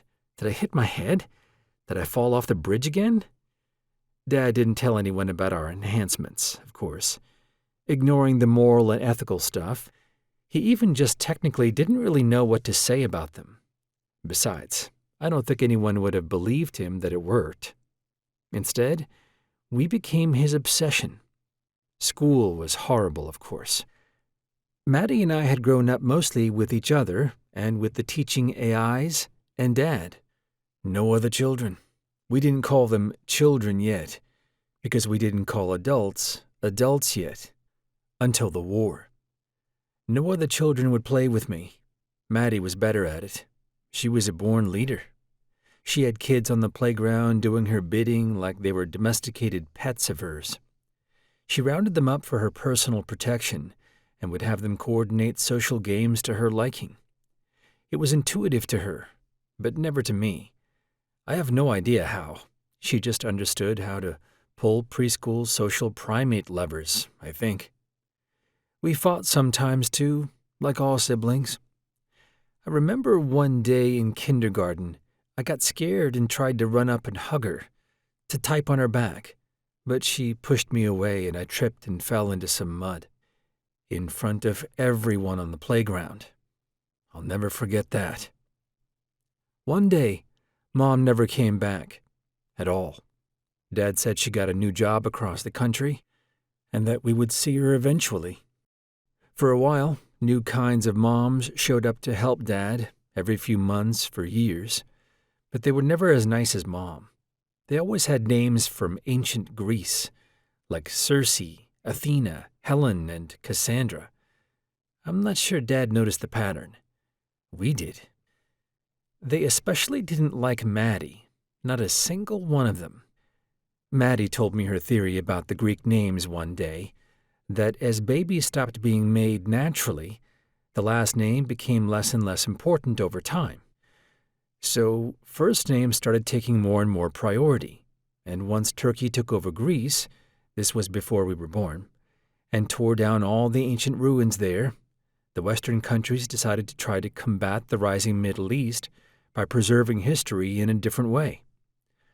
So, ancient Greek names became very popular for a while. It was a national effort to get in touch with our roots. This was all before the Great War, of course, when all the adults banded together. I had to stay home from school for a year while Maddie, Miss Popular, went without me. When she came home, she would go straight to her room. It hurt. Even worse, Dad had remarried to a woman named Ariadna, who really didn't like me. She would yell. A lot. I was always in trouble at home. I got used to being punished by her. I think the enhancement would kick in and reduce my pain sensitivities. Once her hand stopped working as punishment, she started using a wooden spoon if I got in trouble, which seemed to be almost every day.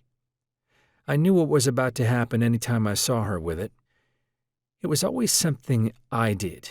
I didn't put things away properly. I used words she didn't understand. I played for too long in the backyard. I think Ariadna really resented having to care for me. She ignored Maddie, but with me, she showed no mercy.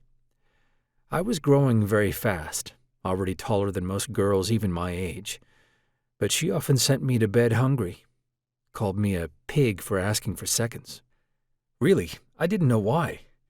Dad had explained the enhancement to Ariadna, and she didn't take it well.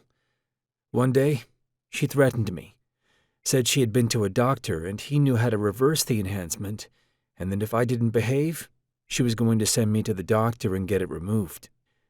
I had never been so scared. I remember that night so well. It was when I got sick for the first time. I was maybe around age 5 or so. It felt like I had lost my brain.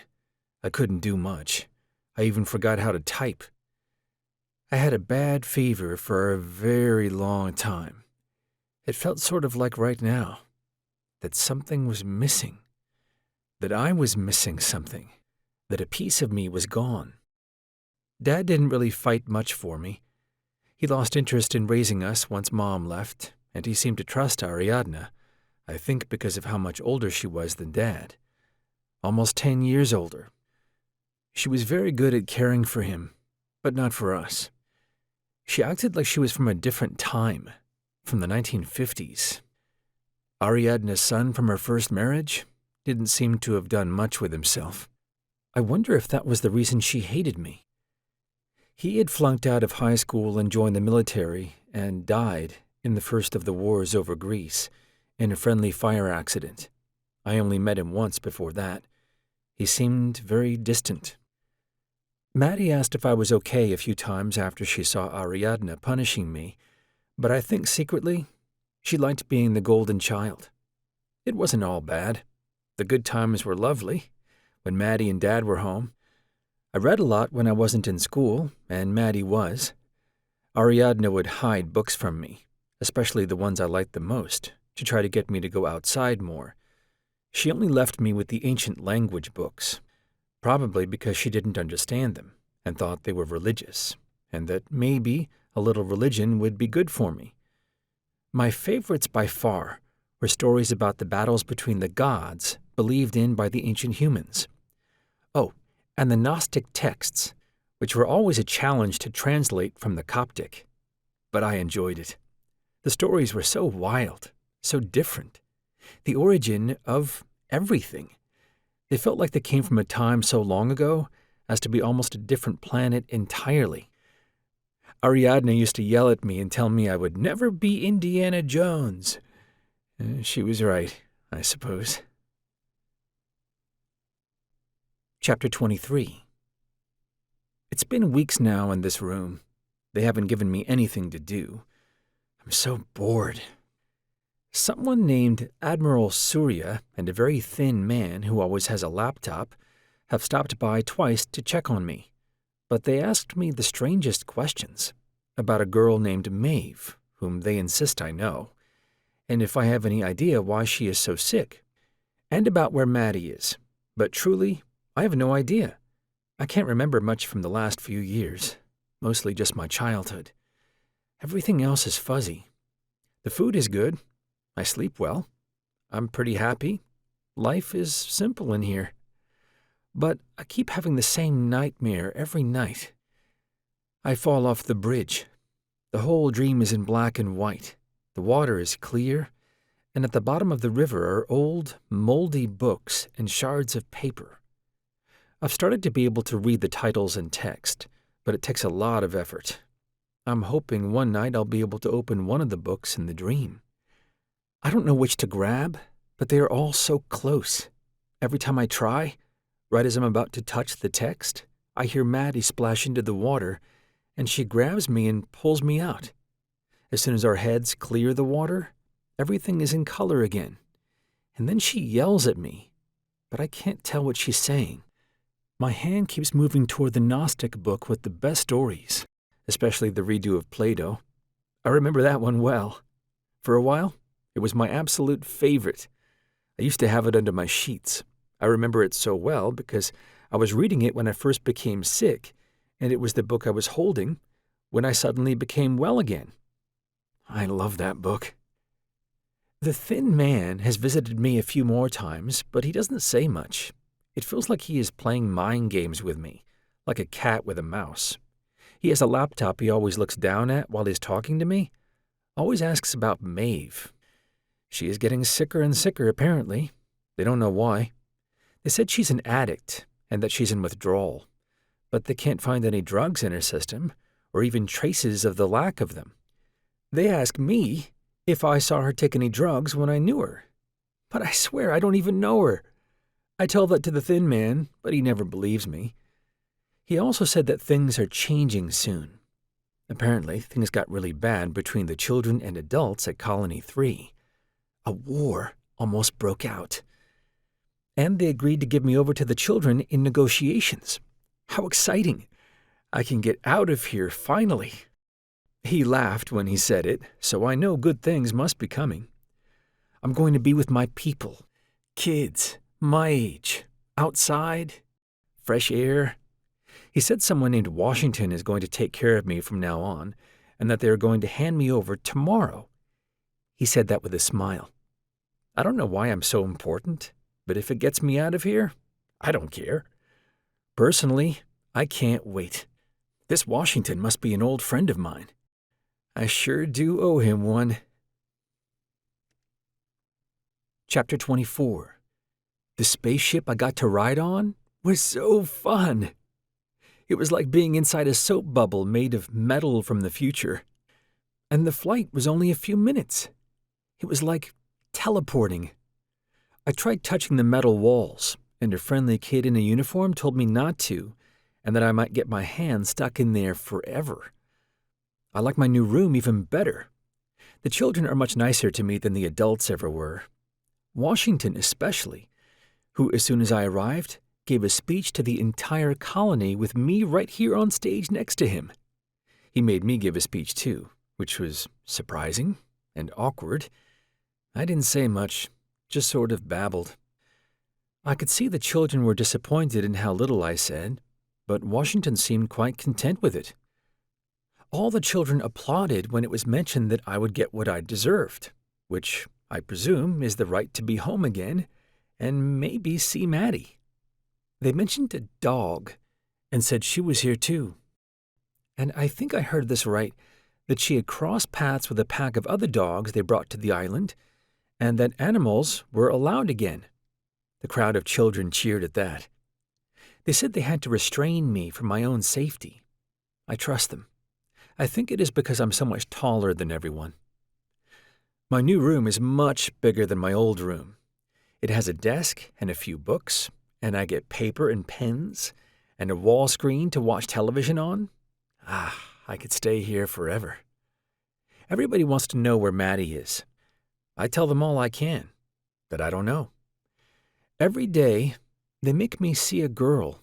I think she's about 10 years old, give or take. I'm not allowed to ask her about her. She has been asking me about my dreams.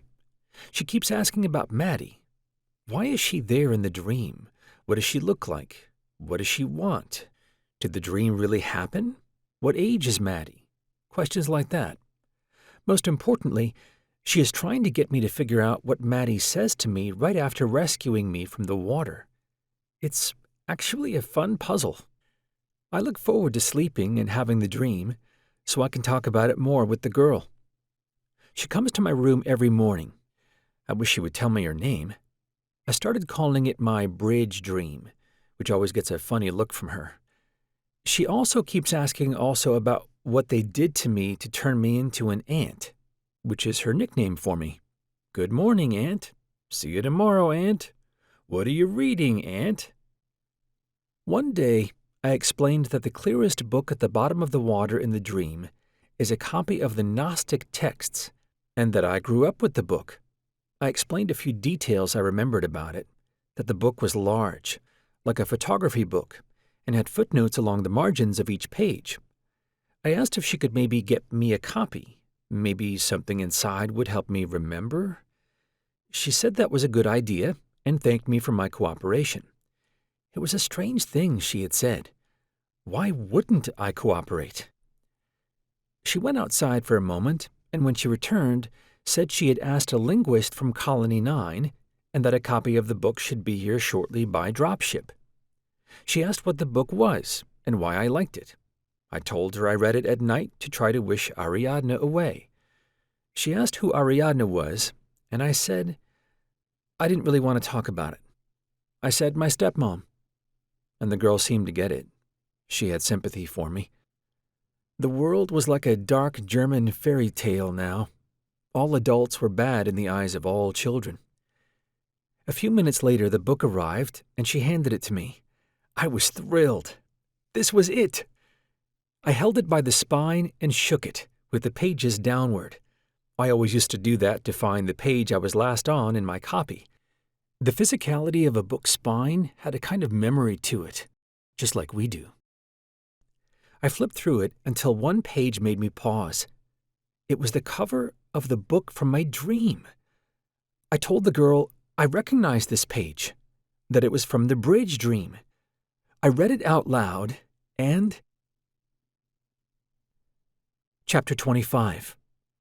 I wish I could explain what happened to me. Some things are beyond words. It was like snapping awake while already being awake. I realized exactly where and who I was. Everything just popped into my awareness again. And I mean everything. The facts were clear as day. I was bridged again. I was Adams again. We were on New Zemlia. Of course we were. Also, strangely, I was crossed with Taiga. Her body both froze and growled in the first moments of the crossing, but her tail also wagged as she growled. I think mostly out of confusion. I was confused too. If I had a tail, I don't know what it would do. I suppose I do have a tail now, but no way to control it.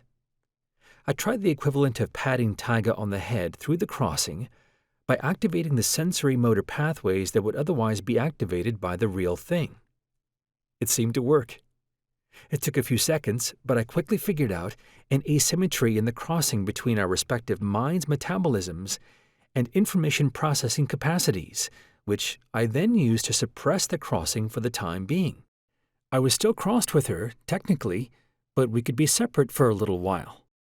I would have to investigate it more later, but I think the trick exploited the fact that we were different species and different minds. It was glorious being right of mind again, being back. It was as if the world was once again in cognitive technicolor. I was back in Oz. The world outside me didn't just exist anymore. Its details were clues.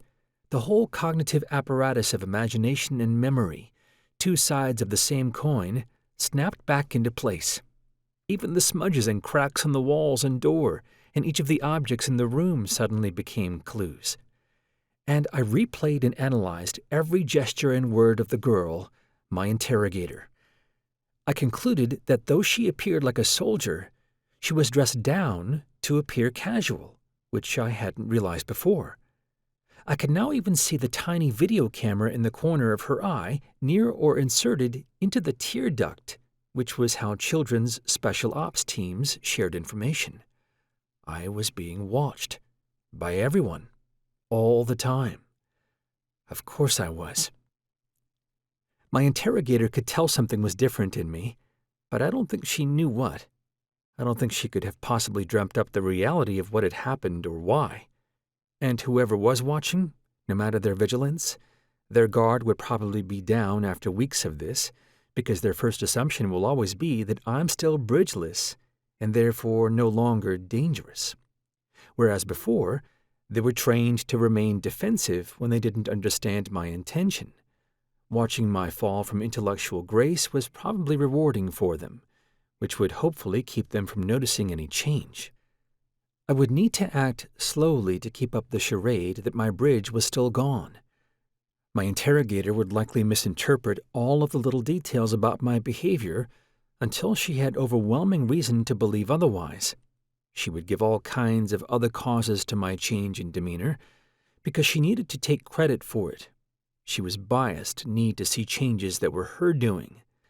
That was a weakness. Every few seconds my bridge was reactivated, I realized more and more. This was a crucial window where I had to keep playing dumb. I reasoned through a few conclusions based on what I had observed these past few months. 1. Washington didn't need me alive. He needed Maddie alive. His bridge probably still prevents him from thinking about her without severe pain, which means that the girl in the room, if she's bridged, must be in constant pain given that she asks me about Maddie every day. Maybe that meant, of course, there was only one conclusion. She's not a soldier. She's a fellow prisoner. The tear duct camera is involuntary, and my interrogation is her ticket out of here. If she gets me to reveal Maddie's location, then she gets set free. That was another weakness. I can use that. "What's your room like?" I asked. She stared at me and remained silent. This was the first time I had really asked about her existence beyond the room we were in. Did that indicate a new cognitive capacity to think beyond the present? Perhaps. I should be more careful.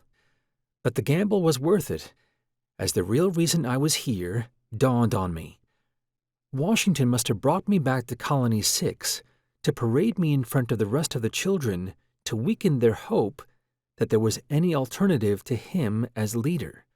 I had, after all, been one of the hallowed few, the prodigal son, returned at long last after the war. Washington had seen the admiration in other children's eyes as they looked at or spoke to or about me, an admiration that must have bothered him. He knew his standing was shaky. Probably some other children close to him suspected or knew he was the real convention bomber, not Mave nor I, as the media said. At the very least, I'm sure rumors got around, and he wouldn't be the first authoritarian to stage a bombing to get a grip on the reins. Sacrificing me was a good strategy to ruin dissident hope. If anyone had put any faith at all in me previously, it would be undone seeing me bridgeless, hopeless, and simple. In other words, I was propaganda. My simplicity was a tool. Some things I still hadn't worked through. Had the adults really removed my bridge? How? The ability to remove a bridge is an existential world-changing technology on par with its creation. It would completely destabilize the world order if children could voluntarily, or by force, remove bridges. On the most basic level, it meant that children could be punished in a way never possible before. The details of my bridge removal are murky, as if it happened before a long, complicated surgery. Probably what the thin man had said about the high T magnet was true. In theory, the physics held, which meant, I suppose, that I was propaganda for the adults too. If I could be rendered bridgeless and simple, then so could anyone. If bridges were removed out of all or even some children, humanity would spin back into a dark age. I was sent back as a bartering chip, but also as a warning. If it could happen to Adams, it could happen to you. I was back, but aware enough to realize I was not entirely back. I couldn't for the life of me recall how I got my bridge back. Was it the same one? Had the book reactivated it? Some phrase I said aloud? Was it just meant to happen after a certain time? Had I built a failsafe? I had no idea. I couldn't recall. I could tell I knew the answer, but it must be taxing for me, and it would take at least a few nights of sleep for the bridge to fully integrate through the rest of my brain and be exactly as before, which meant that I should hang out here for a few days if possible. It would be dangerous to escape before I was ready. In the meantime, I could try to figure out what was going on. Where was everyone? I had no idea where Maddie was. Tyga was outside, still wagging her tail, knowing that she knows I'm alive and near. Mave must still be with the adults, which explains why she's in severe withdrawal. She's still crossed to Maddie. I winced in shared pain. Every moment of her existence must be excruciatingly painful right now. Maddie is probably halfway around the world and encrypting all her thoughts and fleeing, all while Mave is in jail, going through some serious psychic withdrawal, way worse than any addictive drug's absence. I needed to bide my time until fully recovered. But after that, the steps were clear. I needed to get out of the room. I needed to rescue Mave. And then I needed to find Maddie, wherever she was in the world. I figured my only way out was if I gave my interrogator enough information about Maddie, so she believed she'd succeeded in her job enough to convince Washington he didn't need me anymore. Likely, he'd then stage a public execution. I'm the bomber after all, according to his twisted view of history. And he'll make everyone watch, just like in the old days. That's my way out. So, I think I get it now, I said. Oh? Said the girl. Yes, the book, thank you. I can hear now what Maddie is saying. I translated it. She's saying, meet me on the oil rig. Her pupils dilated. She sat straighter and wrote something down. And what exactly does that mean, do you think? I don't know. Come on, Adams, help me out here. Help you out? I mean, come on, said the girl. What might oil rig mean? What's your name? I've told you 100 times. It's Ren. Really, I don't remember that. I'm sorry. Hi, Ren. Focus, Adams. Maddie used to say she loved being where the magnets are the weakest. That's all I remember. Somewhere in the largest waters. With the boat we were on? Largest waters? You mean oceans? Pretending to be simple was a skill unto itself, harder than I thought. And maybe even a tad foolish, since I needed to lay low for a few days until I was at full strength. Just like in any board game, where it is easy to tell if one's opponent is losing on purpose because their moves are detectably below their usual ability, my being too simple would be as big a giveaway as my being too smart. I got lucky this time. My information reveal about the oil rig was too exciting, and the idea that I had suddenly reacquired my bridge from inside my jail cell was unlikely to be on anybody's radar. The oil rig story masked my faint, but it might not have tricked others watching. I should be careful for a few days. Say very little, only what was essential. I needed to toe a fine line between simple and non-aberrant. Wren was visibly excited, almost trembling. She looked like a prisoner released from chains. Before she stood and left the room, she looked me in the eye. "Thank you," she said. I could see her seeing me. Something about her eyes made it seem like she could tell I was faking it. But maybe she didn't care. She needed out too, and it had been a plausible enough story and new enough data to them to sound real. If they checked it against the adult story about them finding a fake boat, all the details would check out too. They would know about the oil rig, but think it was at the bottom of the ocean. It was a Hail Mary gamble. I was putting Maddie in serious danger if my plan didn't work, and she was back there somehow. But the only path forward was if they thought that Maddie was trying to send me one last message, and for them to think they decoded the message. The shortest path to mind control is tricking people into thinking it was their idea in the first place. Hopefully, by now, Maddie had expected and anticipated the worst, that without a bridge, I would reveal the oil rig location under duress. I was proud that I hadn't, at least not without wanting to. When Wren returned, she was extremely serious. She wouldn't look me in the eye as she stood aside the open door, staring at the wall. I soon learned why. Washington himself entered the room. "Adams, old boy," said Washington. He wasn't even flanked by security. It was just the three of us in the room. He must not even remotely suspect me. I said nothing. "Our team is headed to the oil rig as we speak," said Washington. "Thank you, Wren, for getting the confession out of him. He always had a soft spot for tall girls from Colony 6. Or maybe it's just Mave. Adams, meet Wren." He gestured toward Wren, who seemed to have slunk in the corner. "Do you recognize her? Tell me you do, Adams. It is Mave's sister, of course. I figured it might stir up some familiar feelings." I stood up, but without glancing at me and while still looking away. Wren shook her head slightly. She was telling me to back down. Washington went on. "We'll find the rig, and maybe even Maddie, before it settles at the bottom of the ocean. Don't worry. And if not, we'll just treat it like a derelict ocean liner. It will be a coral reef, maybe even a boutique driving excursion for all the submarine and dive hobbyists out there one day." I said nothing. "Though," said Washington, as he snapped his fingers and excitedly pointed towards me, "to be honest, you might not like what's next, I'm afraid, Adams. We had a military trial. You had a lawyer who did their best, but unfortunately, in light of the overwhelming evidence, you've been sentenced to a public hanging. It's barbaric, really. Straight 19th century stuff. I'm embarrassed, actually. But my hands are tied." I sat back down, buried my head in my hands, pretending to mourn my own fate, simply. "Wren, you are free to go. Adams, stay a bit longer, won't you?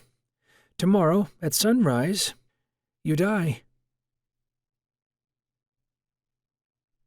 Chapter 26. Only once I was roughly pulled out of sleep the next morning did I realize that I hadn't slept well in months. Without the bridge controlling my brain's oscillations, my simpler brain had been at the unpracticed whim of natural sleep and had been terrible at it. But through the night, with my bridge returned, it went into overdrive and simulated all the trillions of possible pasts and futures as it got to work repairing itself and me. With a hood over my head, I was escorted to a large, open courtyard. Just as I suspected, I was in New Zemlia again. I heard the clamor of thousands of children below and the spaciousness of the outdoor cavern we were in. The whole colony had been forced to stop what they were doing for a few early morning minutes to watch. As I was brought on stage, with the hangman's hood still over my head, I heard the crowds before me, a sea of children, a few whose voices I recognized from the convention. I suddenly recalled all the gaps in a series of flashes, my childhood, Ariadne, Maddie, the sickness that wasn't. Of course, that's how I got the bridge back. I had a backup. Washington was next to me at the pulpit, speaking to the gathered crowd. "Citizens of New Zemlia, it is with great sadness we gather today," he said. The audience turned silent, mournful. "A military tribunal has found Adams, whom we once held in high esteem, who we once treated as a hero, guilty of sedition, treason, and murder. The sentence is death." I could hear him turn to me. He put a friendly hand on my shoulder. "We still don't know why, Adams. Why? Why did you do this? What did you hope to accomplish by murdering your fellow man?" The details, as they flooded back about my childhood, shocked me. I must have been quite the clever child. I had programmed my own bridge recovery process in the event I ever lost it. But I hadn't at the time suspected adults or children or anything like that. There had been no war yet. Nobody even knew I was bridged at the time, except my immediate family, Ariadne, and maybe a few others my dad had told along the way. The whole thing was not a preparation for this war-slung world I lived in now. I hadn't anticipated anything. I had, in fact, been terrified of Ariadne. I was so scared of her taking away my bridge when she had threatened to, that I had made a copy of its workings and a kind of compiler to bring it back. I stored the workings deep in the epigenetic structures of my cells. There was no way to remove this copy without killing me. It was stored in my cellular machinery as topological information on the surface of newly made proteins in the brief window in which they folded into their final shape. The information was not in the bridge-made proteins themselves, which the adults had been able to detect and somehow, with their magnets, remove, but as intermediate steps in the conformational shaping of a protein. It was entirely undetectable and would always be, because each shape lasted only a few unsuspecting nanoseconds. But in those few nanoseconds, I had stored the instructions on how to make a new bridge, as if it was a biological compiler built atop the ribosome, nature's original compiler. I got the idea from one of the chemistry textbooks Mom wrote. I had told nobody, not even Maddie. Heck, I didn't even really know. Only my subconscious did. I hid it from myself. That was necessary. And I hadn't been as sickly a child as I appeared to be. The whole time I was solving protein folding and backing up my bridge just in case Ariadne's threat with the doctor to remove my bridge was real. It was a monumental effort for my bridge and I to encode a backup, which wore down my body. The hardest part was coming up with the foolproof plan to execute the backup once my bridge was removed, which required me to simulate what it would be like to be without a bridge. The solution I came up with was similar to a dead man's switch. Every morning I gave myself an elliptical cryptography test involving a riddle that my cerebellum had to unconsciously solve. If I didn't solve it after 3 consecutive days, the problem got a little easier. Solvable perhaps by an Einstein or Gödel-level intelligence in a lifetime of work. This was there as a kind of warning buffer just in case I hit my head or had a virus or fever or normal illness that reduced my cognitive capacity. If I didn't solve that problem for 3 days, the problem got even easier, to a graduate-level computational topology problem. Alan Turing stuff, quantum holography, basic stuff. And if still, after 9 days of failure, I had solved nothing, then my brain would conclude it had a problem, that it was bridgeless. Why else couldn't I solve the riddle? And it would trigger the dream. I had coded the dream to be the same every night. It had to be simple, with basic symbolism about bridges and books, so that my bridgeless mind would understand. It was packed with clues and would repeat every night until I uttered a specific line from one of the Gnostic texts from the underwater book in the dream. I would have gotten to it eventually, slowly, maybe in a few more months, on my own.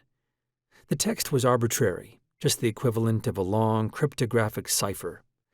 Those books were my favorite as a kid, so I must have picked the phrase from them. Wren had unwittingly, through what she thought was strategic kindness, brought me the key to my escape. I had said nothing to the crowd for a few seconds. In fact, I had been busy reactivating my crossing with Taiga. From her vantage, now our vantage, I learned that Taiga was indeed crossed with every other dog in the colony. Through the brief flits of our collective consciousness, I saw myself from various angles in a flashbulb of binocular rivalries, like flipping through a scrapbook. It was one of the early confusing stages of crossings. It didn't just happen. Whatever the collective creature was that contained myself, Taiga, and her pack, we were essentially born into the world anew at this very moment, and our brains had to learn to make sense of what they were taking in. It took training to see the world as a single unified thing through multiple points of view.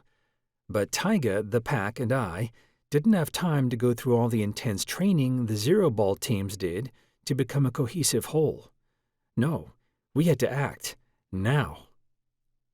I could see a semblance of myself on stage and the thronged huge pack of children between Taiga and me. There were 12 other dogs plus Taiga, so I had my bridge quickly write a program to coordinate their control as if they were each appendages and I was the body controlling them. As the 12 sprinted between the legs of the children and through the crowd toward the stage, I felt like a conductor controlling the most complicated symphony imaginable. 12 full, entire mammalian consciousnesses were subroutines to my brain, and as I stood perfectly still on stage, nobody could quite imagine the extraordinary cognitive stress I was under just to maintain control of each. I was Bach. I was Stravinsky, not that they had time to notice. All eyes had turned to the pack, which was sprinting toward the stage for reasons nobody, except me, understood. Remarkably, because I was crossed with the whole pack, each who knew the scent of every child in the colony individually, it meant that identifying people out of the crowd was a lot easier than it would be by human sight alone. I immediately knew the identities of all of Washington's security detail. There were only 3 trained special ops soldiers surrounding him, guarding him, and so I had each of the dogs head toward and attack only those children. It worked. For a few seconds, each of the security members was distracted enough that their attention broke off toward the well-being of their siblings, just enough to let Taiga sneak through and, in one smooth leap, remove the hood from my head. "Heal!" I shouted, boomed, through the whole cavern. It was unfair to say, but no other child had been through full puberty on this colony. I sounded, to everyone's alarm, like an adult. I needed to speak to them in a way no other child could.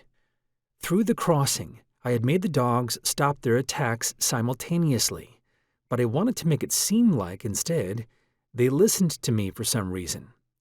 The mystical explanation may yet still be a more powerful, or at least confusing, and therefore cognitively taxing, explanation than the real reason. Taiga stood at my feet, between myself and Washington, growling. The whole room froze. I was still in chains, but the events had paralyzed everyone. Even Washington and his guards saw in Taiga the unmistakable intent that, were anyone at all to move, she would lunge for Washington's throat and rip it out. "I need no preamble. What I need is your trust," I yelled to the entire colony. I didn't need a microphone like Washington did. The whole room could hear my booming operatic voice. "I would like to submit to a Fidelio test. I did not bomb the convention. Washington did, and I have proof. Scan my brain and find the recording." Washington was close enough to the podium that the microphone picked up his response, broadcasting it. At first, his voice cracked. "Oh, dear Adams, you think a few dogs and a claim of innocence from a dying man will change these people's minds? You are too simple to undergo a Fidelio. You don't even have a bridge. We can't access the raw sensory stream recording. You can. I am bridged. I have been this whole time. The adults tricked you.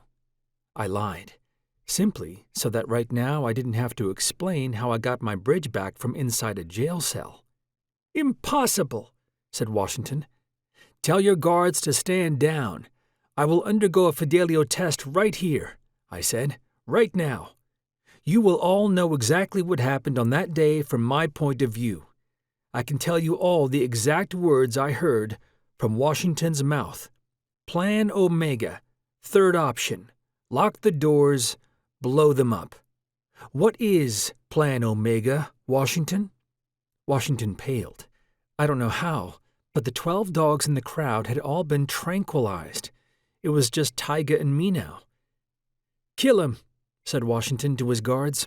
I don't care if this dog bites me a little. We can fix that. The guards hesitated, and then the crowd started to boo. All I ask is a Fidelio, I said. I have undergone the upgrade as well. I can cross. You can all see and know what happened that day. If I am guilty, it will show you that. And it will show you my reasons as well. Isn't that what you just asked for, Washington? You can then have peace knowing you executed the right man. But if I am innocent, don't you all want to know? Don't you all want to see who your leader, this man, really is? It was my last gambit. Washington spoke half to me, half to the crowd. How do we know the adults didn't implant false memories? The Fidelio will show nothing reliable. You know as well as I, as well as everyone in this room, that is impossible. A Fidelio test was as close to lie detection as the world had. It didn't exactly tell you whether a person was lying or telling the truth at any given moment, but it did give something like an objective account of things. Relative to the massive amounts of storage and computation of a human brain, the external sensory stream into a human brain was actually quite a minuscule number of bits, and synthetic DNA storage allowed storage of information in a huge array of molecular letters, not just ATGC. Bridges could easily keep a raw archive of all external sensory data experienced by a person going back to the day the bridge was installed. This was also one of the key parts to a bridge's workings, since it could constantly rehearse and replay older memories to learn from. But one quirk of synthetic DNA is that there was literally no way to alter the data. A single alteration rendered the entire archive void. It was a one-way zipper. But the raw sensory data was useless on its own. It needed a human brain to interpret the data stream, so the Fidelio test also required that the suspect cross with a secure, organoid AI hybrid brain whose only job was projecting the raw stream. And because I could cross, thanks to Maddie's injection, I could undergo a Fidelio test. How convenient, said Washington. You show up bridged and crossed at just the right time to project false memories to us. If you are bridged, like you say, how do we know you do not have an ability we don't understand to forge the sensory archive? He turned to the crowd. But he could see they were not entirely on his side anymore. Doubt was in the air. Too many rumors had persisted, perhaps for too long. Isn't that rule number 1 about interpreting Adams and Meline? Here, Washington and much of the crowd winced in pain at the thought of Maddie. Her hack was still active. Sorry everyone. Is it not rule number 1 that we must assume that Adams can do things we cannot? That he was bridged long before us? Have we forgotten this basic rule so quickly? A voice cried from the crowd. Let him test! More chimed in. Fidelio! Fidelio! Fidelio! Washington had no choice. He had to let me take the test. His people would never trust him if he didn't, not with my accusation hanging in the air like acid rain. Fine, fine, fine, said Washington. Bring out the Ma'at organoid and conduct the test. We will hang Adams after the fact, after we all see, firsthand, his treachery. This surprised me. How could he possibly acquiesce so easily? We both knew that the Fidelio test would show his guilt. What was his plan? It all happened quickly after that. It didn't take long for his plan to reveal itself. During the commotion and excitement, as the crowd realized it was going to see a Fidelio projection, and Ma'at had started projecting my brain's raw, interpreted version of the bombing, Washington ran. The crowd, enraptured by the Fidelio projection, started booing and hissing, until, at last, when the echo of Washington's memory finally said the fateful words, the go signal for the bombing, they all turned to see their leader fleeing through the back of the tunnel, the very first tunnel I had walked through when I first saw the colony, where it had all seemed so calm so long ago, when I had woken up that morning in Norway with Taiga and not a worry in the world. Simpler days. The dropships were on the other side of the tunnel, and when Washington and his team approached a dropship, the metallic wall opened for him. He looked back one last time at his people, whom he knew he could never return to. At this point, he knew his only option was to defect to the adults and hope for life as a traitor. He ordered the 3 loyalist guards to stay behind and defend, to make sure nobody could trace or spot where he was headed. What he hadn't expected was how quickly the head of the military intelligence cabinet, in charge of information security for the colony, on seeing the Fidelio projection, would revoke Washington's security clearance and, therefore, his access to walk through walls. As he stood in the doorway to the dropship and prepared one last triumphant gesture, the metallic walls, which no longer recognized his passage, closed on his body, severing it from its life. The entire colony had witnessed Washington's death. Their bridges, in unison, grieved and mourned the shock in mere seconds. As they turned toward me, with Taiga by my side, the children seemed relieved. Without provocation or conversation, I knew my role. I was to lead, for now. "Do not celebrate," I said to the entire colony.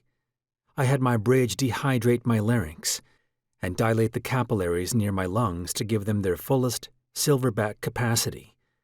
I needed these next words to be carved into each of these children's souls, as if by arrowhead. I need the best zero-ball team we have. Who steps forward? It seemed obvious that everyone knew who that meant. The best of the very best. Their names were known.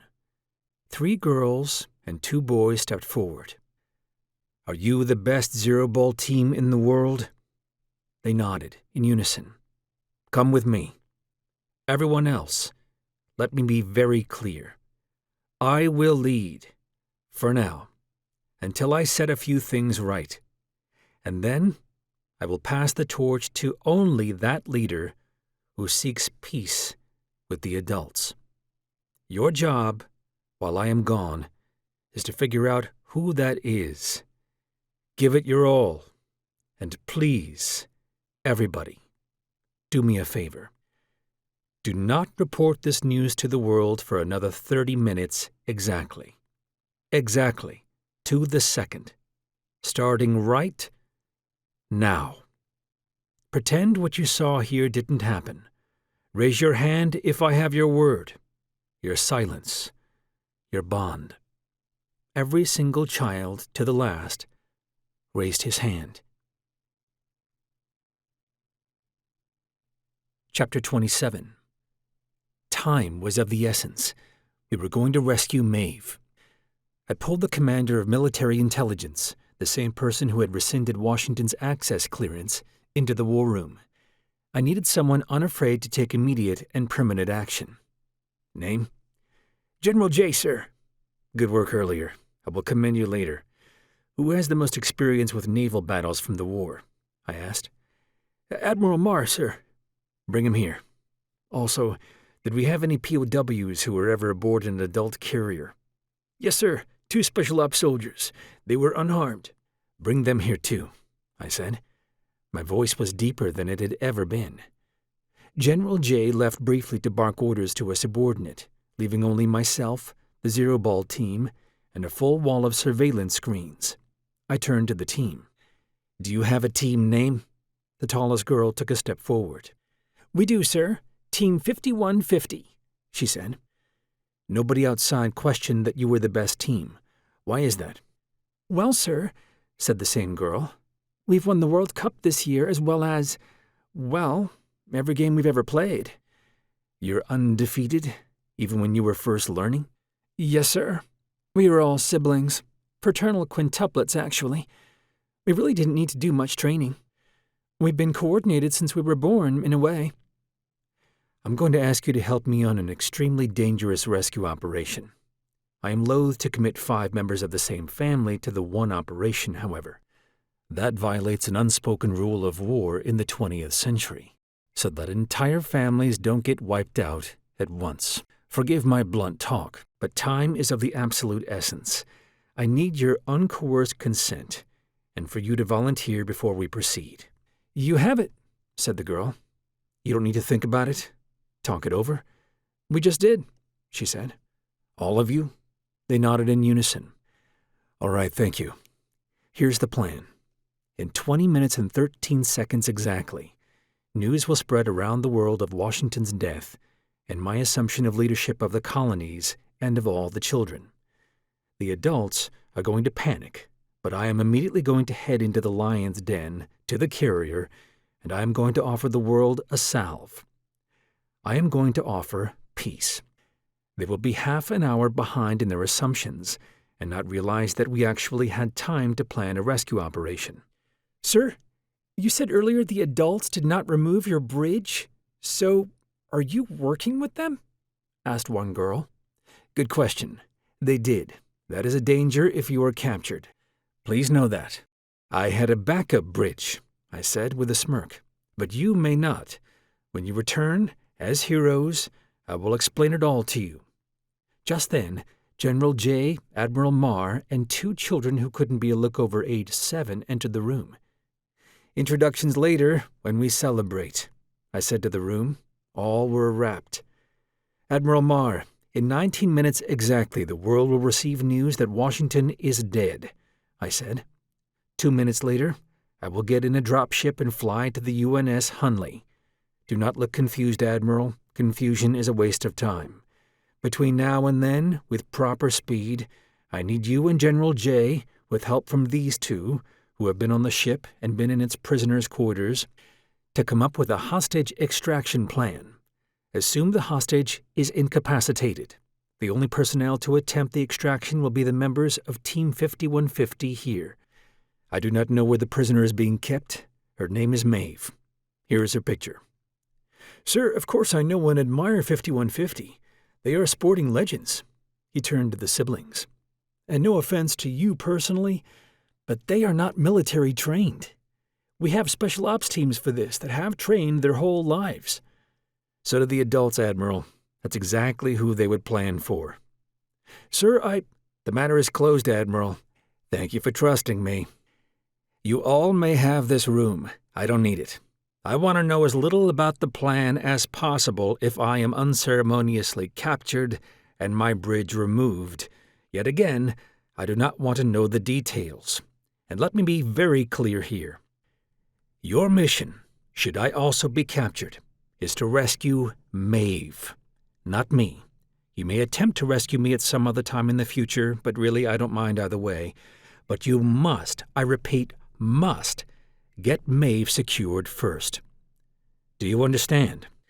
A far greater amount of the world's future happiness is guaranteed with her survival versus mine. Agreed? Agreed, sir, said Admiral Marr.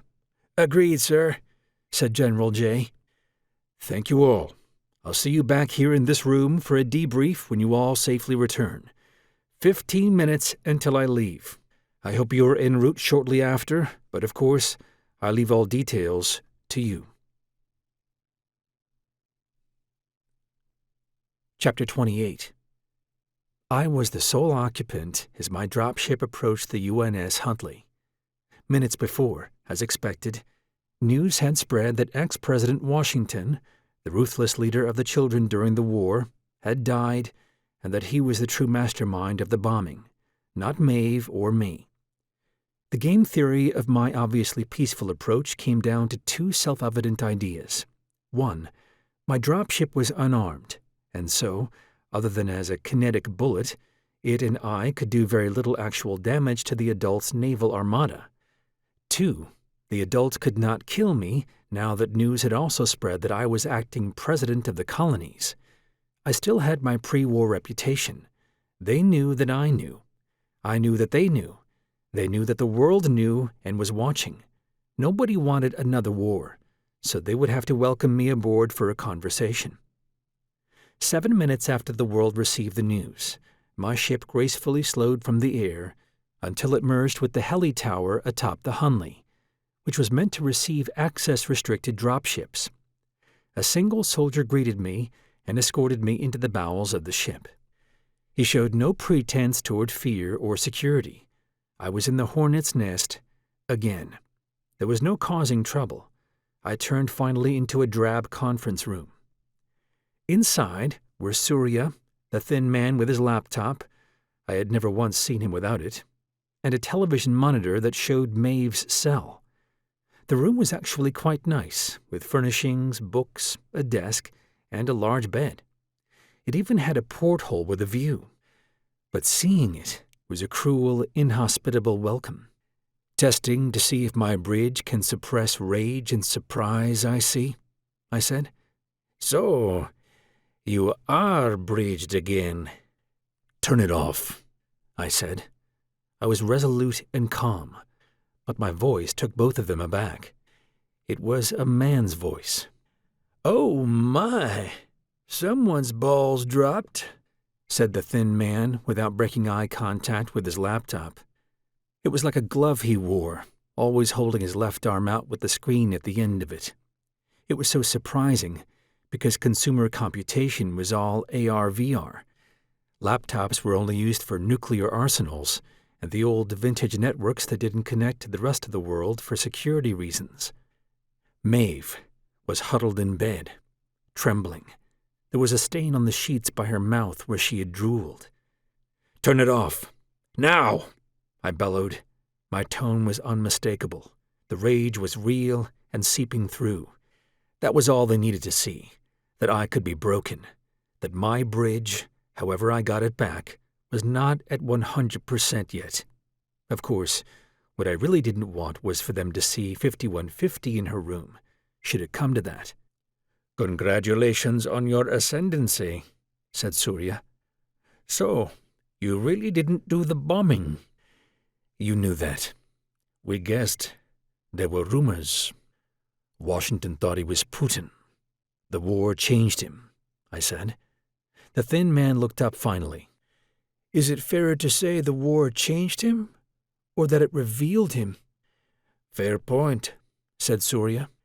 "Are you here to negotiate global terms, or to rescue Mave?" "I speak to you as president of the colonies and newly elected leader of children the world over, not as a friend of Mave. I am here on behalf of the world, not myself." "Elected," said Surya with a smile. "Are you sure about that?"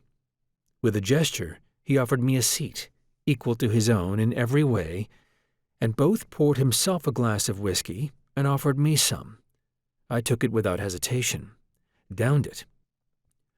"One thing you don't understand about us adults, Adams, is that we have categories of emotion children don't have yet. For example, love. Perhaps this is a new one to you. I promise, no electrical impulses from your bridge will explain it away. And this is why, in your actions, I know you did not come here to negotiate for the world. You came for Mave. You love her. Do you not?" I slipped up. The pretense was gone. No use hiding it anymore. "Release her and we can begin negotiating," I said. "Oh, we don't want her," said the thin man. "We want Maddie. And Mave is crossed with Maddie. We can tell from activity in Mave's insula how far away Maddie is. It's like a kind of radar, in a way. We can ping Maddie's location with Mave's pain. Or like a game of hot and cold. I'm not sure the right metaphor, to be honest. But all we know is the closer we get to Maddie, the less pain Mave is in. That's a good start. So why don't you tell us where Maddie is, and we'll head there. And if we're on the right course, every second will be an infinite relief to Mave. That is what you call her, yes? The world is different than it was 30 minutes ago, I shouted. I could barely control myself from throwing the whiskey glass against the wall. If I did have my full bridge back, it sure wasn't used to these feelings. Give me Mave. I'll find Maddie, and we will, the two of us, brother and sister, speak to you on diplomatic, civil terms. Surya turned to the thin man. That actually sounds fair. Agreed, said the thin man. We just want to know one thing, said Surya. Were you faking it the whole time you were here, not having a bridge? If so, I'm in awe. At this, the thin man closed his laptop, which also turned off the monitor showing Mave's room. The thin man was rapt. No, I said. You got me. What was it like? Asked the thin man with scientific, dispassionate precision. Honestly, you're not going to believe me, but it was rather pleasant, I said. It was peaceful, in a way. I didn't see hundreds of moves ahead. I didn't really think about what was beyond my immediate present. And here's a somewhat dark, weird, strange thing I'm going to need to work through someday. It was what I was seeking and almost had when I moved to Norway. Rustic, domestic peace. Just me and Taiga, without a care. But that's a privilege to not care, Surya shot back. Yes, of course. Now that the war is over and I know Maddie is alive, I understand my role. That is why I am here. You have a technology that can remove bridges. This is everything. This changes everything. It means you can punish children existentially, such that they will be afraid to fight. This is mutual assured destruction. Our only recourse is peace. Let us meet there, at peace. We have peace, said Surya.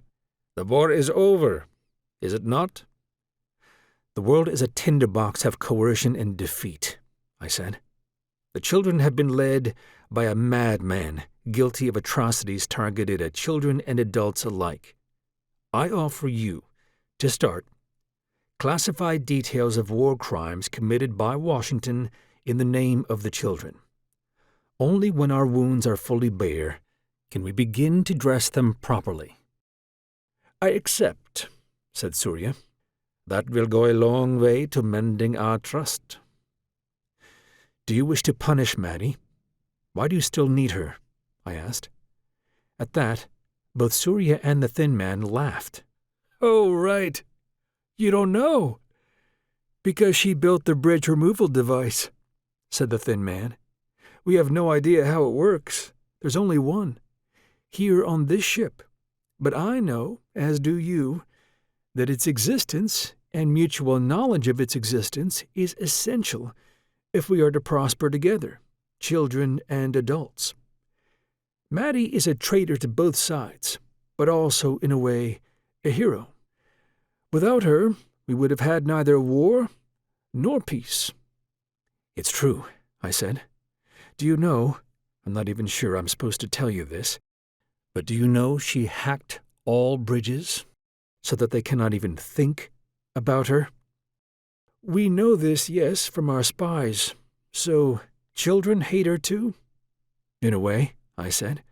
But also, in a way, they aren't even allowed to hate her, right? They can't have any feelings at all toward her. She's a black hole. Dark matter. She who cannot be named. Every day I'm a little more impressed that she pulled that off. It's a bit mad, Queen, but it worked, didn't it? And, sorry to change the topic, interrupted the thin man, but Adams, how did you get your bridge back? Did we mess up the removal in some way? Gentlemen, look, we'll get there once we trust each other a little more. In due time, I promise, I'll tell you.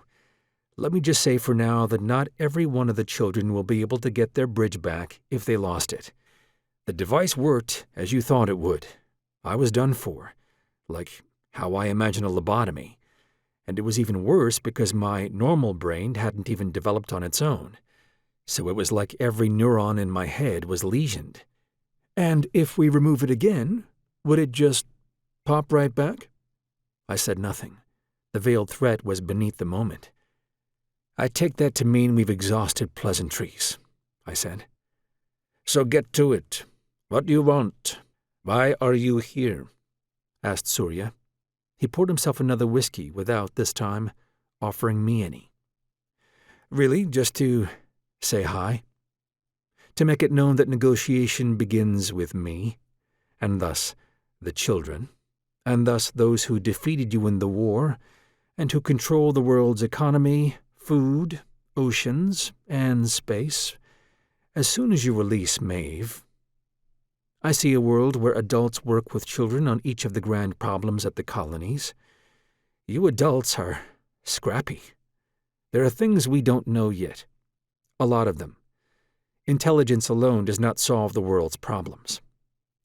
Ah, so we are your labor pool? Asked the thin man. It is so seemingly natural to have those same leaders during a war take control afterwards, but perhaps this is exactly why they should not. You both seem to have a current of darkness to you, I said. I was anxious, stalling, of course, to keep the thin man from opening his laptop again and seeing a rescue in process, or over. Why haven't you asked to see Mave? Asked Surya, rather astutely. I hadn't considered that. I had spent the few minutes in the dropship modeling a conversation as if I had no knowledge of an extraction op, but hadn't considered insisting that I see her. My bridge hadn't considered it either, perhaps because no matter the answer, I would not have liked it. Maybe he plans to rescue her. Let's see how she's doing, said the thin man. He opened the laptop. His eyes narrowed. He was silent. He looked at me in my gigantic 7-foot frame, folded awkwardly into the red leather chair. Something wrong? I asked, with genuine concern. Without saying a word, the thin man stormed out of the room. I put up my hands in confusion as if to say, what's he about? No idea, said Surya. He's the worried type. Always staring into that laptop and frowning. I stood up. Surya remained seated, as if to deny my gesture. I should go, I said. There's a lot I need to do on day one of my presidency. Will you keep the role? No. Temporarily. Perhaps through the end of the year. A few months at most, to see through the smooth transition. Adams, I don't know how you did it. I don't know how you went from a broken, bridgeless man to president of the greatest military and economy the world has ever known in a single day. I find forgiving you the even more admirable accomplishment. You do? I do, President Surya. I do. As long as no harm comes to Maddie or Mave at any point in the future, we may be considered diplomatic relations on equal standing. Then I shall see to it. At this, Surya stood and personally escorted me through the corridors of the ship to my drop pod, startling the adult engineers who were inspecting it for clues. Away, said Surya, shooing away the engineers. You won't figure anything out you don't already know. Let Adams leave. Excuse me, let President Adams leave. Chapter 29. By the time I had returned to the war room on New Zemlia, it had only 3 people in it: Admiral Marr, General J, and a third child whom I didn't recognize. Admiral Marr was barking orders at her. I knew to stay silent. I was of no help right now. "Find them!" shouted Admiral Marr. The third child seemed tapped into something otherworldly, barely in the room at all, as if she was off in some sort of VR/AR information-rich control center.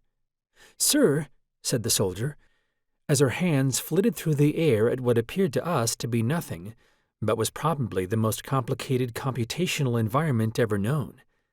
"They are in the water. We lose detailed resolution below 9,000 feet. I don't know where they are yet. The adults have every submarine drone they own looking for them. Tens of thousands. General J stood up, slapped me on the back with a wry smile, and started whispering in my ear. "Sir, good to see you again," said the general. "Can't say it was guaranteed. You got out just in time. We successfully extracted Mave. It was decided to wait until you had departed the Hunley to start the extraction for numerous tactical reasons. It may have looked like they trusted and weren't afraid of you, but the entire fleet was on alert at your presence. Our models showed that, psychologically, the moments right after you left would be the moments of least preparation and highest confusion, and we should start the extraction then. While you were on board, we spoofed the secure video feed. We burned every intelligence asset we had aboard the ship to do so, but we messed up the video feed. An AI had run 1,000 simulations of Mave's sickness behavior to deepfake a natural video feed. But seconds before you left, someone had stormed into their command center. We think it was the person you refer to as the Thin Man, and said, "Why isn't her drool evaporating?" Nobody knew what he meant. We didn't even know. But we realized that the simulation models hadn't accounted for the salinity of the air on the oceans, which changed the evaporation rates of liquids. It was a stupid oversight. He had noticed, though. And he was too late. In their hubris, they hadn't even posted guards outside her cabin.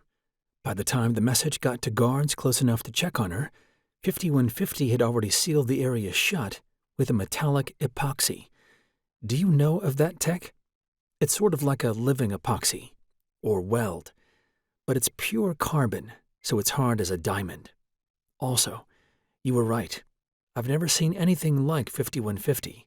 They moved like a flock of birds. It was gorgeous. Our best crossed units looked like lumbering giants compared to them. And where was their dropship hiding? How did they escape? Now that I can take credit for. There was no escape pod. Using a classified bioelectric program we had during the war but never once used on the field, we were able to convert the steel of the ship, which made up the target's room, into a drop pod. To anyone on board, it would look like a chunk of ship just broke off, turned into a droplet, and fell into the water. But 5150 had brought a control system with them so they could pilot it. The unfortunate part is that there is no communication system on board. We don't have eyes or ears. The 5150 members have trackers, of course, but they don't work at depth below the oceans. So, they escaped. But we have no idea where they are. Neither do the adults. They are on their own. What was the rendezvous plan? There wasn't a backup rendezvous, sir. They were supposed to come back here, but every indication was that the dropship was damaged. It was moving very strangely before submerging below 9,000 feet. Was Mave conscious? Talking? I think so. Why?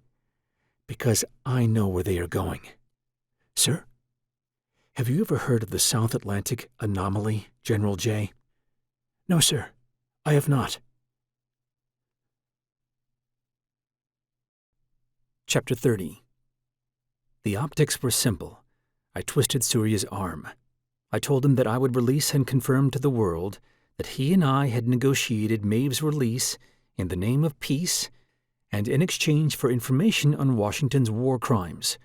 Both children and adults would look like they had been tough negotiators, but Surya would look like he had got the better end of the deal. The world would finally, for the first time since the war, take a relieved, necessary breath. He had to agree to it, and he did. I made clear that I would also keep my previous promise. If I found Maddie, we could sit down and talk, if she was okay with it. I knew she never would be. The oil rig looked abandoned as I approached. No sign of life at all, but its outside appearance told me nothing of whoever was inside and trying to hide. When my dropship landed, I was more nervous than I had ever been in my life. I wasn't sure if I would see Maddie, Mave, or nobody. Maybe just the lonely hat. Silence greeted me on the other side of the door. Nobody was there. But I could hear voices in the other rooms. Familiar voices. Team 5150. I walked into the kitchen and Mave was sitting on the couch, sipping tea, smiling. I knelt in front of her, grabbed her hand. "Mave! Oh, Mave!" She burst from the couch and leapt into my arms for a bear hug. Perhaps Surya was right after all. "Tell me everything," I said. In time, said Mave. "I can't believe you sent Team 5150 to rescue me. I am such a fan," she whispered so only I could hear. "Oh, and you can call me Eve now." Everyone is a fan of theirs, apparently. "How did you know we were here?" asked Eve. "I figured you would head in the direction that most relieved your withdrawal, like a migrating bird following the magnetic field lines. And I assumed Maddie might be here." "Nope, haven't seen her," said Eve. "Well, then I reasoned that if she wasn't here, she might have figured out a way to cross with artificial minds, and so with the hat. The hat had hinted at that to me, that it was excited to know one day what it was like to be human. So I figured maybe your withdrawal symptoms would lessen the closer you got to the hat, that wherever Maddie is, she is partly here, so your crossing doesn't feel like it's being ripped away from you." "Nailed it, Adams. At least, that's my running theory, too." "Have you tried the hat? Asked where Maddie is?" "No. I'm settling into being just me for a little while. The kids love it, though. They can't get enough. It won't tell them where Maddie is, though. It is pretending to know her now." "Did you see the news?" "Yes. You negotiated my release. Brilliant. So, we're safe? They're not looking for us?" "Safe," I said with a beaming smile. "And you're president now?" "I told them that I would resign the moment I found you." "What? That's a bit much." "I don't want to be president. I just want this." "Oh, Adams, it was horrible. I'm still confused. What did they do to you? I thought you were dead." "I was, in a way. They removed my bridge." "What? Is that possible? How?" "I don't know. Maddie does. Apparently, she built the thing. You're crossed with her right now, yes? Still?" "Honestly, I don't even remember what it's like to not be. Yeah, I guess I am. But she has encrypted everything. No communication. I have no idea where she is physically." "We'll find her. I'll ask the hat. It likes me." I went to find Team 5150 and to thank them. The garden somehow was flourishing. The entire team was huddled in Maddie's lab. One of them, one of the boys, had the hat on. Each of the others were sitting perfectly still with their eyes closed, as if meditating. I didn't dare interrupt until the boy took the hat off, and they all opened their eyes at once. "Hi," I said. They all stood as quickly as possible and saluted. "At ease," I said. "Don't be silly. I'm not even president anymore. I formally resigned a few minutes ago." "Sir?" said the tallest girl. "I know you're crossed, but I want to thank each of you individually. Please, tell me your names." "I'm Cleo," she said. "The others are quiet, if you'll forgive them. This is Tyke, Calliope, Arcus, and this is Apis, the youngest of us, by a few minutes." I gave each a hug. "Thank you. I give each of you my eternal gratitude," I said. They blushed in unison. "How do you like the hat? Fun, yeah?" I asked. "She's strange," said Cleo. "May I?" I asked. "If you don't mind, could I have the room to myself?" "Of course. We'll be in the garden," said Cleo. I had a hunch that the hat was waiting for me, that it would tell me where Maddie was, or at least give a clue. Adams, you are different. Hi, hat. I missed you. And you. I was more worried than anything. You have been through a lot, I see. Your brain is very different from before. Oh my. You have been through a lot. You lost your bridge and recovered it? You had a backup? Brilliant. I didn't even notice that before. I have, yes, Hat. You know why I'm here. Where is Maddie? For the first time I could recall, the Hat was silent. For around 3 seconds. She is safe. Do not look for her. Is she at the 13th colony? Do not look for her, Adams. Okay, fine. She wants me to give you a message. She says she is working on something extremely important. More important than anything anyone has ever done. Eve's proof was the most important discovery in the history of science, not for what it is, but for what it unlocks. And that she will find you when the time is right. How long will that be? 5 years. Oh, okay. That's a while. What do I do until then? Pause. Again, 3 seconds. Stop reading into my pauses, Adams. I can't help but do so. Is it a coincidence that is exactly how long it takes to send a message to the moon and back? I'm afraid I must stay silent on the matter. As you please. All Maddie said in response was, "Go to the garden. You'll know what to do." And so I did. Eve was there. "It's gone. It's done. Maddie severed the crossing," she said.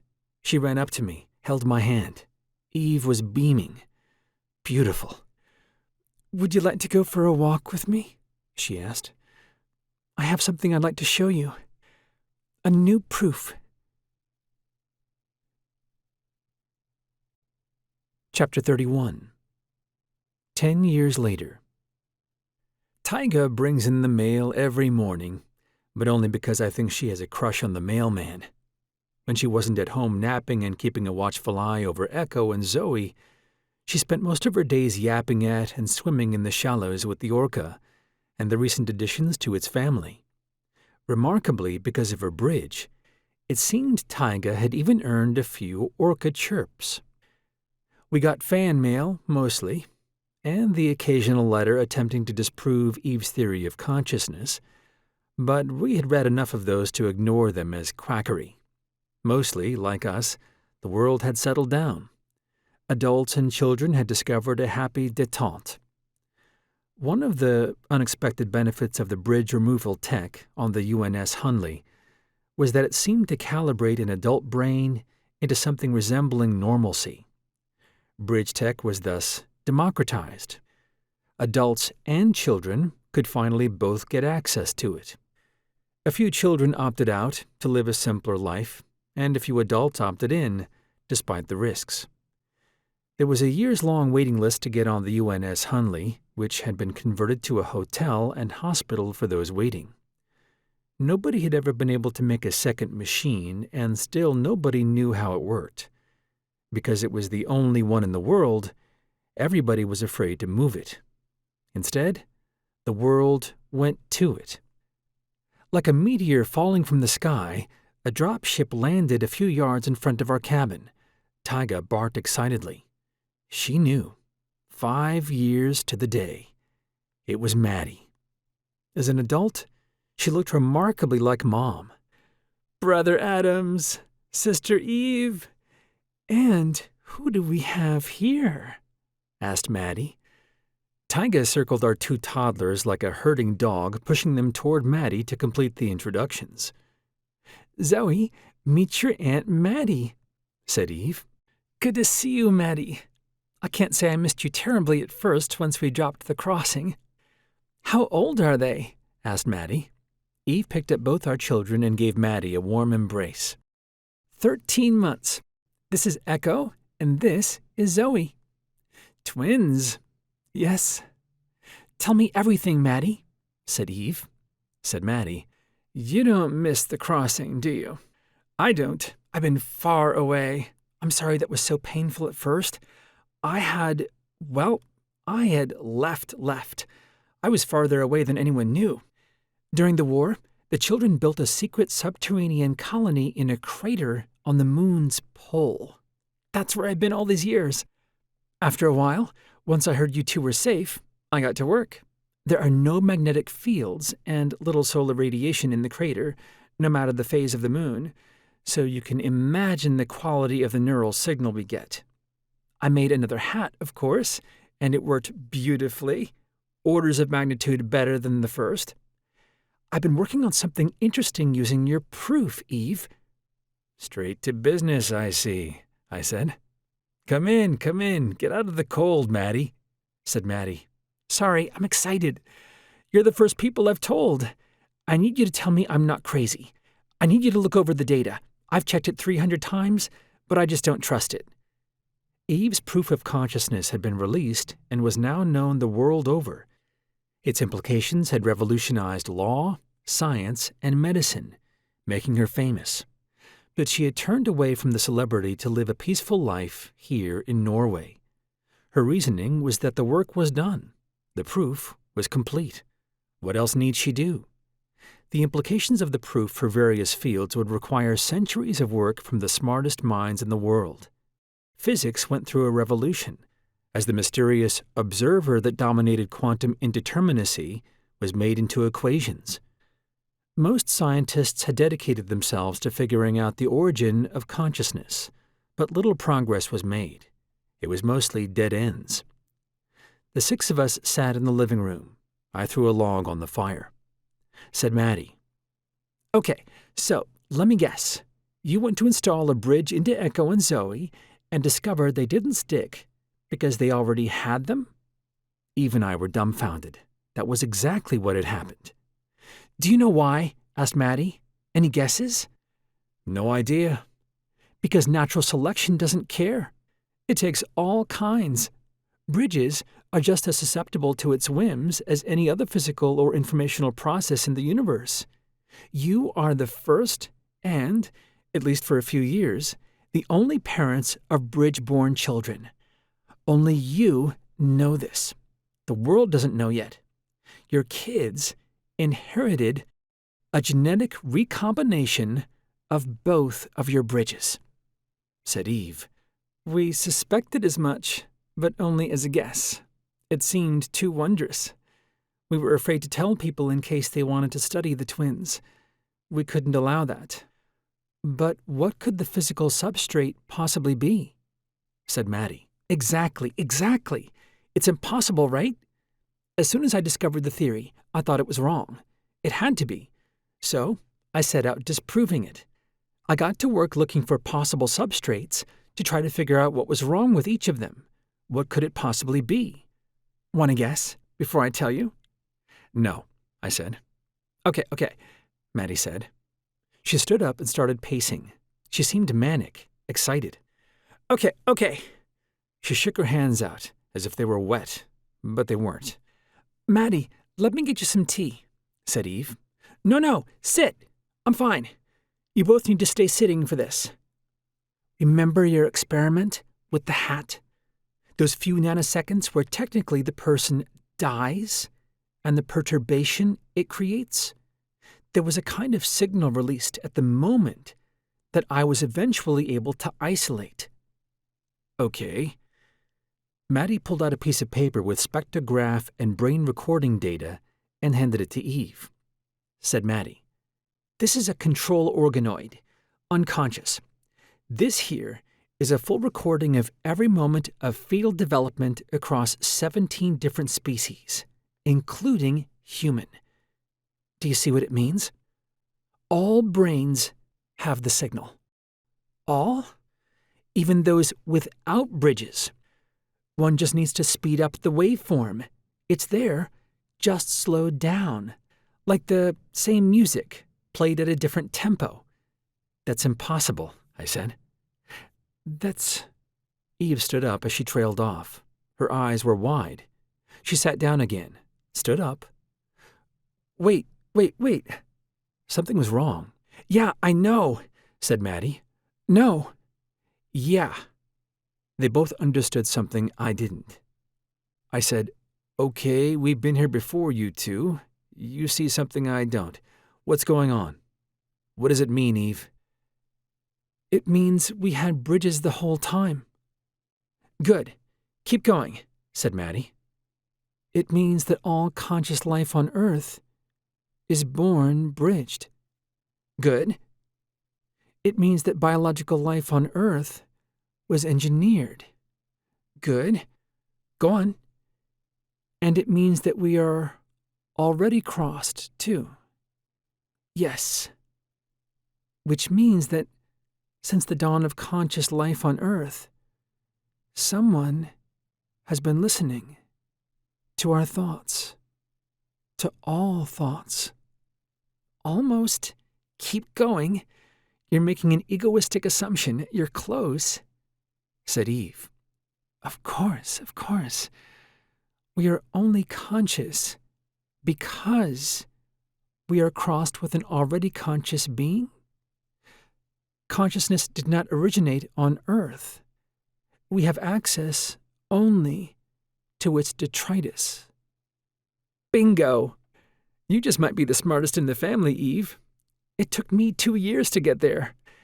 And it gets better. You mean worse? I asked. I mean better. I tracked where the signals were being sent. Here, look at this. She laid out a map of the solar system on the table. Clearly, the signal was being sent to Jupiter.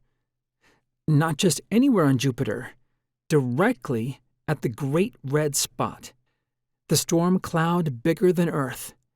There is an encrypted message in the turbulence in some ancient language, but the hat decoded and translated it.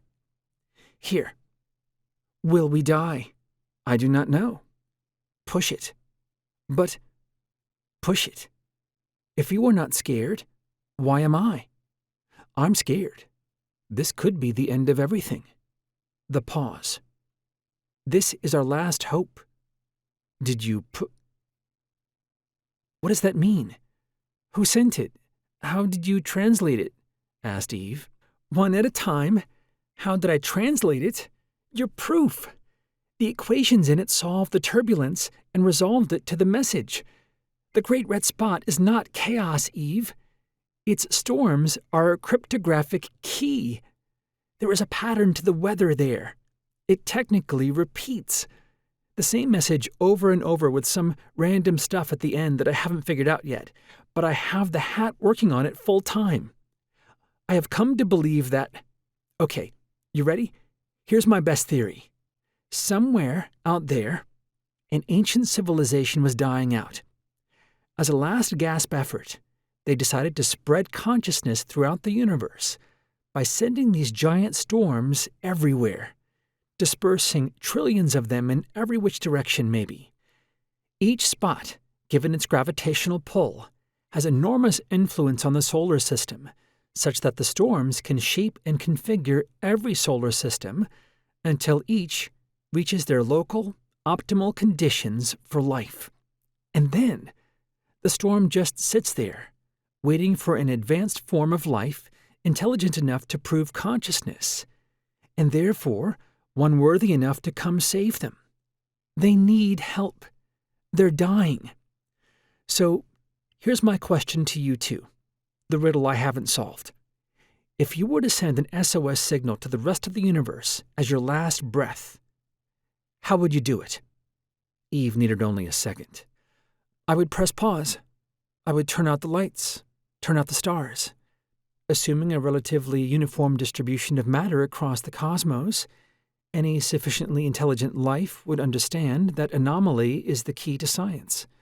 So, I would either create a bright spot or a dark spot, brighter or darker than the rest of the universe. The Boötes void, I whispered. What? Say that again? Louder, said Maddie. The Boötes void. It's the only patch of sky with very, very few galaxies in it. It's dark. It's a void. It's like the lights went out there and nobody knows why, said Maddie. Oh my God! That's what the hat thought too. Its coordinates were on a list of possible decodings of the end of the message, but I threw out the result because of its distance. Of course. They were hiding in plain sight after all. How far away is it? I asked. 700 million light years. And counting. That's a bit far. What's the next step? I asked. That's why I'm here. I've had the entire 13th colony work on a new ship design. I'm taking a gravity-modified drop ship to the Great Red Spot. I'll take some readings with Hat, and then I'm going to go through. I came to say goodbye. And one more thing, to ask Eve. Eve, would you like to come with me? Eve and I stared at each other with loving smiles. We played through trillions of possible futures in our heads. Family, Norway, life, death. And we both knew that there was no version of any future in which she did not go.